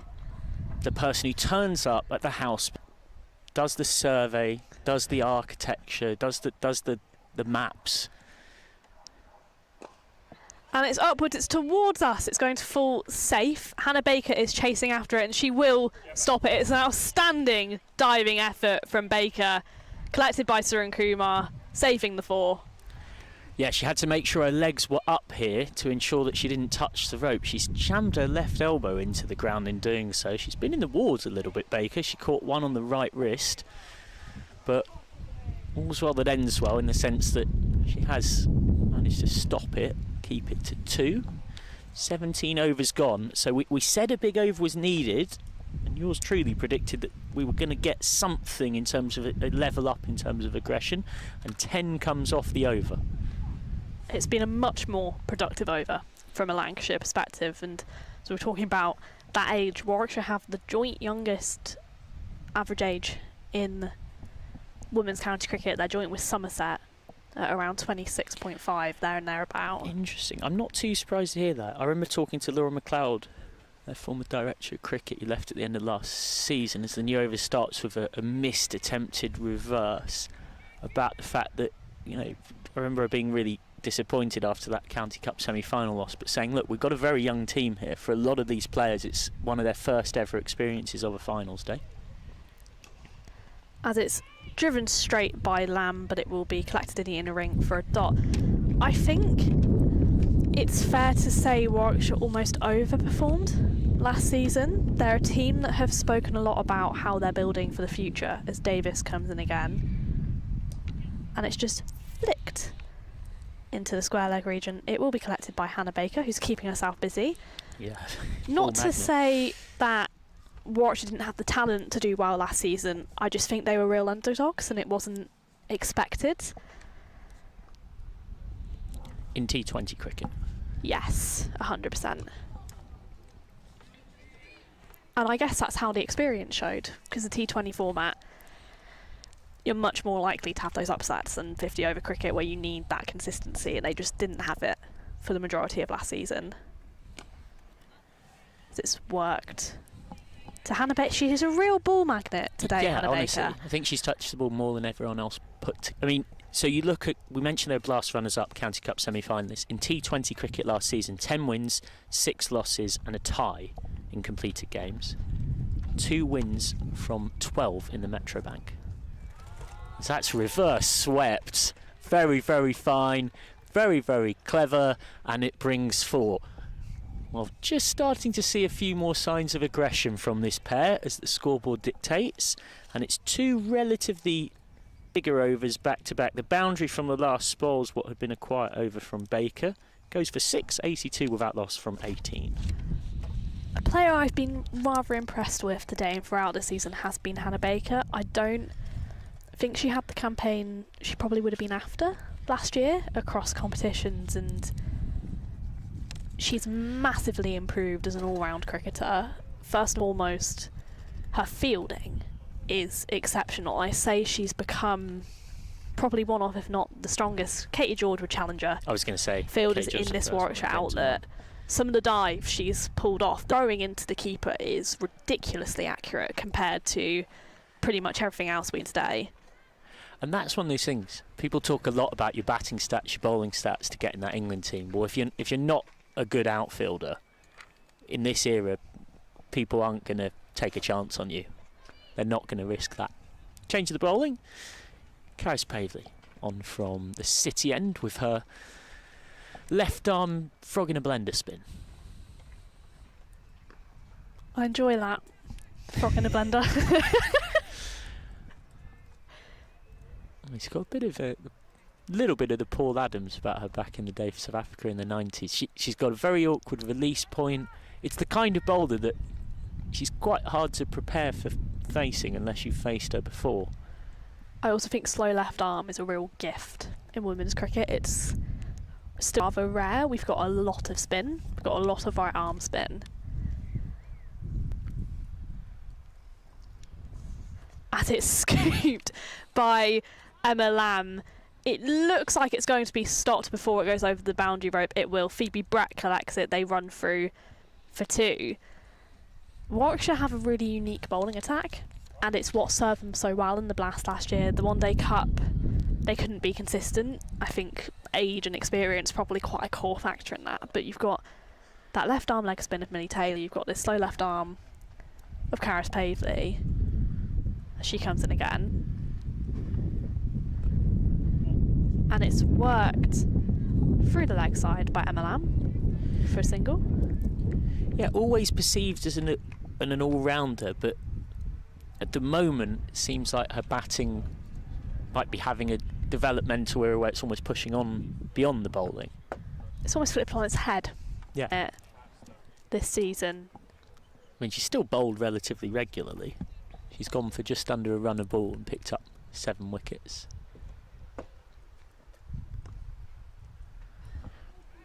She's a real character, Karis. She wouldn't mind me saying this.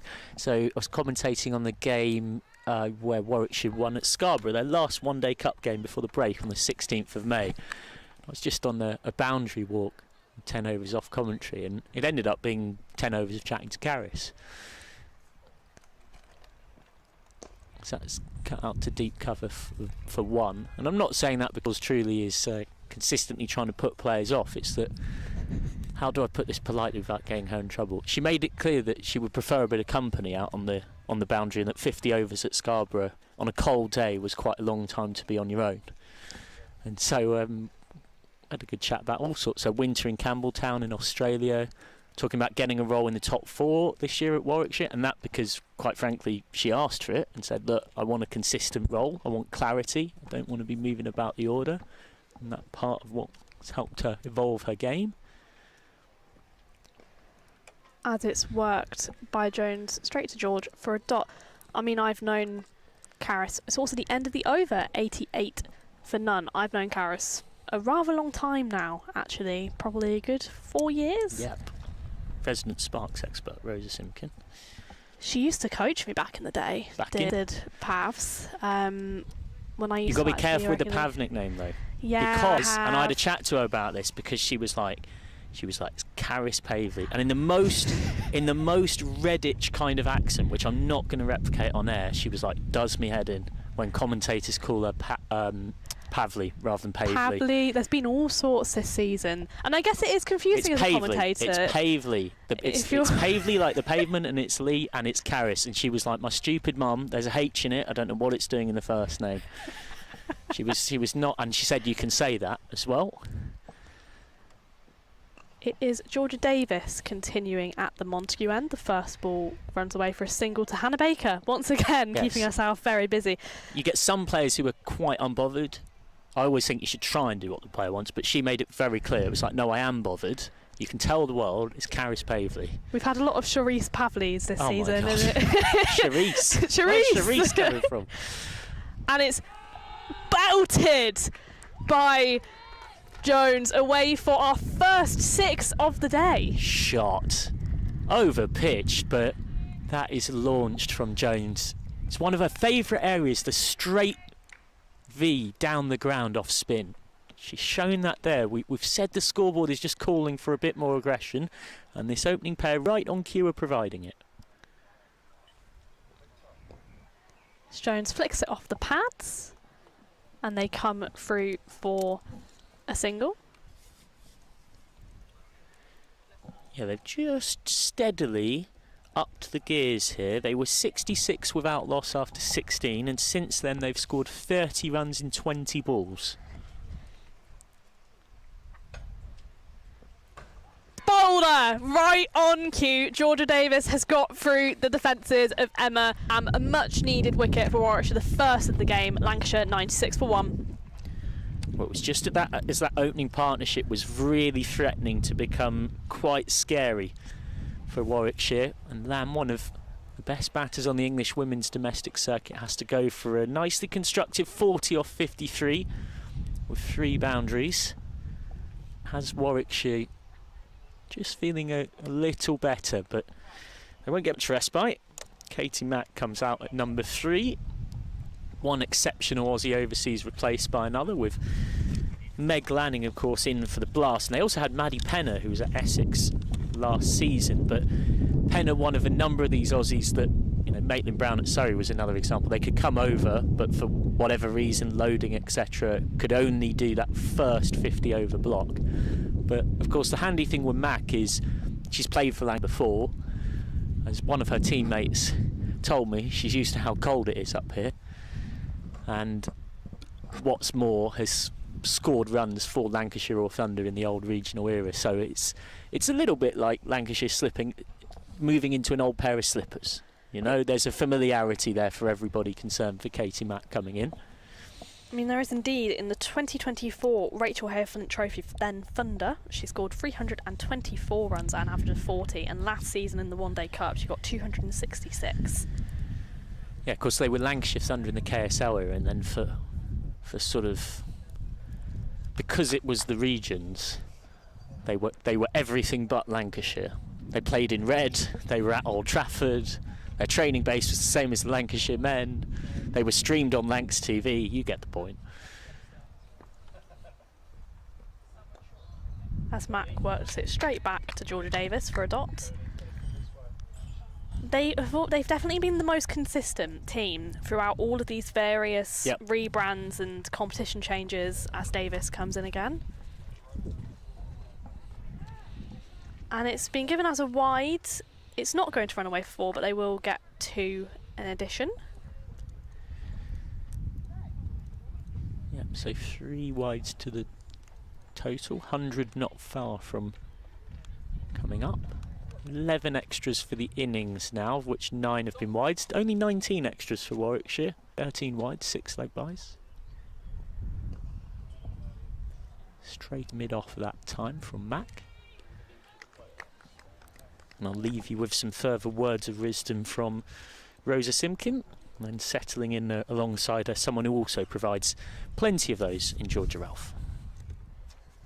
It also brings about the end of the over for Lancashire. 99 for 1 from 20, ever close to that 100 milestone. It's Eve Jones in the middle on 48, and the new batter, Aussie overseas Katie Mack on none. Welcome back, Georgia. Hello, and the sun's just come out again. I think you've brought the sun with you every time you've come back on commentary. I'll take the compliment. It is Caris Pavley continuing at the city end. Adjusting her field, sending Georgia Davis out from the inner ring. Left-hander to left-hander.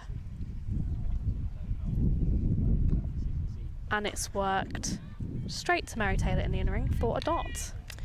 I was just chatting to Warwickshire's bowling coach John Bateson in that 10 over break there, and he's a very happy man right now.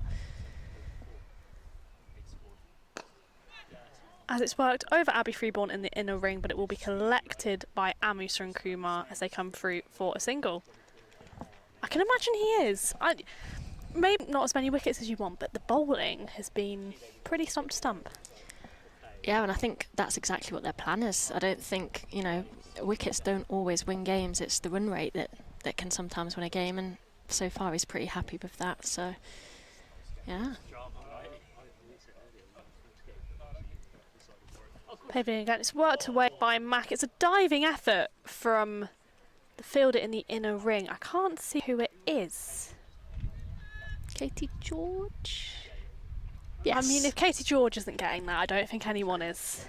It was an impressive effort, but yeah, I think that was a little bit too far out of her reach.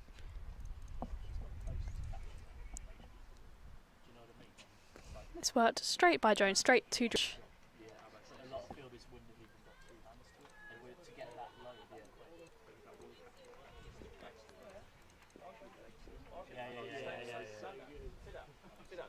Pavley in once more, and it's worked beautifully by Jones past the inner ring fielder, but it is stopped and they only get the single. It's a lovely shot for 1. Yeah, she's done very well there, just to guide that just a little bit out of the reach of the fielder to get that 1 run. And it's also brought her 50 up for Eve Jones. Very steady innings. It kind of sprung up on me with a bit of surprise there, because she's kind of steadily scored those 1s and 2s.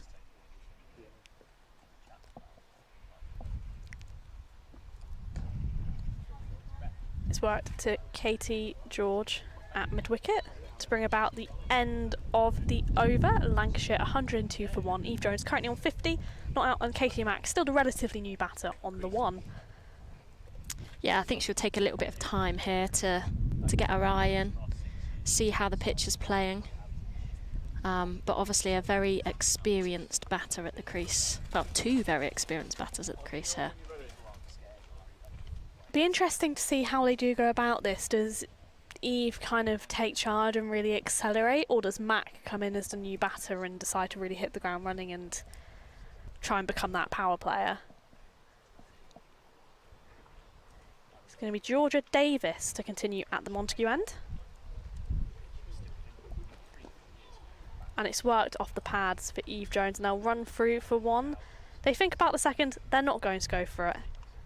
I certainly wouldn't want to take on the art of Macaris Pavley. It's a rapid bullet. Yeah, that was nicely worked by George, and I think that's what she's got to look to continue, just rotating that strike, giving Mac some time to get her eye in and see how, as I said before, how the pitch is playing. But yeah, strike rotation is so important at this point in the game. And it's worked by Mac very deliberately with some quite soft hands to get through for that single. I think they've found that gap just there, haven't they, where they know that they can get one run. And at this point, I mean, I know they need to start kicking on a little bit in terms of run rate, but at this, with just joining her at the crease, the ones are okay for now. And it's lofted by Eve Jones. It is just going to fall short and go away for four, but it was a stunning shot.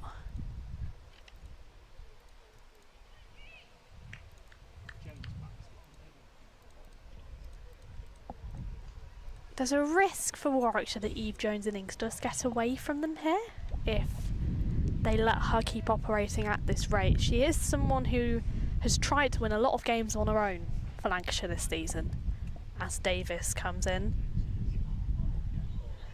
And it's worked, glanced off the face of Jones's bat for a dot. Yeah, I think from Warwickshire's side, they're going to be trying to stick to their plans here to really restrict that run rate.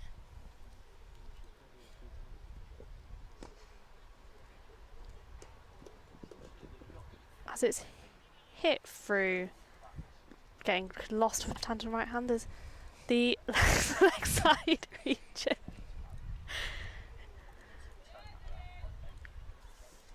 It's also interesting to see Davis bowl at Jones. I mean, you've almost got, as she comes into Mac this time, the right-hander.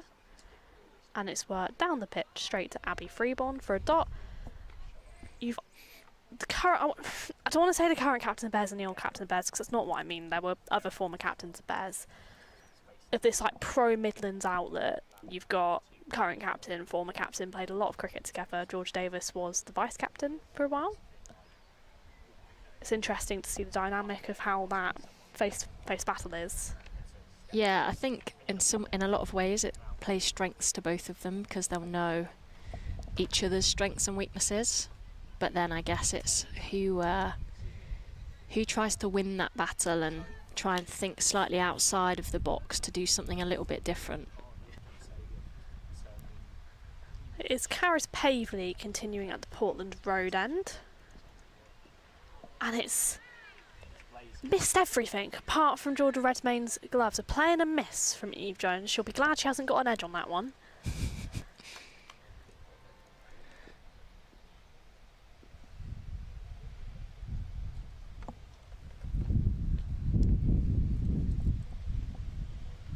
Pavley in again to Jones. It's worked for the leg side, and it's Almusa and Kumar chasing after it. She can't quite get there. Another 4 to Lancashire's total. They go up to 113 for 1. That's a lovely shot there from Jones. She's just rocked back a little bit to create that space. You can see the gap between the two fielders out on this boundary next to us, but she's found the gap directly in the middle of them. It's just found the of Eve Jones' bat there, I believe, waiting for the umpire. Yes, it was bat. It was. She did well to get something on that. Pavley is getting something out of this surface here.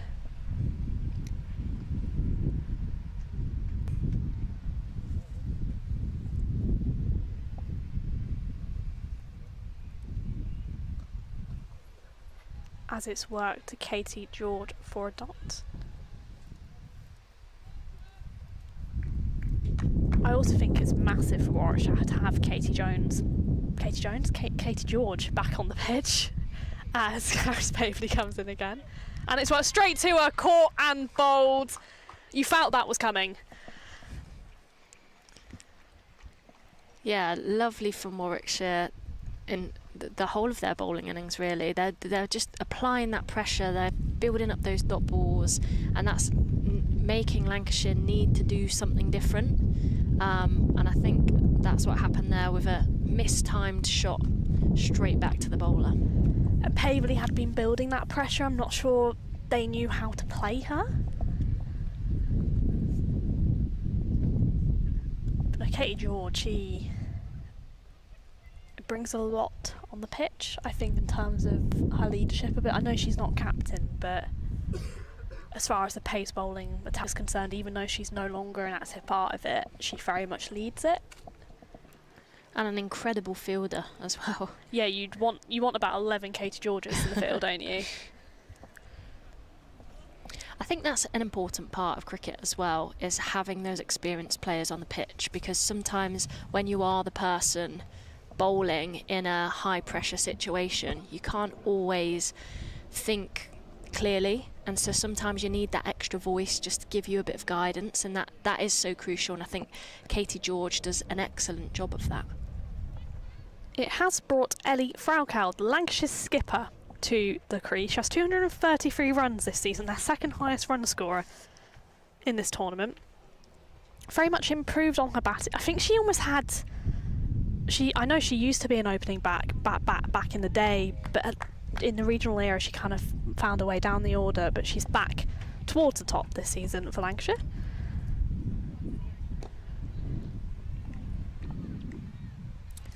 Very cool, calm and collected player, Ellie Fraukaud. Someone who's found herself in and around the England wicket-keeping debate in recent years, and I suspect, or I hope, we should at some point see her in an England shirt when Amy Jones does eventually decide to retire. I'm not going to retire Amy Jones. I think she's a phenomenal player and a very good wicket-keeper and can carry on going as long as she wants. I think she's got a few years left in her.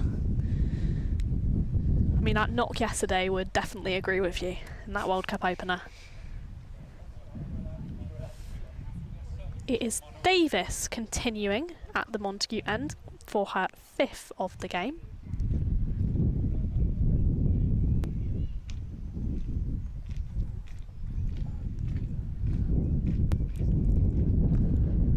And it's worked straight to Suren Kumar for a dot ball. Be interesting to see how Ellie Fraukaud operates here as Davis comes in once more, as she's very much a player who can build slowly, or she's a player who can really hit it from the go. Yeah, she definitely anchors an innings quite nicely, and I think with Eves by her side, I think hopefully these two will go on to build quite a nice partnership. It's captain to captain as Davis comes in to Fraukaud, and it's swept by Fraukaud. It will avoid Phoebe Brett and find its way to Suren Kumar for a single. I think we're going to see a lot more of those sweep shots from Fraukaud. It is something that's in her armoury against particular, and something she's very, very good at.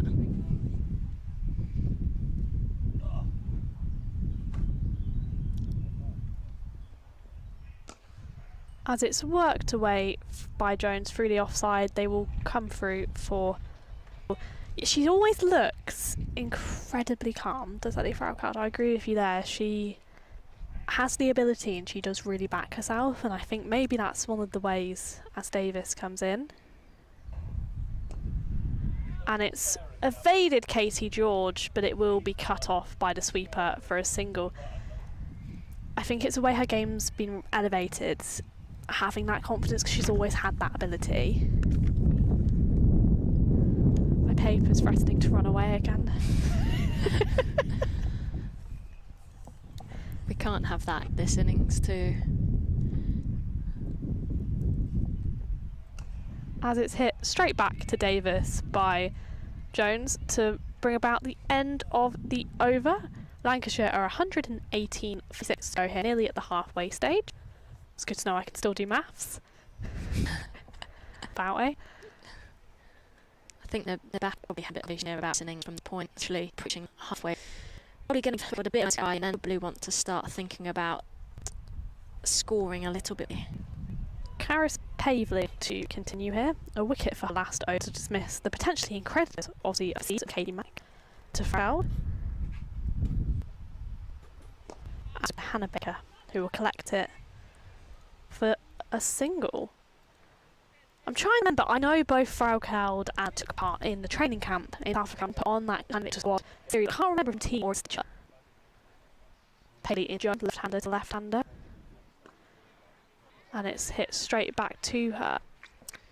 I'm afraid I don't have the name on that. It's serious, but I think Amy in the same team, which means we'll have spent some. Well, I can't time bowling at Pavely, but Pavely would never know. Weirder things have happened. Conversation with Katie. She appears to have slightly hurt her hand collecting that one, but she is going to continue.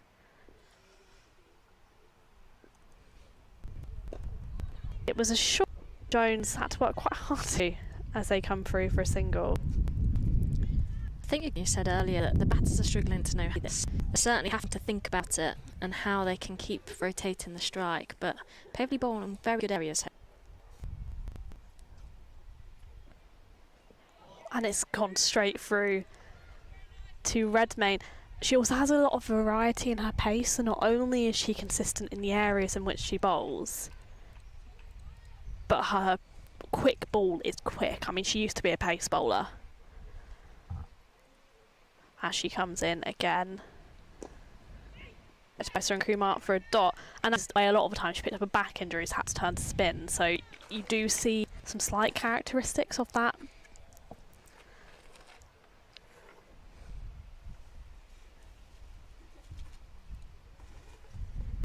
Oh, and she's bowled her, clean bowled her. It's a stunning delivery as Pavely dismissed the Lancashire scorecard to her way. Lancashire 3 for, that is the question. 3. The scoreboard is kind of correct, to sum it up. It's got the total right, but we've still got the old batter on there. Pavely is going to get a little bit of treatment on her hands. Not only has she just taken the wicket, she's done it whilst hurting. The Warwickshire fielders have been slightly unlucky, I'd say, in this game. There's been a few of them who have picked up some knocks in the field. There were a couple in the first innings as well, I think, weren't there? He took a knock to the face after one just pitch. We have 25 overs to halfway stage. There's a lot happening elsewhere, as is always the way in with women's cricket. Essex 26 for 466 runs winning 1-9. Somerset need 130 from 21.4 overs. They're 168 for 1. Hampshire 303 for 7. And the Blaze are 104 for 2 from 23 overs, chasing 252 for 9. They need 149 from 27.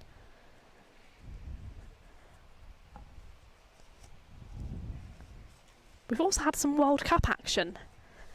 Scotland beating Ireland, currently playing South Africa. Australia are 155 for 6 from 17 pointers.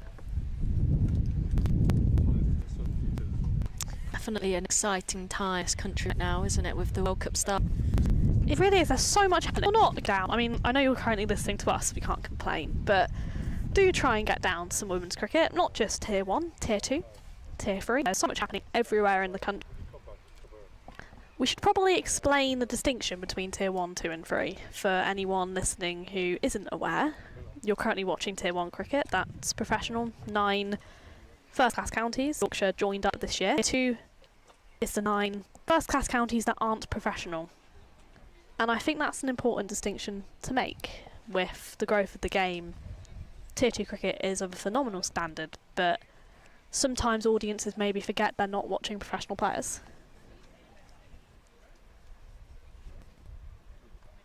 Maybe 3-1 isn't here by physio. I'll try and work up there. Just seems to be lying on the floor for me. She's lying on the floor, face off, soft. There's something on with the foot here. To give access to the foot, but we it's not serious as if it was. I'm looking at 4 players with quite happy feet if it's a big squad today for Warwickshire because they're at home.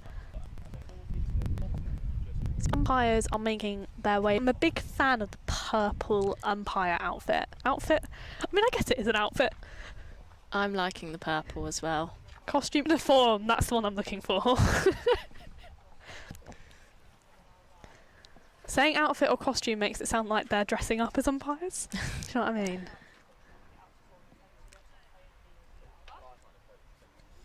I am not sure how I feel about Lancashire not wearing red. I know they don't normally in T20 cricket, but back in the regional days, which we talk about like it was a million years ago, they did stick with the red throughout, and I thought it was quite a strong identity. It was, yeah. But I think this kit's it's a very smart kit, isn't it, that they've got on today? Yeah, it is. I like kind of the quite intricate roses design on the front of it in the red. Both teams wearing this, I'd say the same colour with Warwickshire with the yellow details and Lancashire with. There's a lot of addition here. I'm going to have a change of bowler. Phoebe Brett is going to return at the Montague end. Meeting with Danny Gregory for the best plats in cricket.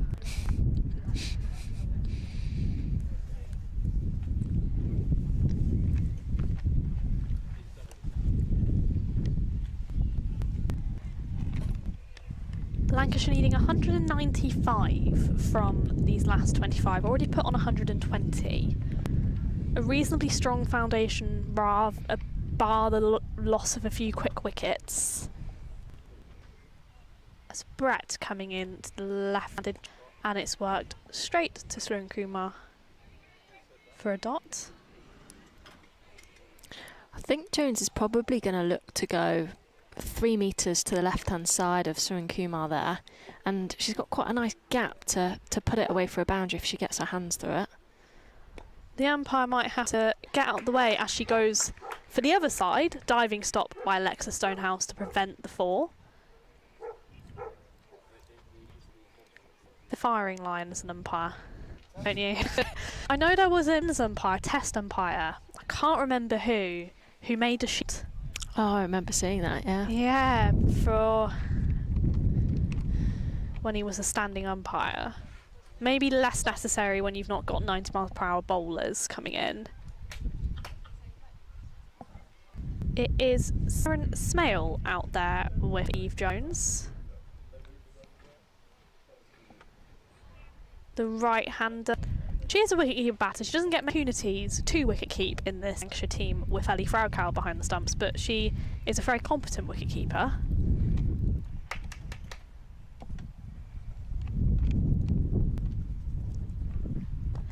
As it's worked straight down the ground, it will be cut off, come through for a single.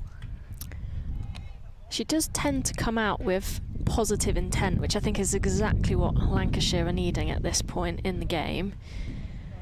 Batters that are going to want to rotate the strike, going to want to find the boundaries, that's exactly what they need, and Smell is the person to do that.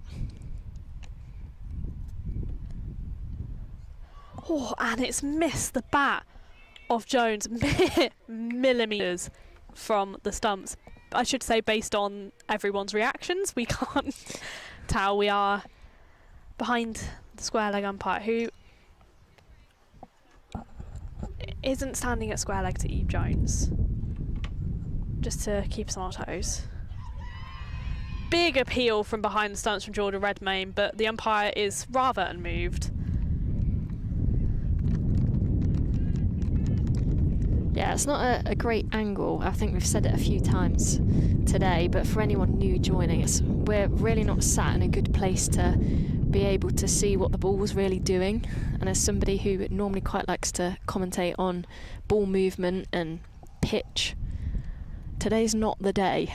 No, it's not. We're also ground level, which is quite difficult, especially with identifying fielders, stuff like that. It has brought about the end of the over. Lancashire 123 for 3. Eve Jones is on strike to Karis Pavley, who will continue for her 5th. Quite a long stint for Pavley compared to similar situations last stint.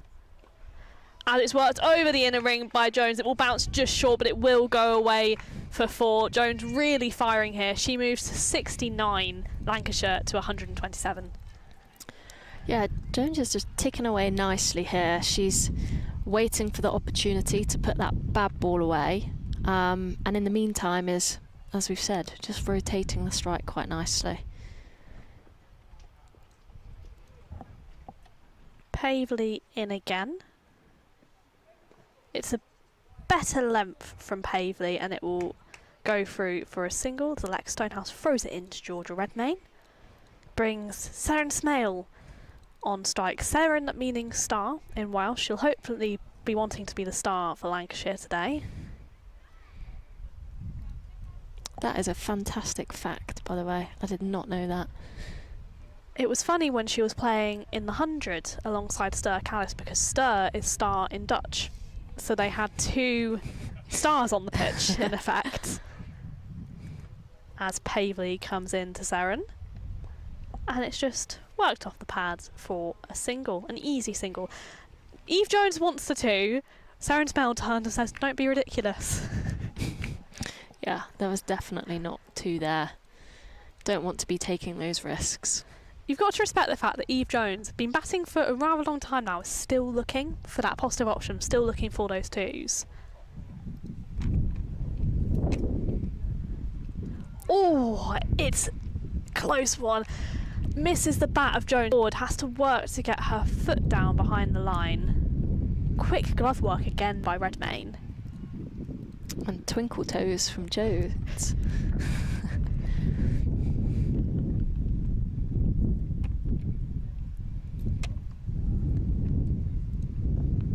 And it's worked by Jones, and it will be cut off by Stonehouse, but it's definitely a positive option as they come through for the second. Oh, drop the bat. We've all been there. I really shouldn't have been there batting at 11. I don't know if you've been there. I don't think I've dropped the bat before.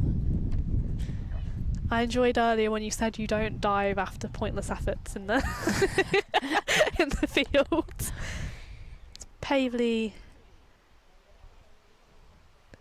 No, not my style, Not your that. style. But I have played with a few people who did enjoy doing that. As Pavely comes in again to Jones, and it's absolutely whacked, but straight to Seren Kumar for a single.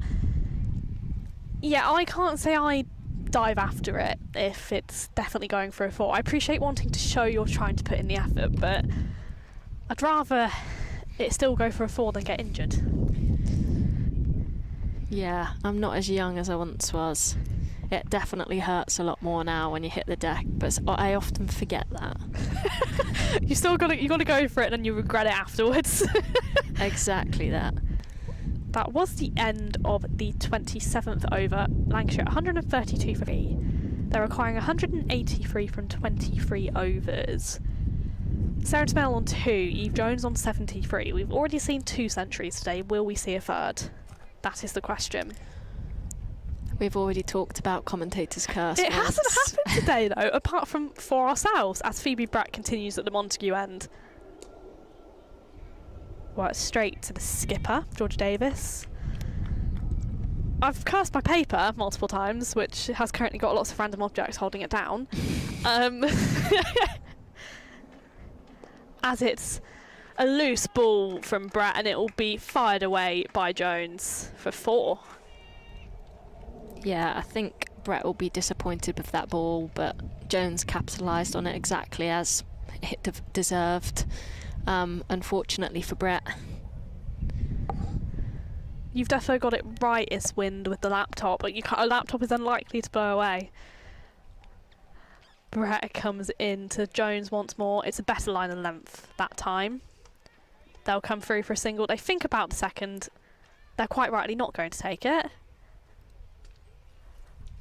Yeah, I've upgraded from my usual paper notes to laptop notes.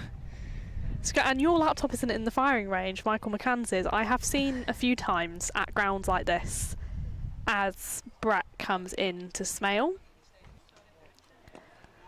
And she hits it through the offside, and they come through for a single, not taking on the arm of Karis Pavely. I've seen laptops get hit. I've seen a laptop get hit at Leicestershire, actually. Oh, really? Yeah, in the scorer, I want to say, who was pitch side for some ungodly reason, as Brett comes in. And it's worked straight by Jones, but there is a fielder out there and it will only be the one. And it was not good. It hit the laptop right in the middle of it, at the back of the screen, absolutely shattered it. Oh dear. I'm not sure if insurance is covering that. That's impressive at Leicestershire as well, because they have the biggest pitch in the country, I believe, in terms of size. It's huge as Brett comes in to Smale, who works through the leg side straight to Baker, her former under-19s England teammate. Yes, it always catches me off guard how big the pitch is at Grace Road, because it's a bit unassuming because of the size of the stands. Has brought about the end of the over. Lancashire 140 for free, requiring 175 from 22 overs. As George Davis has a chat with her wicketkeeper and Abby Freeborn. A lot of experience in that little huddle there.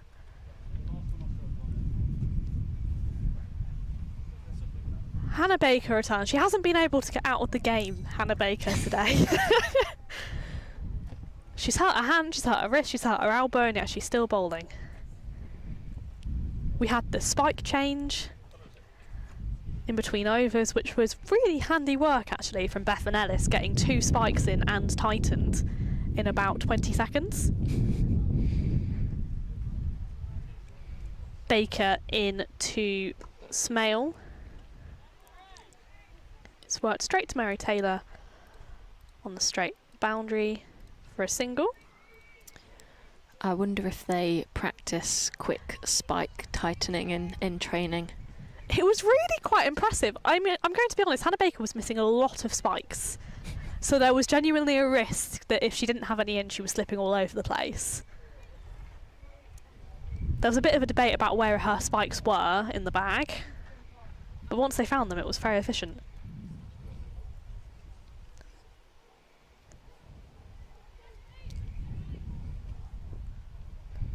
As Baker comes in to Eve Jones. And it's swept by Jones, and it will find that gap and run away for 4. It was Brett diving after it. She can't quite get down. Baker tends to get a bit of drift, and I think the wind's just starting to pick up a bit more again and help that, which might have been why they've decided to bring her on. But of course we can't see if she's getting any drift, so... I think it's safe to assume so. I agree with you. She is a very good spinner, Hannah Baker. As she comes into Eve Jones. Very good friends, these two. As Eve Jones sweeps it. It's been given as a wide. Jones is disappointed she didn't get a bat to that one, but it doesn't matter. You get to face it again. Yeah, you can't really be disappointed with a wide as a batter there.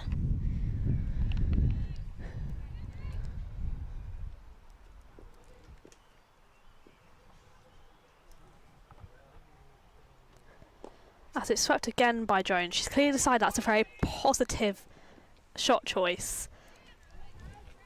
It was Meg Austin diving for it. She managed to take the momentum off it to stop it running away as they come through for 2. Yeah, I think that's going to be Jones's plan here, is try and sweep hard and try and put it either side of Austin. And she does so once again, and she does get it past the right-hand side of Austin. It will run away for 4. That sweep looking an incredibly effective shot choice against Hannah Baker's leg spin. Yeah, that was exactly what she was trying to do, both the ball before and the ball before that, for the wide ball as well. But it's paid off there. It'd be interesting to see what Baker does now with the field, whether she decides to put somebody out there to just give 1 run to Jones as opposed to the 4. Even maybe moving Kumar potentially, or sending, that works too, sending Austin out. And bringing 1 in on the offside.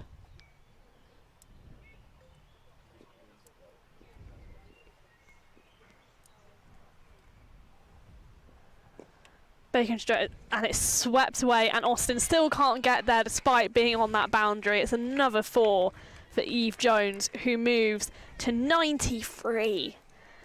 Yeah, I don't think that was what Baker wanted to do there. I think after setting a field like that, a ball as full as that is going to go away, be put away every time. So if she finds her areas here and bowls to her field, she will be quite good in just giving the one, but balls like that are going to get put away every time. As Baker comes in again to Jones, it's hit again through that leg side. It will be Meg Austin coming off the boundary to collect it. Meg Austin swapping spikes. Swapping a pair of spikes, we should say. Another pit stop, helped by the Warwickshire physio, who is definitely exceeding her job title by bringing those spikes on for Meg. It looks like they were a brand new pair of spikes. They were obviously given her blisters, so she's gone back to her old spikes. Well, that's what it looks like anyway. It's lethal having to wear a new pair of spikes in. They do look pretty fresh, those, don't they? Has brought about the end of the over. Lancashire are 157 for 3, needing 158 from 21 overs. Alexa Stonehouse is going to return here at the Montague end, bringing some pace back into the attack, maybe hoping to get this much needed wicket out of Eve Jones.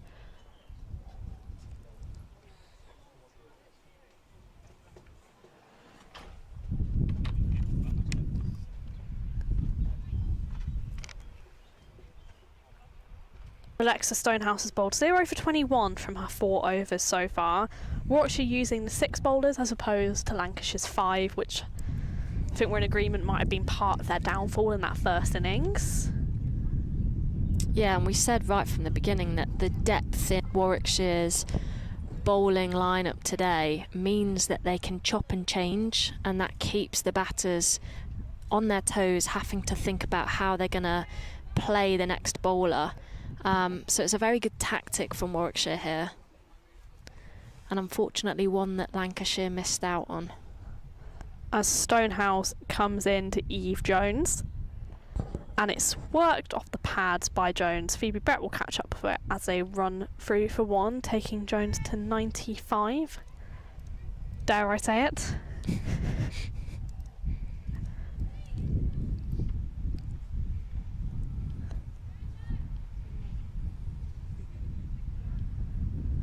Smell and Stonehouse have also played a lot of cricket together. They were part of that first England Under-19s World Cup cohort. As Stonehouse comes in, and it's a short one from Stonehouse, but it's been flicked away by Smell and collected by Stone Kumar for a single. Most of that I'm pretty sure all of that Under-19 cohort actually went on to receive pro contracts across the counties.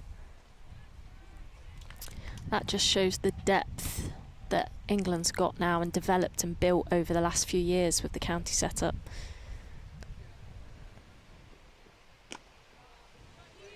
It's collected by Baker on the boundary off the bat of Jones, as it's missed the gloves of Georgia Redmayne. Probably the first one she's missed all day, but it wasn't an easy. They've not made it easy. Same as Lancashire with Ellie Fraukaud. The Warwickshire fielders have not made it easy for Georgia Redmayne.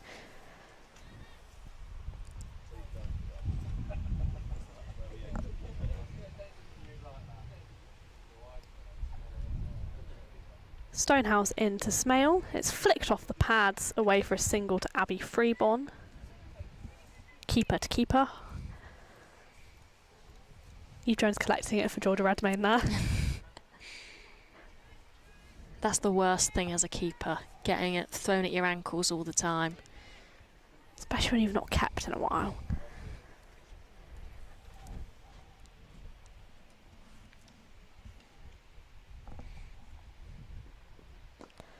Oh, as it's hit away by Jones, it will go over the head of Meg Austin for 6, taking Eve Jones to her century. A phenomenal knock from Lancashire's opening bats. Much deserved. Very well deserved, and she's had a great season with the bat this year. She's really helped carry Lancashire, especially from the top of that order, really digging in deep and building strong innings that the other batters can come in and support her around that. A Stonehouse comes in again, and it's worked straight to Mary Taylor for a dot.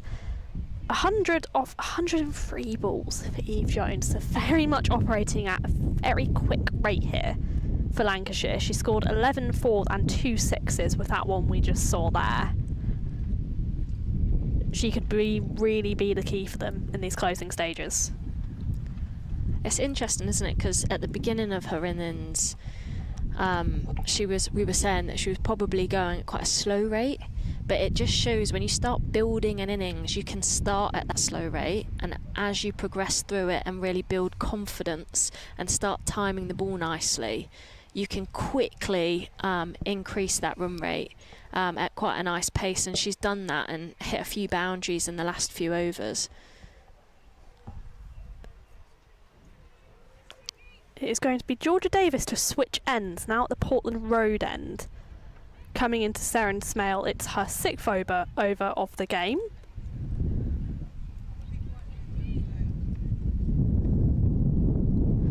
As she comes into Seren Smale, and it's gone straight past the bat of Smale through to Georgia Redmayne for a dot. We've had a lot of switching ends from bowlers today. I wonder if the slight slope has thrown them off. As it's hit straight down onto the ground by Smale for another dot. Maybe it's kind of like drawing lots as to who has to bowl up the slope, down the slope, when. Taking it in turns, being very diplomatic about it. As Smale comes on, absolutely smacks that through the offside. Hannah Baker diving, can't get to it. It was a great effort from Baker, but she wasn't catching that one. Yeah, that was really nice from Smell, because her just coming that little bit further down the track changed the angles. If she stayed in her crease, it probably would have gone straight to the fielder. It's a better delivery from Davis. It's worked to Baker once again for a single, bringing Eve Jones back on strike. Yeah, going back to that boundary from Smell, as I say, just coming down the track a little bit just changes the fielding angles, and she obviously saw that gap and saw that opportunity and found it quite comfortably. But that shows the benefits of taking that risk to come just a little bit further outside your crease. It does indeed, as Davis comes in again to Jones. Works it past the... Oh, no, she hasn't worked it past the diving Alexa Stonehouse. She has got there. That's a lovely piece of work from Alexa. Very nice fielding. Warwickshire have been pretty good in the field today, I think. It's been one of the downfalls of their Blast campaign, their fielding, so Ali Maiden will be very pleased, I'm sure, their fielding has been so effective in this game, as Seren Smell advances down the track, just working it to Mary Taylor for a single.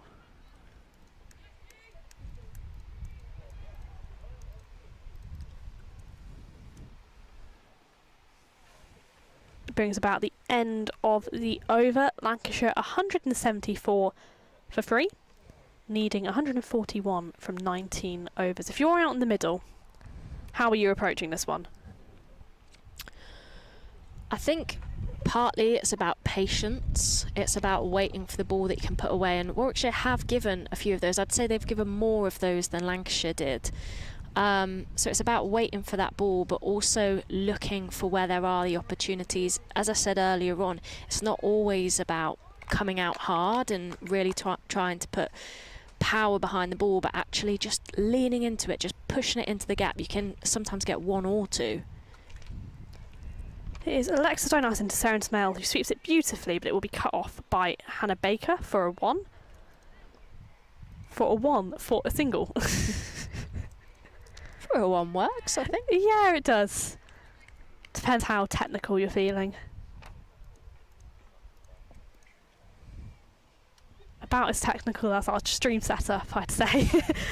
As Stonehouse comes in to the dangerous Eve Jones. And as the appeal from behind the stumps for an LBW, the umpire completely unmoved by it. Maybe a bit of wishful thinking from Georgia Redmayne wanting to get this wicket. If you don't go up, you're not going to know. Exactly. And if you do it confidently enough, sometimes you can persuade an umpire.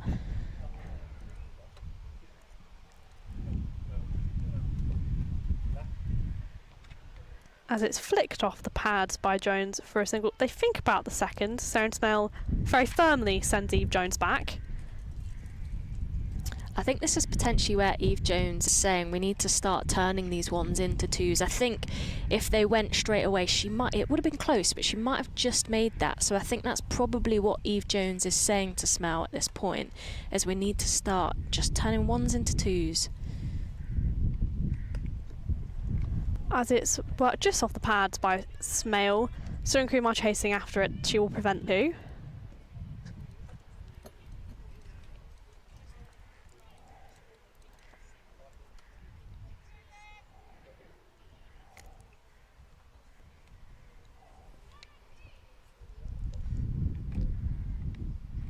Stonehouse comes in once more to Jones.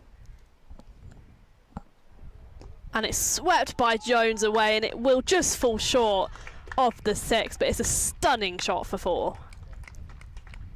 Yeah, they're the balls that I was talking about earlier. They're just waiting for that ball where you're given a bit of, whether it's a bit of width or whether it's a slightly shorter ball that you can get underneath. And I think that's all Jones is really doing here. She's not going out chasing after good balls and trying to turn them into something. She's just waiting for that bad ball. As Stonehouse comes in. And it's a better delivery. And it'll just be the dot. As I depart and leave you with the incredible Michael McCann.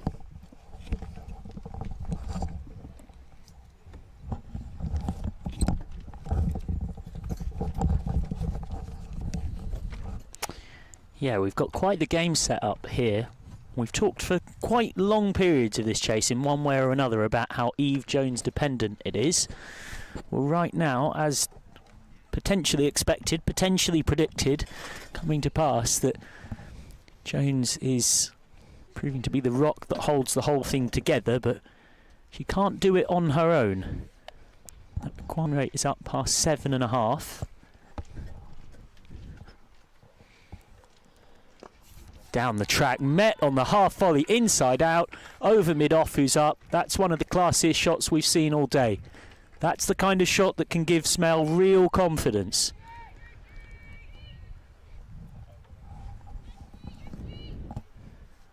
Puts Davis immediately under pressure. Smell's at above a run of ball here as well, 19 off 16. She almost chips that straight to mid-wicket. She's just re-rehearsing how she wishes she'd played it with her head slightly further over the ball. With that elbow nice and high to get it down.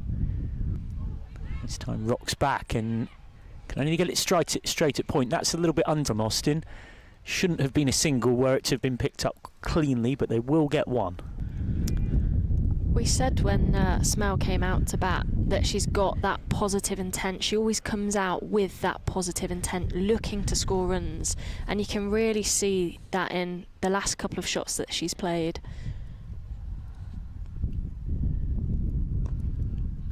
Nice flowing drive out to long on.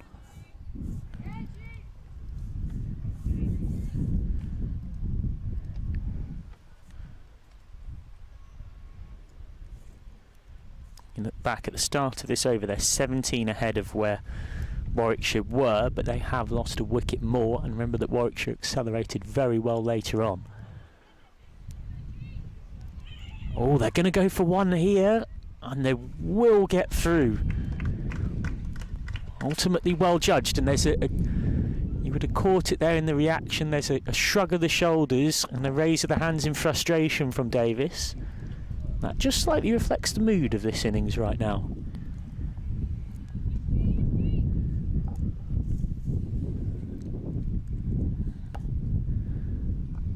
Jones going back and forcing. Pavely with some quick work in the deep. And that's very close. Has just about made her ground, Jones. That's fantastic fielding from Pavely. She's had to go around to her wrong side. She's gone there like an absolute whippet. The throw's pretty good as well. Redmayne's held the stumps down, but she has made it. So end of the 33rd over, which produces 9 runs, 190 for 3. I think we're at quite a crucial part in the game here. Warwickshire getting slightly sloppy in the field after being out there for 33 overs. It's common that this is a point where fielding sides start to flag a little bit, especially if they haven't had a wicket for a few overs, and both Smell and Jones looking very strong at this point. So this is where Warwickshire are going to want to be careful to just tighten it up a little bit, apply the pressure back on, try and build the dot balls, and then that should eventually lead to another wicket for them. Well, the partnership is 69 off 48, which is the quickest scoring partnership in the match for either side. Smale's injected energy and Jones has started to find another gear. From 120 for 3 when Frelkel got out right on the brink of drinks. It's been a positive recovery for the Red Rose. As Pavely this time is cut straight at point. 2 for 25 from her 5 so far for Caris Pavely. She's definitely going to be looking for third wicket here, I think. I think that's the thinking behind Warwickshire's bowling attack. On for her second spell from the Montague end. And that's going to be 1, but 1 is all it will be. I think the Lancashire batters have definitely had a conversation here about just starting to up the pace a little bit. I said about turning 1s into 2s, they're now trying to turn dots into 1s as well. And they're looking for that boundary a little bit more too. It's good to see from Lancashire, makes the game a bit more exciting. Of course, Pavely, a really handy 6th bowling option, and that's something Lancashire didn't have, that was a bit of an Achilles heel. Particularly when other bowlers started getting expensive. They knew that ultimately they had to bowl 10 each of their front 5. So that's straight at deep cover from Jones. That'll be just 1. It hasn't been Hannah Baker's day. She's gone for 31 off her 3 wicketless, but the fact is having Pavely there means that they won't necessarily need to call on Baker again if they don't wish to.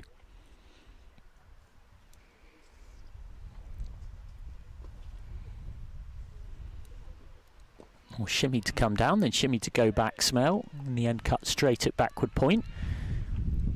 And it's going to be a heavy diet of spin, of course. We've only seen 11 overs of the 34 bowled already that have been pace on. 5 from Taylor, 6 from Stonehouse.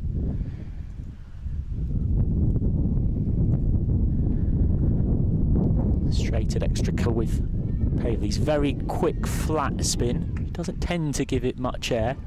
Always keeps the stumps in play.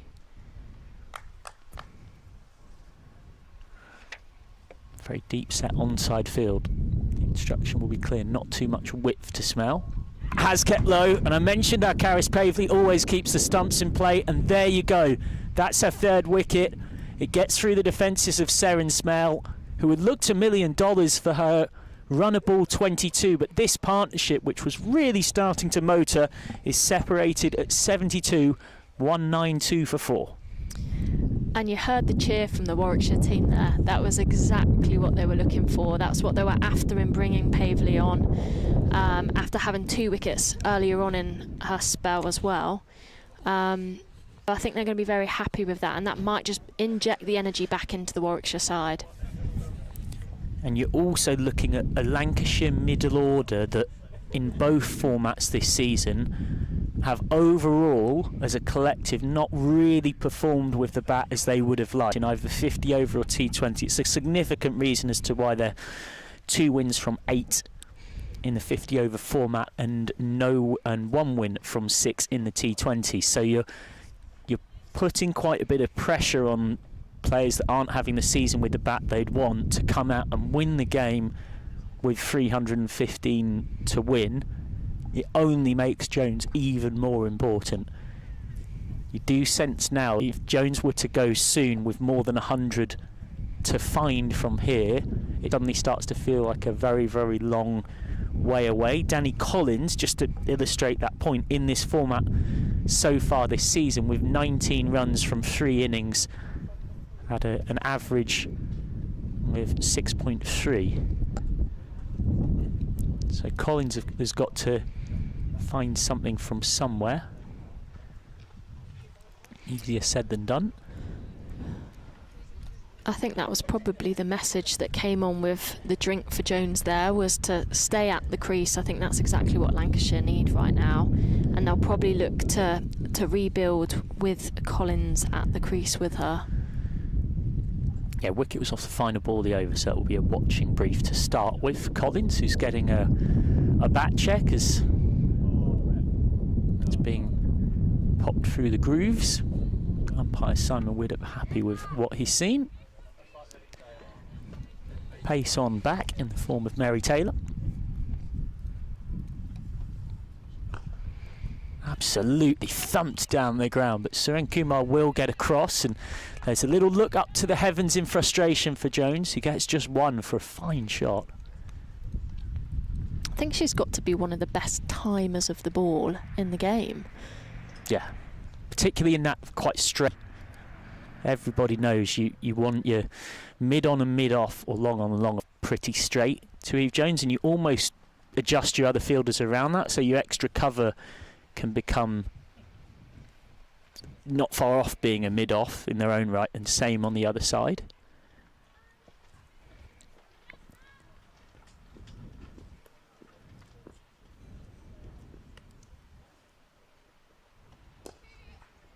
So it'll be just 1.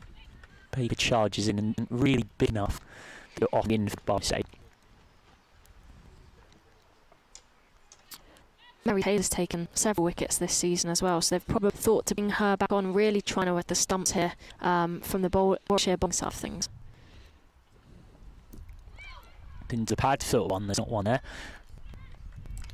But not she's got 19 runs in this format. That's a T20 for this season. This is in fact first 50 rings, but that still only goes to 5 days. You're out 6 in a big run race. Not reasons this all campaign is tough. Shot or not, caught right on the rope. That is an outstanding take out there, and the massive wicket of Eve Jones, of course, on 113. Mary does the trick, but really she owes so much to George Davis, who was cool as a cucumber. Looks like it was 6 for all money, but she takes it half a yard the rope. With it, she just have taken a long way towards the points. I think definitely she stayed very straight, just watching it into the hands of Davis there. She's quite frustrated with that. She probably knows that she is needed at the crease right now, but unfortunately she won't be there anymore. Over to the rest of her team to finish the job. Yeah, as fantastic as she is only one person, and she is human, as brilliant as Eve Jones is. And with that knock, she's up to 485 runs in this competition this season. Those runs coming at an average that with that innings has just gone north of 50. She is by miles Lancashire's top run scorer. She started the day the 5th highest run scorer in the comp. She will have surged up that chart as well. But it is now over to a middle order that haven't quite performed as they would like in this campaign, to see if they can pull this out of the fire for the Red Rose, who, remember, pretty much have to win this to stay in knockout contention. That's what's on the line.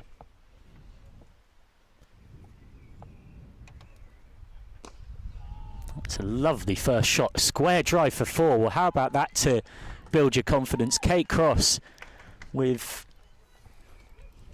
as gorgeous a piece of batting as we've seen from anybody all day. Just opened Her body out, just guided it wristily away. Always helps with the confidence coming out and to the boundary first ball that you face. Cross will feel like it can be her day. She's going to get more runs here. She'll get at least one. One is all that she will get. Someone who, across her career, has pretty much continuously improved as a batter. From right at the start of her career being very, very much a specialist bowler. By the end of her England days was a very dependable number 8. End of the 35th. 19945 then, with the departure of Jones. I think that just shows where we've got to with the women's game now, that you can't just be a bowler that doesn't bat. You've got to bring something to the game in terms of your batting as well. And you can't, you know, even coming in at 11, you're expected to go out and be able to get the team out of difficult situations. And you're quite right, and almost in the reverse, if you're a specialist bat, you need to be a seriously good specialist bat, and you need to be a good fielder. Yeah. Pavley to continue. She's already got 3. And for all, Meg Austin batted superbly. First ton at this level. Katie George got her first ever list A ton. The difference in the 6th bowler is one of the key things separating these sides right now. Pavley this time is cut. It wasn't far off going into the hands of Gully. Mistimed off the top of the bat from Cross. He's re-rehearsing how she wished she'd played it down a bit more. Remember, Lancashire did not have a 6th bowler. Emma Lamb was injured, not able to bowl. Caris Pavley, Warwickshire's 6th bowler to be used, has taken 3 for. This has got past Freeborn. Suren Kumar, sprightly as always in the field, and this could well be a run out. Well, she's made her ground eventually, and now they are going to get to... Well, they're going to get the double they wanted eventually, but not far from being run out there, Collins. Suren Kumar did everything right. Redmayne shied at the stumps and missed, and then it bobbled off into the offside for a second.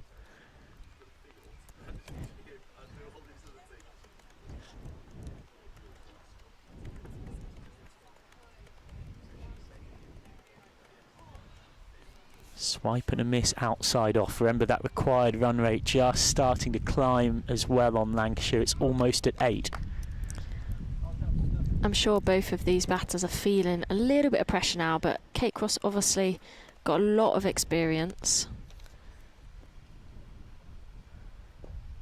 Cross goes back but can only find extra cover. Talked about the importance of experienced players a little bit earlier, but Cross is going to have to take the lead of this this part of the innings, I think. One down to long on this time for Cross. Yeah, absolutely right. And Cross as well, it's safe to say in recent years, while she might have built a primary impression with people, so that's the end of the 36th, 202 for 5, as being more of a bowler. When you actually look at her numbers from domestic games in the last couple of years, she averaged more than 40 in this comp last season and scored more than 200 runs. She is someone that Lancashire will hope they can lean on in this situation. But even for her, it's asking quite a bit. And remember what's at stake. If Lancashire lose this, they're pretty much out of this competition. Both these sides struggling in the T20s. This is the kind of game that, if you're hoping for silverware this season, is vital to find a way to win. Taylor's first ball, the new over, driven down to Suren Kumar by Cross, who looks in very good touch. And we'll get 1. Because otherwise, both these two, you're needing, to use a phrase from a different sport, a series of snookers, basically, to get yourself into the knockouts for either of these two, and then a lot of your season starts to hang on the County Cup.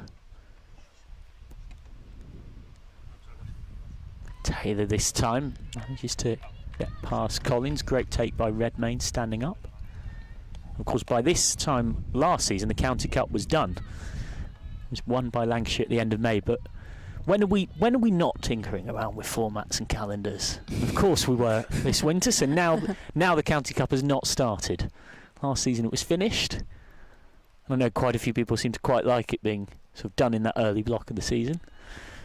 But I'm sure there's a reason it's been moved, only in jest. Scheduling's a difficult thing. Slower ball. It beat Collins, it beat Redmayne, and it will be wided. I was talking to one of the Warwickshire coaches earlier who was saying about the difficulties of availability this season and how that impacts teams, especially at crucial points where they need their players available, and then injuries or England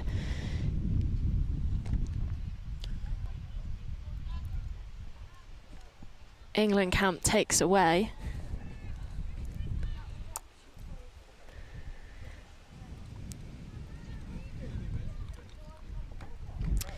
But yeah, I think that's something that's burned Warwickshire a little bit in the T20 setup. They've obviously had Emala out injured as well. Crucial player for them. Another slow ball from Taylor. Just leans on it cross. They want two, but again, it's in that kind of area. You're very unlikely to get two bar a fielding mistake.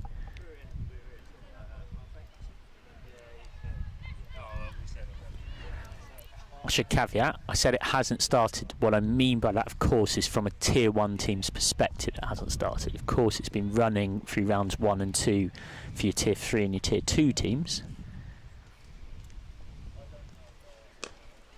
Full toss, missed out, just a single.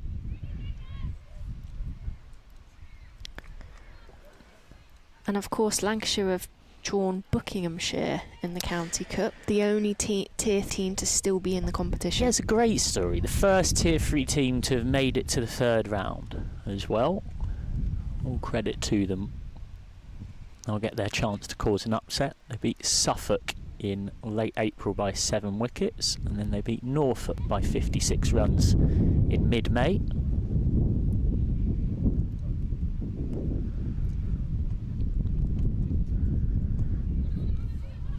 Well, there was hesitation. Collins was adamant there was one. Cross stopped, but Cross does still make it, despite the fielding from Austin. End of the 37th. 208 for 5, so 6 comes off it, but again, it doesn't stop that required run rate, just edging up. If you wanted to put one hat on as Lancashire, you might say, you could say, oh, well, we've got a Tier 3 team that should hypothetically help us to progress. I'm not totally sure that's a logic I agree with, because it's a game where you sort of can't win. You're the team in the FA Cup that's trying to avoid one of, a massive upset. This isn't just a Tier 2 side, this is a Tier 3 side. You are playing players who are not even in sort of a lot of, how would we call it? I think it's fair to say Tier 2, it's sort of, you're not paid to play, but you don't have to pay to play. You're getting access to coaching facilities that Tier 3 players don't necessarily have access to because they're not linked to a men's first class setup. And so actually in that game as Lancashire, you are expected to win comfortably. Paley to continue. I think of the game actually Warwickshire had it last season. They went away to Devon on a very tricky pitch, and midway through the run chase it looked like Devon were possibly going to do it, and then 10 overs of very good bowling and fielding for Warwickshire meant the win looked a little bit more comfortable than it really was. Pulled hard towards us in the commentary box, but Suren Kumar will do the fielding. That'll be one. And cricket can be a strange game, can't it? If you apply a bit of pressure, it can really change things. Well, you think of the FA Cup, because every single player I know calls this competition the FA Cup. I don't know a single player that doesn't call it that. Obviously, it's officially the County Cup. You think of the FA Cup analogy in women's or men's football. If you're a team that is consistently losing games in your top league, the last thing you want is to go and play a third division team for whom this is the biggest game of their lives. It's the nightmare draw, really, away from home as well. There's that pressure and expectation. Well, that's short from Pavley. Not a good ball, but she's got away with it. It's out to deep cover. Big run of singles here, but this can't last too long. because the required rate's just moving towards 9. Those round 3 games on the 21st of June. Tier 2 Gloucestershire will get a crack at home against Tier 1 Essex. Tier 2 Middlesex, arguably the side in Tier 2 for me, will be at home against Warwickshire at Radlett. They'll fancy their chances of an upset. So that's a wide from Pavley. And from my experience of commentating on quite a lot of Tier 2 last season, and Middlesex winning that T20 comp, I think that could be a really tricky game for Warwickshire.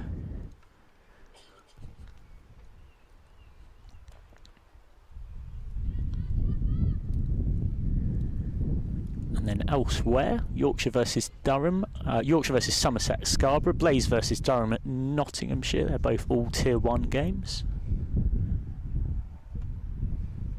Swipe and a miss by Cross on the cut. Worcestershire of Tier 2 have got a chance of an upset against Surrey, who were of course the defending Blast champions and almost won the County Cup last season.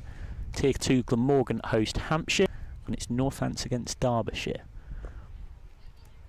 Swept to Freeborn at Fine Leg. He doesn't gather it cleanly. There was always only going to be one though, and one is all they will get. And you win that, you're into a quarter-final. So in some ways, I think Northants and Derbyshire might not really mind drawing each other. They'll both think, okay, I've got a team that's in my own division, and if I win that, I'm in the quarters. I'm one win from finals day.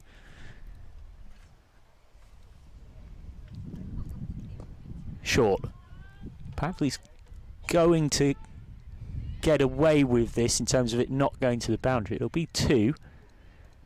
Good ground covered to stop it out there. So another over goes by. It's another over where there hasn't been a boundary. 2-1-4 for 5. 12 overs left then. And that required run rate's just ticked up to 8.4. Both batters leaning on their bats out in the middle there, trying to have a conversation. They're looking around at what the field placements are. They're probably trying to make a plan. I talked earlier about having a plan A and a plan B. They're probably trying to think, right, where are our boundary opportunities and where are our strike rotation opportunities? That's normally what's going through a batter's head, especially at this point in the game. 1 for 35 off 7 for Taylor, who is replaced at the City end by Georgia Davies, who took that magnificent catch that could well end up being the match.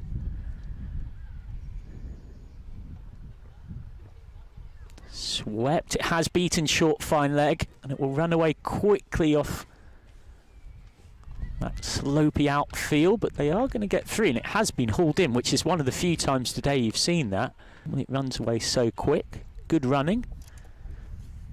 And an excellent dive there as well to stop that from going for 4.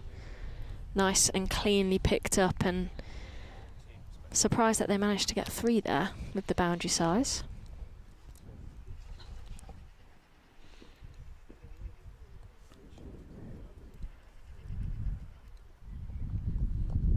This is nurdled for 1 in front of Freeborn. It was a good lesson for any youngsters watching in terms of even when you've got a ground miss with the slope taking the ball to the rope, you never assume that it's going to go. Because they didn't, had they done that, they might have only got as few as 1, but they actually got 3. Just leans on that. Again, it's a single. We're having this little period of accumulation. Warwickshire seem relatively content to say, look, as long as we're not getting hit for boundaries, we're fine where we are. They were content to play themselves in. Goes back and cuts straight at deep cover. 1 more.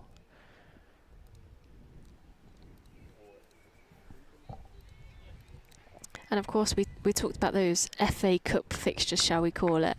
And of course Lancashire going into that game probably won't have much information on Buckinghamshire. So that's definitely an advantage from Buckinghamshire's point of view as well. Swept. It was a little bit uppish, but only had to be short fine because Stonehouse comes round from deep square leg, but was never going to catch it.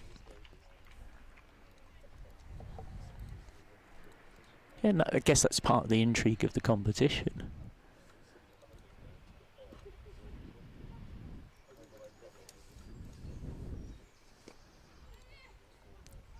This is Lenton out towards deep point. A lot of coverage needed from Pavley, who once again is excellent and once again is not a million miles off a run out from a situation where really there should always be a comfortable 2. And that's no comment on the batters, that's a comment on how brilliant the fielding was from Pavley. End of the 39th. 223 for 5. Good over for Lancashire. 9 off it. This partnership just starting to grow a few legs. It's on 28 of 26. And Cross has just decided to take her jumper off, so she clearly means business here. They're obviously going to start looking to run a few more quick ones, I think. This reminds me of the old one about when a certain Viviana Margareta Marina Astrid Miedemar takes her gloves off. That's always a bit of a sign that the body's warmed up and she really means business. Cross has got herself in. Maybe this could be her day with the bat. Remember, this is someone that has had a few pressure moments for England with the bat in key games. I remember a game in the 2023 White Ball Series against Australia where she played a gem of a cameo to take England home, and I'm pretty sure she hit the winning runs as well. Left arm of Phoebe Brett on him. Pavley. This is out to deep mid-wicket for 1. 3 for 36 off her 8 for Pavley. They've gone back to Brett, who's been most economical bowler. None for 26 from her 7. She's gone at 3.7 and over. You wouldn't believe me if I told you she was 17 in terms of the maturity of the way she bowls. This will be, might be 2. Well, it's one of the rare times today where there's such a deep set onside field that they've managed to drop and run it for 2. That's a really nice paced shot there. Just dropping it in short. There's no fielders in the ring on that side. Taking the pace right off it has allowed her that opportunity to get 2, whereas if she put any more behind it, it would have only been 1.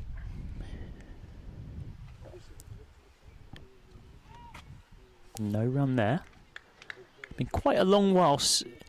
I was going to say quite a long while since the last boundary. That's not correct. We had one in the previous over. It's been a partnership where they've managed to go at just a tickle above a runner ball without scoring many boundaries. It's been a lot of patient accumulation. Just knocking the ball into gaps. Well, that is more aggression, and it's a miss stumping from Redmayne. Collins gets a life on 12. Charge down. Was a long way from it. Might have kept a touch low, and Phoebe Brett's really unlucky.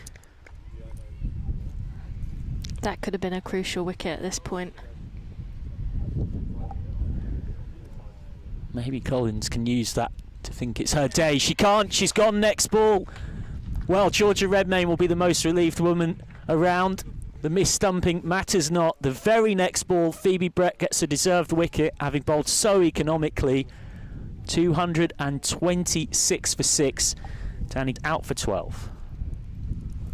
Redmayne gave Brett a little pat on the back. I think she probably said, sorry about the last one, but thank you for getting this one. Thank you for getting me out of jail, playing the Monopoly card. So 12 off 11 for Collins. Out to the wicket comes Tara Norris, who can hit a long ball, particularly straight when she gets it right. But Norris's inbuilt inclination will be to go out and try and be aggressive here. That's generally a modus operandi. So I'm sure she and Cross are having a bit of a conversation as to how they're going to negotiate risk between them in the partnership. Required rate is up at 8.6.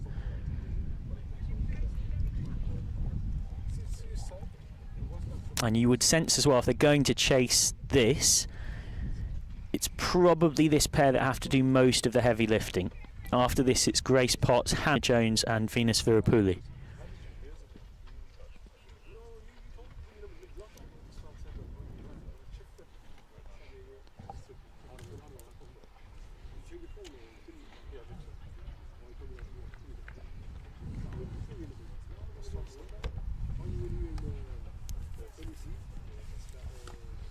Solid forward defensive first up from Norris, who has 26 runs at an average of 8.6 in this competition this season. She has played occasional handy cameos in the past, and my goodness me, do the Red Rose need that here. Nice. George will take a well-earned break, and Rosa Simpkin will be alongside me to the finish of this one.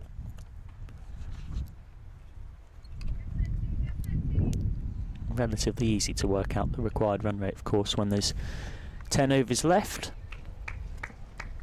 An intriguing prospect here. Just the 4 wickets in hand for Lancs. Georgia Davis is back for more. She's been a touch expensive, 1 for 54 off 8. 1 down to Suren Kumar at long on. She also took that outstanding catch. I was stood right behind her when she took it, and it came out her with some ferocity. Yeah, I was just about to say, it's one of the things we still haven't quite found, in a game that is eminently statistical, a way to rate the importance of fielding. Think of the way batting and bowling are picked apart and dissected.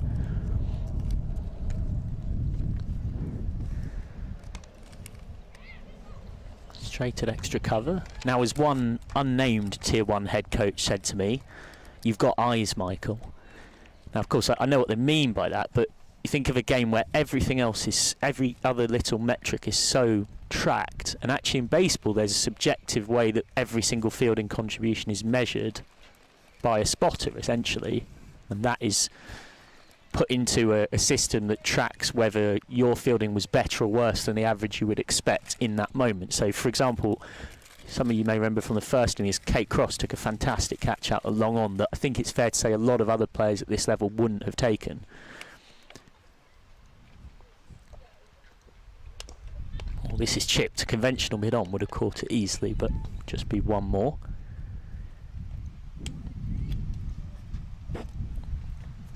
It can be easy when the batting and bowling are so much more quote-unquote measurable to forget the impact of that. Down the track, confidently down the track, and wide of long on for 4. That's a classy shot from Cross. Met it with a straight bat and then just whipped it using the bottom hand and the wrist to get it into the gap.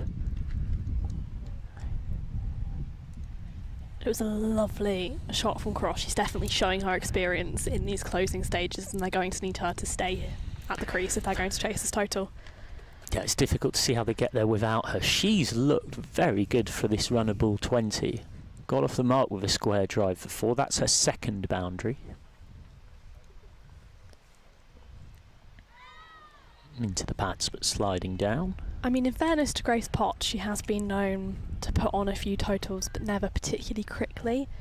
She is a player who can really stick at the crease and score you runs at the back end of maybe a first innings, but she's not necessarily someone who can get you those boundaries when you're chasing quite a demanding total.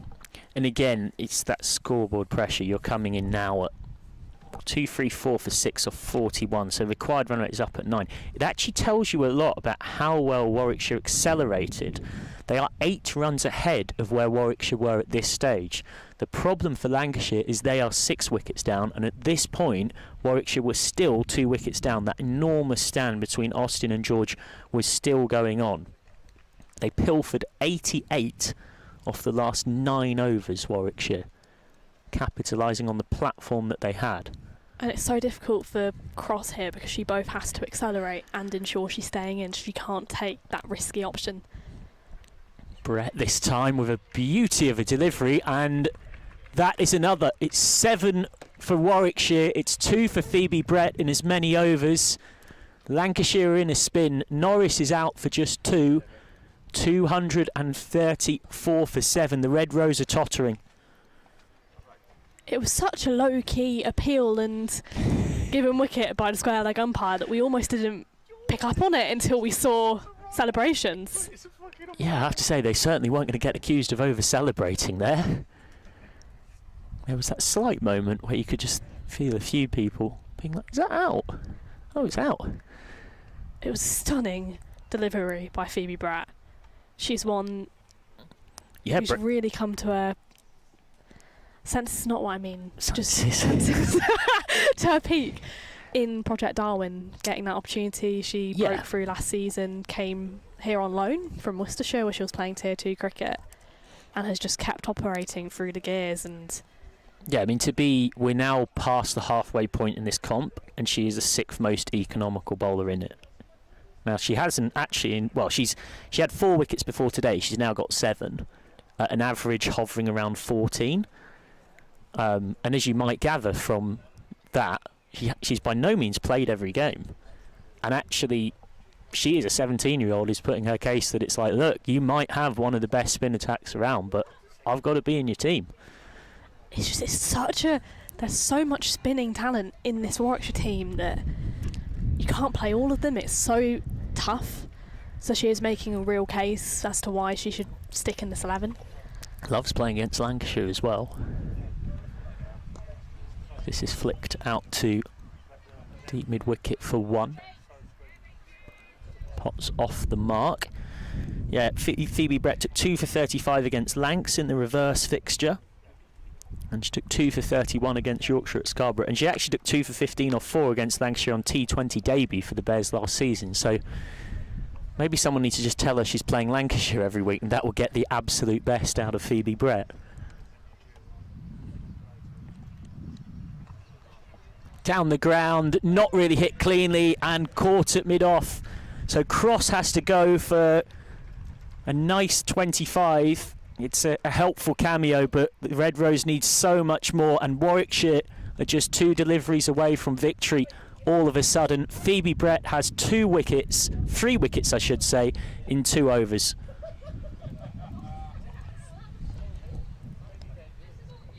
Cross gone for 25 off 24.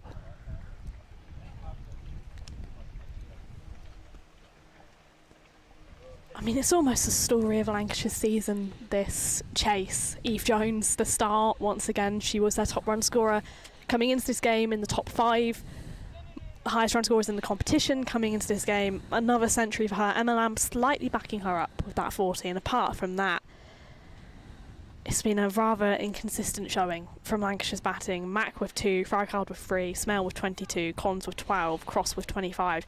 You need another player to be contributing with big runs if you're going to get anywhere near chasing 314. Well, it bears out as well when you somewhat look at the batting averages. It's Sam Lewis, and then when she was briefly here before injury, Gabby Lewis streets ahead of anybody else. Albeit, should say, Frelkel has hit a couple of 50s as well. And Fee Morris has passed 50 once. Brett into Jones. He's flicking away. He's off the mark. I mean, I make it just about Lancashire past the point where they'll deny Warwickshire the bonus point win. But bar something quite miraculous from these 2, it would seem primarily that Lancashire are now playing for trying to improve their net run rate. That is a good looking shot. That has managed to beat extra cover, and well, despite making it so tricky out there, Pavley's managed to haul that in. So that will be 2. We've said it's very rare you see it be stopped once it's got going on that outfield, but Gaines having a very good day on that far side away from us, Pavley. She is indeed. I think Lancashire, as Brett comes into Potts, it's flicked off the pads. Baker comes in to collect it as they come through for a single. Also bringing up the end of the over. Lancashire 239 for 8, needing 76 from 8 overs. It's looking like a steep task. I know we talk about, I mean, the players talk a lot in cricket about how you can't blame injuries or England selections for your form, because you have to be able to adapt in cricket. It's a fast sport, there's a lot of games in a season. You're always going to have players who pick up injuries, but Lancashire have been really unlucky with who has picked up injuries. And Fee Morris especially, someone who has contributed a lot to them with bat and ball throughout the years. Well, I always think, they signed her in 2023, and I think for years struggled to get too near any kind of knockout in either com. they got to the Charlotte Edwards eliminator and lost to the Vipers. Morris was enormous in that. You know, in the building of Lancashire stroke, couldn't call them Lancashire, but they were basically Lancashire anyway, towards winning the 2 trophies they did last season. She will always have an enormous place in them. So here's Davis looking for number 9 for Warwickshire. Fields off her own. Want one, there's not one there. Mary Taylor's about 3 yards from the ball. That would have been a disastrous single. I mean, they're certainly missing an all-rounder in this 11. Well, you saw today, right? You got bowlers who are expensive, but you haven't got anyone else that you can turn to as that 6th option. And so you just have to keep pretty much rotating what you've got.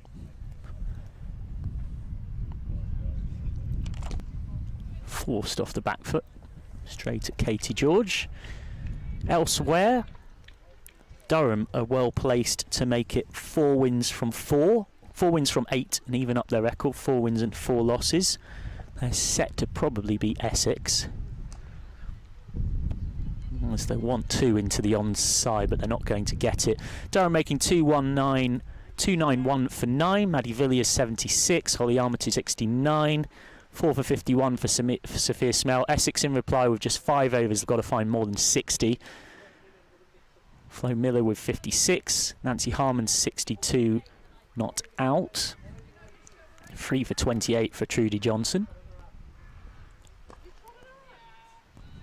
Down the ground for none. And Blaze against Surrey. Blaze are well placed for victory. Surrey 252 for 9 at Beckenham. Straight back to Davis, which is unders generally, because you can drive your car down the pitch at Beckenham. It's that flat. A lot of the highest scoring games in women's cricket history have happened at Beckenham. Surrey made 252 for 9. Monaghan with 49. Rhiannon McDonald-Gay with 39. Jemima Spence held it together in the middle with 59. 3 for 40 for Maria Andrews. 3 for 49 for Grace Ballinger. Blaze well placed in the chase.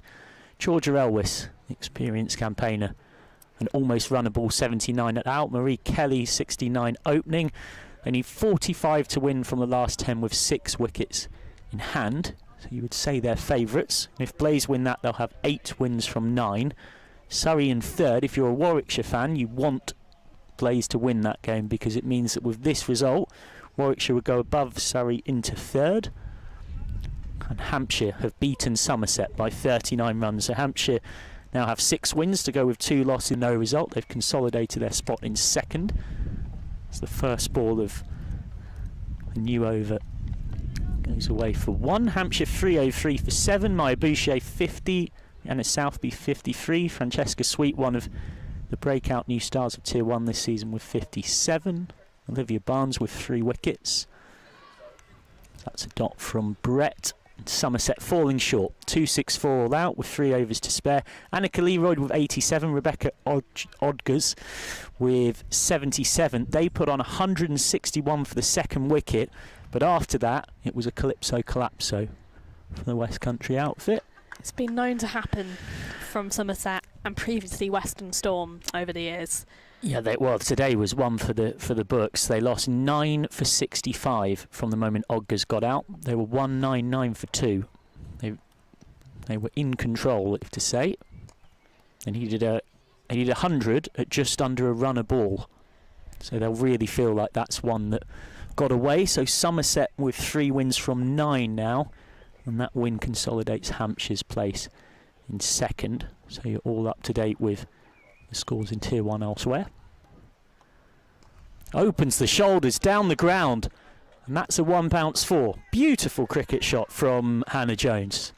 Talking about being in control, these two look very comfortable at the crease together.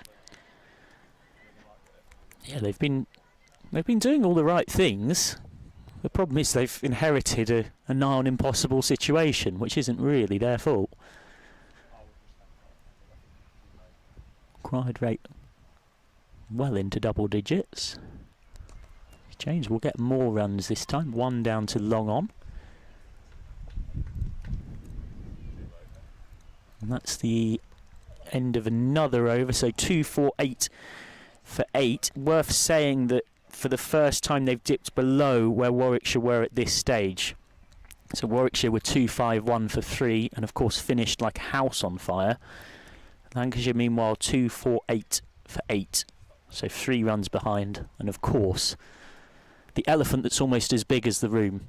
They'd lost 5 more wickets, which leaves the poor beleaguered 9, 10 and Jack between them to negotiate this. Albeit, as you say, Jones and Potts have looked perfectly comfortable. It is Mary Taylor who is going to come on to bowl.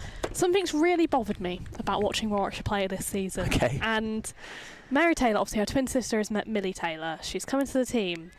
It says M. Taylor on the back of her shirt. It's like, help us out. And I'm not quite sure that helps distinguish them. Well, you know, they look so alike that when they were at school, they used to swap timetables and do trades for, if you like this subject and I don't like this subject, I'll just go in this lesson and you'll go in that lesson. That is so good. Dr. Jane Powell, the Yorkshire president, did the same thing with her twin sister. Literally look at the calendars, go, oh, you like maths, I don't like this, I don't like this. Well, we can work out a situation that works for everybody. Low full toss, kind of plinked to the ground. Surin Kumar is the fielding. But I don't understand it, because I can understand that Millie Taylor has kept just Taylor on the back of the shirt because she was here first. But don't you want an MA. It's Taylor? very sister energy. I was here first. It's very sibling energy. An MA. I feel like there's no need to have the M. You might as well just have Taylor. Yeah. M. Taylor isn't really. There's no helping us out. difference. I mean, at least they're very kind to bowl completely different bowling styles. It's another pace off delivery, and it's good work out there by Georgia Davis, and it could be a run out. It is a run out. Well, that's Sterling. They decided to take on the risk of another one, and Georgia Davis, who took that great catch off Eve Jones, is now getting the congratulations for the run out, and Katie George was sort of jokingly bowing down and worshipping Georgia Davis there. Such was her excellence in the field. Lancashire lose their 9th, and it is all over bar the shouting here at Edgbaston Community Sports Ground. There's another one bites the dust. It does indeed, and it brings Venus to the crease. First opportunity to have a back 50 over cricket. You've got 5 overs to go here. Realistically not going to chase down 66 runs, but it's a good opportunity for her to be in the middle and experience. Absolutely. Have a bat at this point, really. Use up the balls, see what you can get, and who knows, that confidence that you get from some time in the middle could be very handy in the future. We saw her talent with ball in the first innings. Yeah, one of the great burgeoning, exciting things to see burst onto the scene this season with a flighted leg spin and nice varieties. But I've got... Hannah Baker has overheard our nonsense and decided that she should give us some wisdom, which is appreciated. Bakes is explaining to us that Millie has just Taylor and Mary has M. Taylor, which is what makes it different. But it is... But they're still both... I think what Hannah's missing is that they're still both M. Taylor. Yeah, this is the thing. They're still both M. Taylor. So it's still confusing. So it's still... Yeah. Not so much for... I mean, you can only hear one half of the conversation. As commentators, we should be able to tell the difference. But if you're in the crowd, it might be slightly... They're both M. confusing. Taylor, right? They're Mary and Millie, but both of them are M. Taylor. No, but they both had to say... Yes, Hannah's caught up to where we are now. I mean, to be fair, one bowl's left arm wristies and one bowl's right arm over. So I think if at that point we as commentators can't pick them apart, we should probably find another job. Yes, agree with that sentiment. But yeah, when they're in the outfield, trickier for sure. Here's Mary Taylor, and it is definitely Mary because she's the only one who's playing today. If you've only just joined us, so that's down to mid-on. She gets us. We got there. Hannah understands. To be fair, you know, when you're their teammate, you just know, right? Although we should do, you could have a bit of fun with that. If you're the Warwickshire socials person, you could have a bit of fun with, like, can the team themselves actually guess who's who? I'm not going to call the player out live on commentary, but I have spoken to a Warwickshire player who could not tell the difference between them earlier on in the season. Well, there's meanwhile in the live action, there's a rare fielding error from Suren Kumar, who's normally one of Warwickshire's best fielders, and that has scooted away for a boundary. As this pair try and just provide a bit of resistance at the back end of it. You were going to say you're not going to name and shame, but there are some of even their own teammates who cannot pick them apart until they've bowled. Obviously, I mean that's a great Blues clue.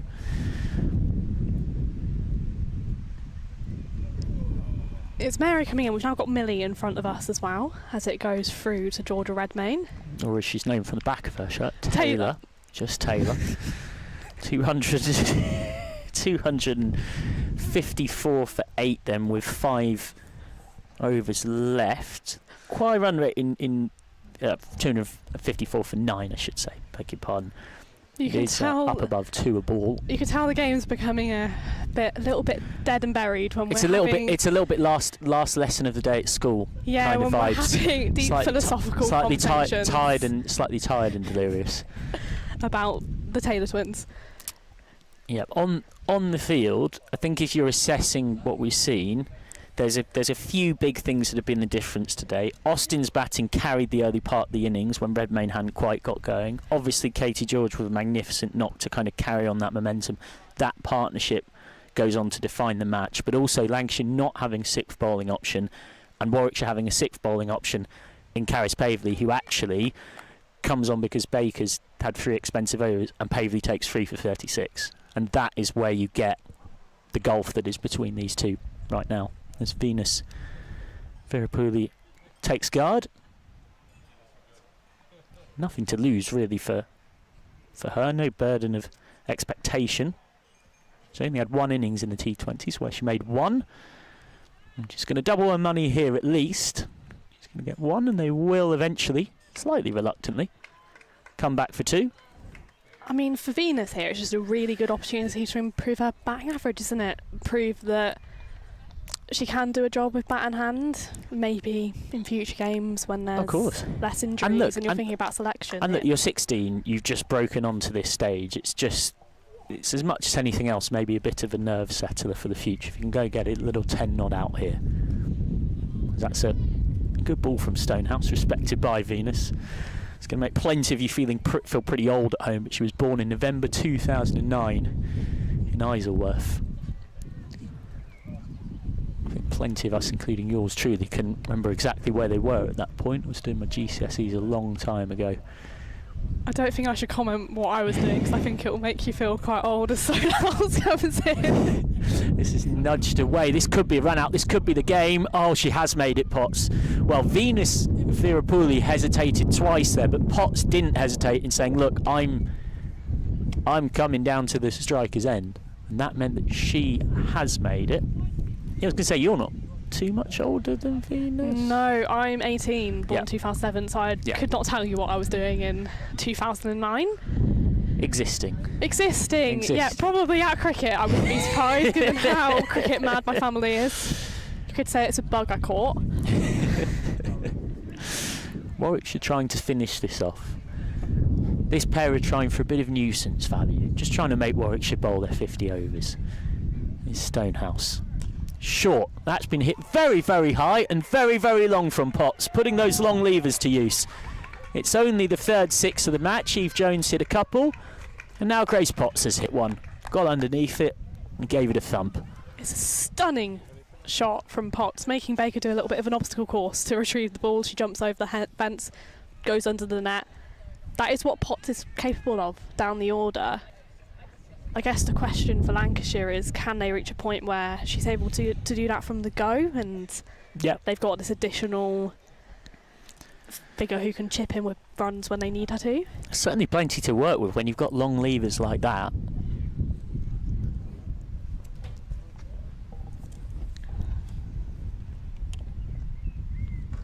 Short goes again, and that scuttled through and kept low. You can see why Potts decided it was there to pull. But we have seen the odd one just keep a touch low, and that one did.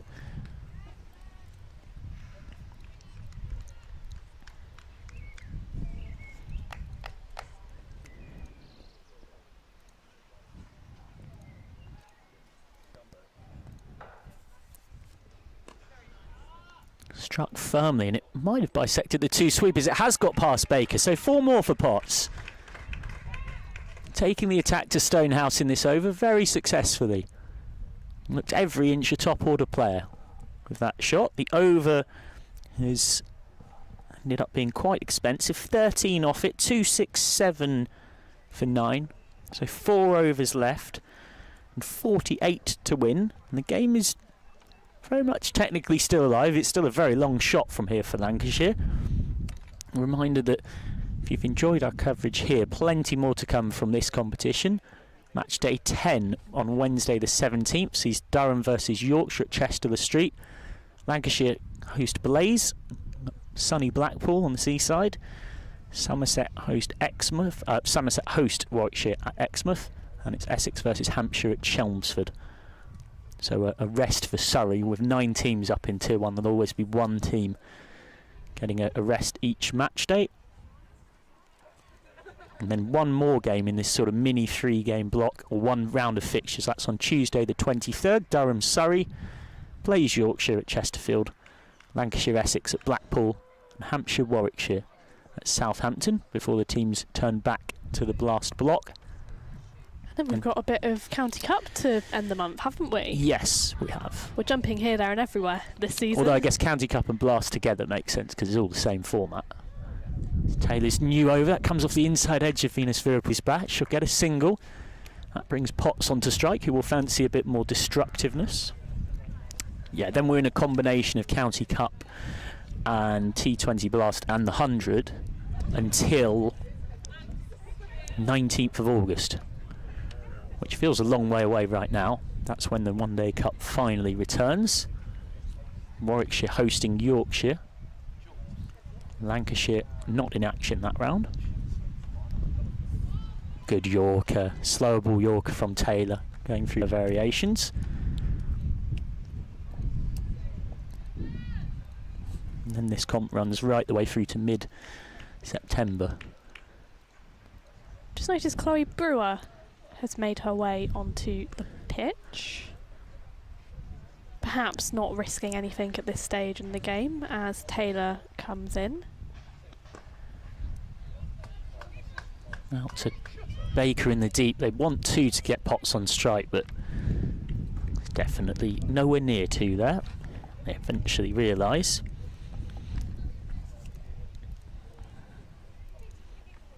Warwickshire set to make it 5 wins from 9, which when you think that last season in this comp they won 2 from 12, it's a big improvement. That's the effort ball from Taylor, kept out by Virapuli.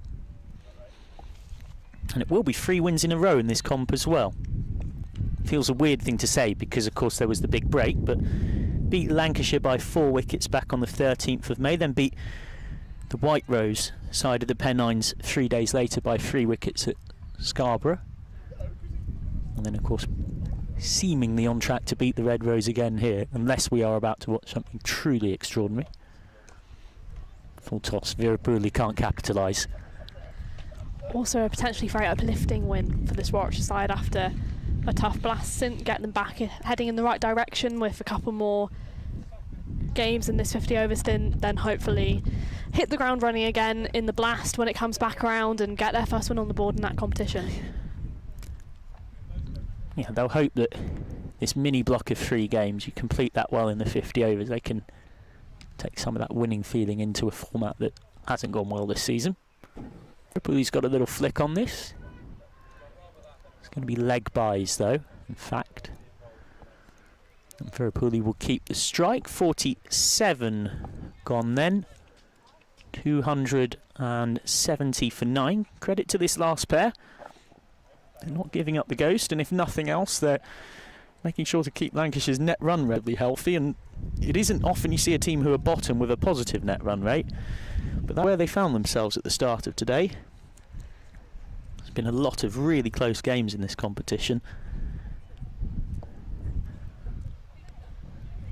It's going to be Caris Pavley to return at the Montague end. She's got 2 more to bowl. Yeah, I'm not surprised. 3 wickets already for her.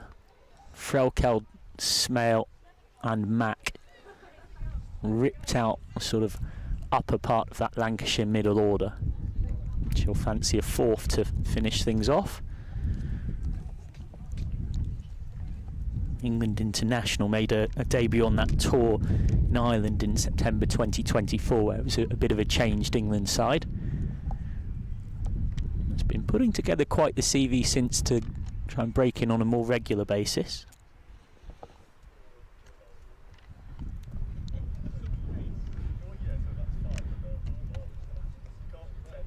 Well, she wanted one there, Vera Pooley. Redmayne quickly in to make sure there was no chance.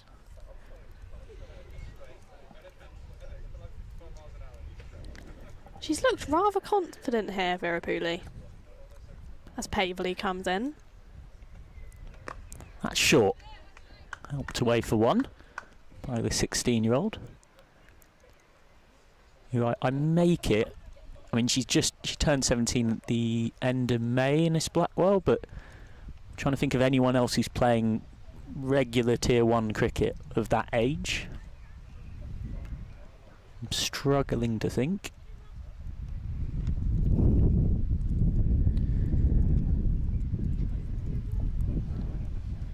Does Potts look to be aggressive against Pavely? Potts has been giving it the long handle. She does, and she's managed to get this wider point. This will be more runs. And it runs away for 4. I don't think she quite fully timed it, but there's plenty of muscle and plenty of power. And Grace Potts is on to 27 off 19. Grace Potts is having quite a little cameo here. A player who you'd like to think, if she hadn't been as unlucky with injuries, would already be nearing an England senior call-up. Yeah, and you think as well, she was covered for the Test match a couple of years ago against South Africa. She wasn't far from a debut there. This is sliced, completely sliced, but short of deep cover. Will be one more. She has a List A best of 30 not out from 32 innings and an average of 18. So she's threatening to go past that. She's on to 28.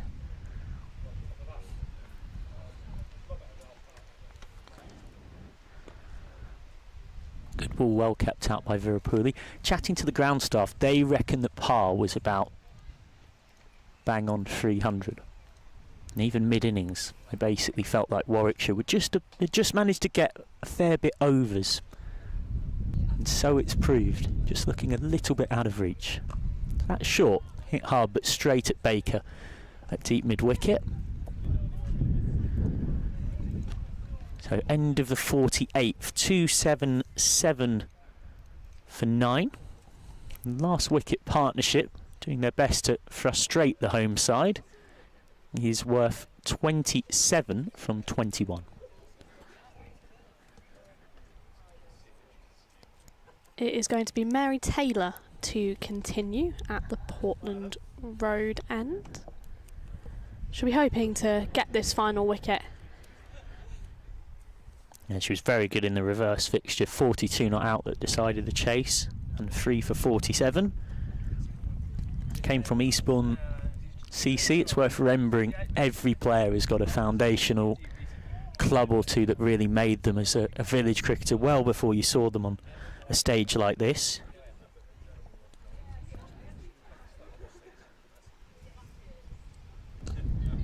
Oh, almost chance to seal the match and dropped by Taylor.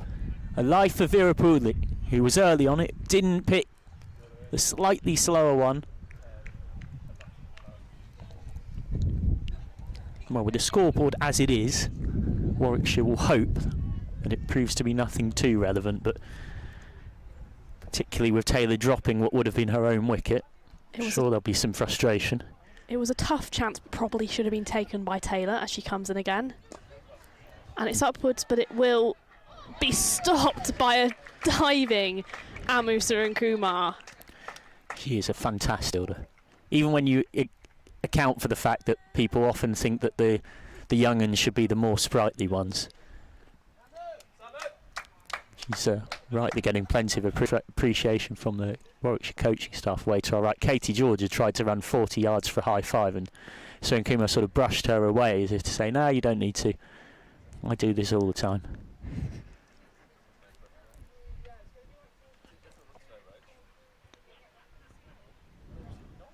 Field spreads now for Potts.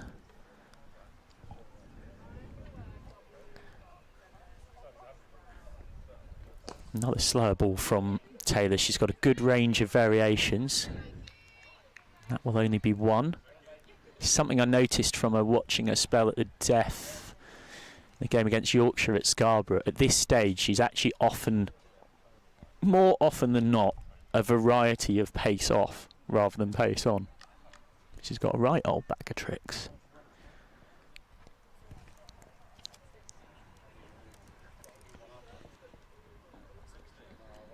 It's a proper bumper, and it's really well played by Virapuli. Textbook pull shot, and it will run away down the hill. It is just about hauled in. 2 more for Virapuli, who's on to 9. Certainly has not looked out of place in just her second innings ever in women's professional cricket as a 16-year-old. It was a no ball. It's been given a no ball and a free hit. Ah.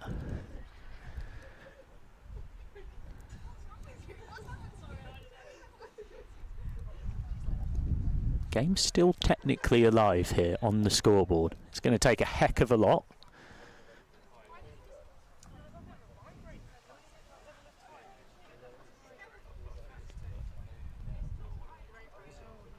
Comes down the track this time, Virapuli, and has smeared this away through the onside for 1. Growing in a bit of confidence from that pull shot. And there's also, I love that, there's a little look up in frustration to the heavens that she couldn't get back for 2. She fancies a piece of Mary Taylor here. Wanted to get back on strike. There wasn't 2 there. What's on 29 off 21. She's 1 off her list A best. Another slow ball. Straight at George. One of the best fielders in the business.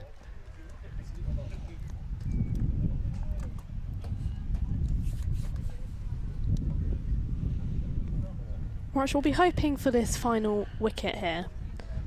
Yeah, I said they were trying to provide nuisance value this 10 and 11. And they've provided more than that. It's been a good partnership. Oh, Venus, Venus has dropped her bat. It happens at every level. This is very relatable content for all club cricketers. And that put Taylor off. Take 2. Taylor with 1 back to Potts, who very much your crowd catch. So 1 over left, 283 for 9. The defiant last wicket stand has taken 34 off 28, and it is a somewhat unlikely equation. 32 to win from the last. It is going to be Pavley to bowl the final over of the game. Slow left armour has been a real nuisance, I'd say, for the Lancashire batters today. That caught and bowled off Katie Mack was a superb catch. Low caught and bowled, in your follow through, hit hard, properly timed. And that was one of the key moments in the piece of this. And then of course you've got Frelkeld and Smale too.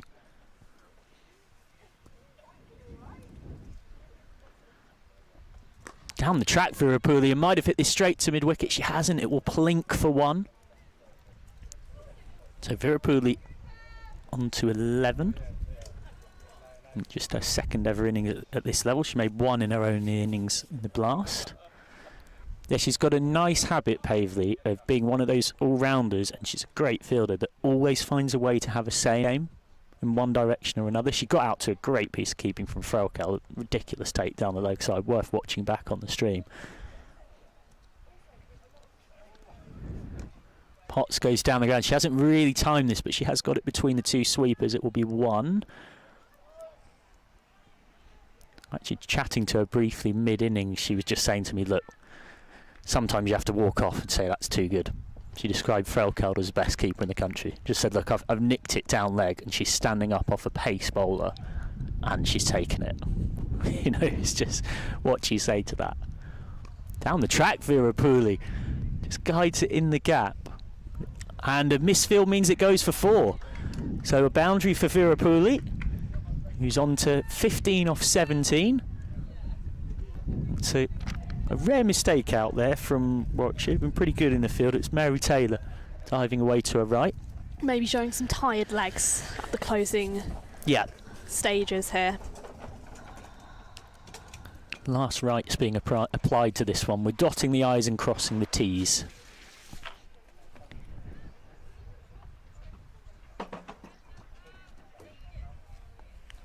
Pavely looking to give Warwickshire the satisfaction of bowling Lancashire out.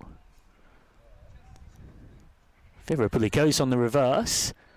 It's come off something. Pavely's appealing for an LBW. Umpire's given it as runs. And it looks like Warwickshire will complete the double over Lancashire in this format this season, as they did last season. And with Surrey struggling elsewhere, Warwickshire will head up to 3rd in the table, assuming Surrey lose to Blaze, as Potts comes down the track and hits that long and high and straight. And it will go for 4. Bounces just inside the rope. But it's a list A best for Grace Potts. Previous best 30 not out. And she's on to 34 here. Doing well to improve the batting average. Yep. And if she gets a red inker, of course, that will help. In fact, if she gets a red inker, her average will be up to almost exactly 20 in this format. Last ball of the game, and that's gone. Stumping for Redmayne. Pavely has 4, and Pavely with the ball has been one of the key reasons why Warwickshire will win this one. So Lancashire 294 all out.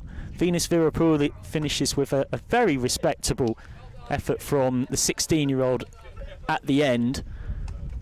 She gets 15 not out, but it is Warwickshire who are the deserved winners. It is Warwickshire who have 5 from 9 now to go with 3 losses and a no result. And Lancashire with a 7th loss, just 2 wins, leaving them bottom and all but out of the competition with 7 games to go. And across the piece of the game, with Meg Austin's first 100 Tier 1 level, she got one in Tier 2 for Northants in April. Katie George's first ever List A ton. Warwickshire the deserved winners, despite a great 100 in return from Eve Jones. They really were today, and also response from the bowling attack. Lancashire really struggled to play the spin of Warwickshire and turn those 1s into 2s like Warwickshire did in the first innings, and that's been the real difference. Yeah, and you'd have to say as well, that last wicket partnership means that Warwickshire win by 20 runs, but it also probably makes the game look a little bit closer than it felt for large periods of time. In truth, if it's not for those two putting on 44 at the end, great credit to them in 5 overs, then actually Warwickshire are winning this by 60, 70 runs. But regardless, it's the home side that have won it. We hope you've enjoyed our coverage wherever you've been across the world. I've been Michael McCann. Georgia Relf and Rosa Simpkin have been alongside me. Thanks to our hard-working production team behind the scenes here at Warwickshire for bringing you this live stream free of charge wherever you are across the world. We'll see you next time. But for now, from Edgbaston Community Sports Ground, it's goodbye.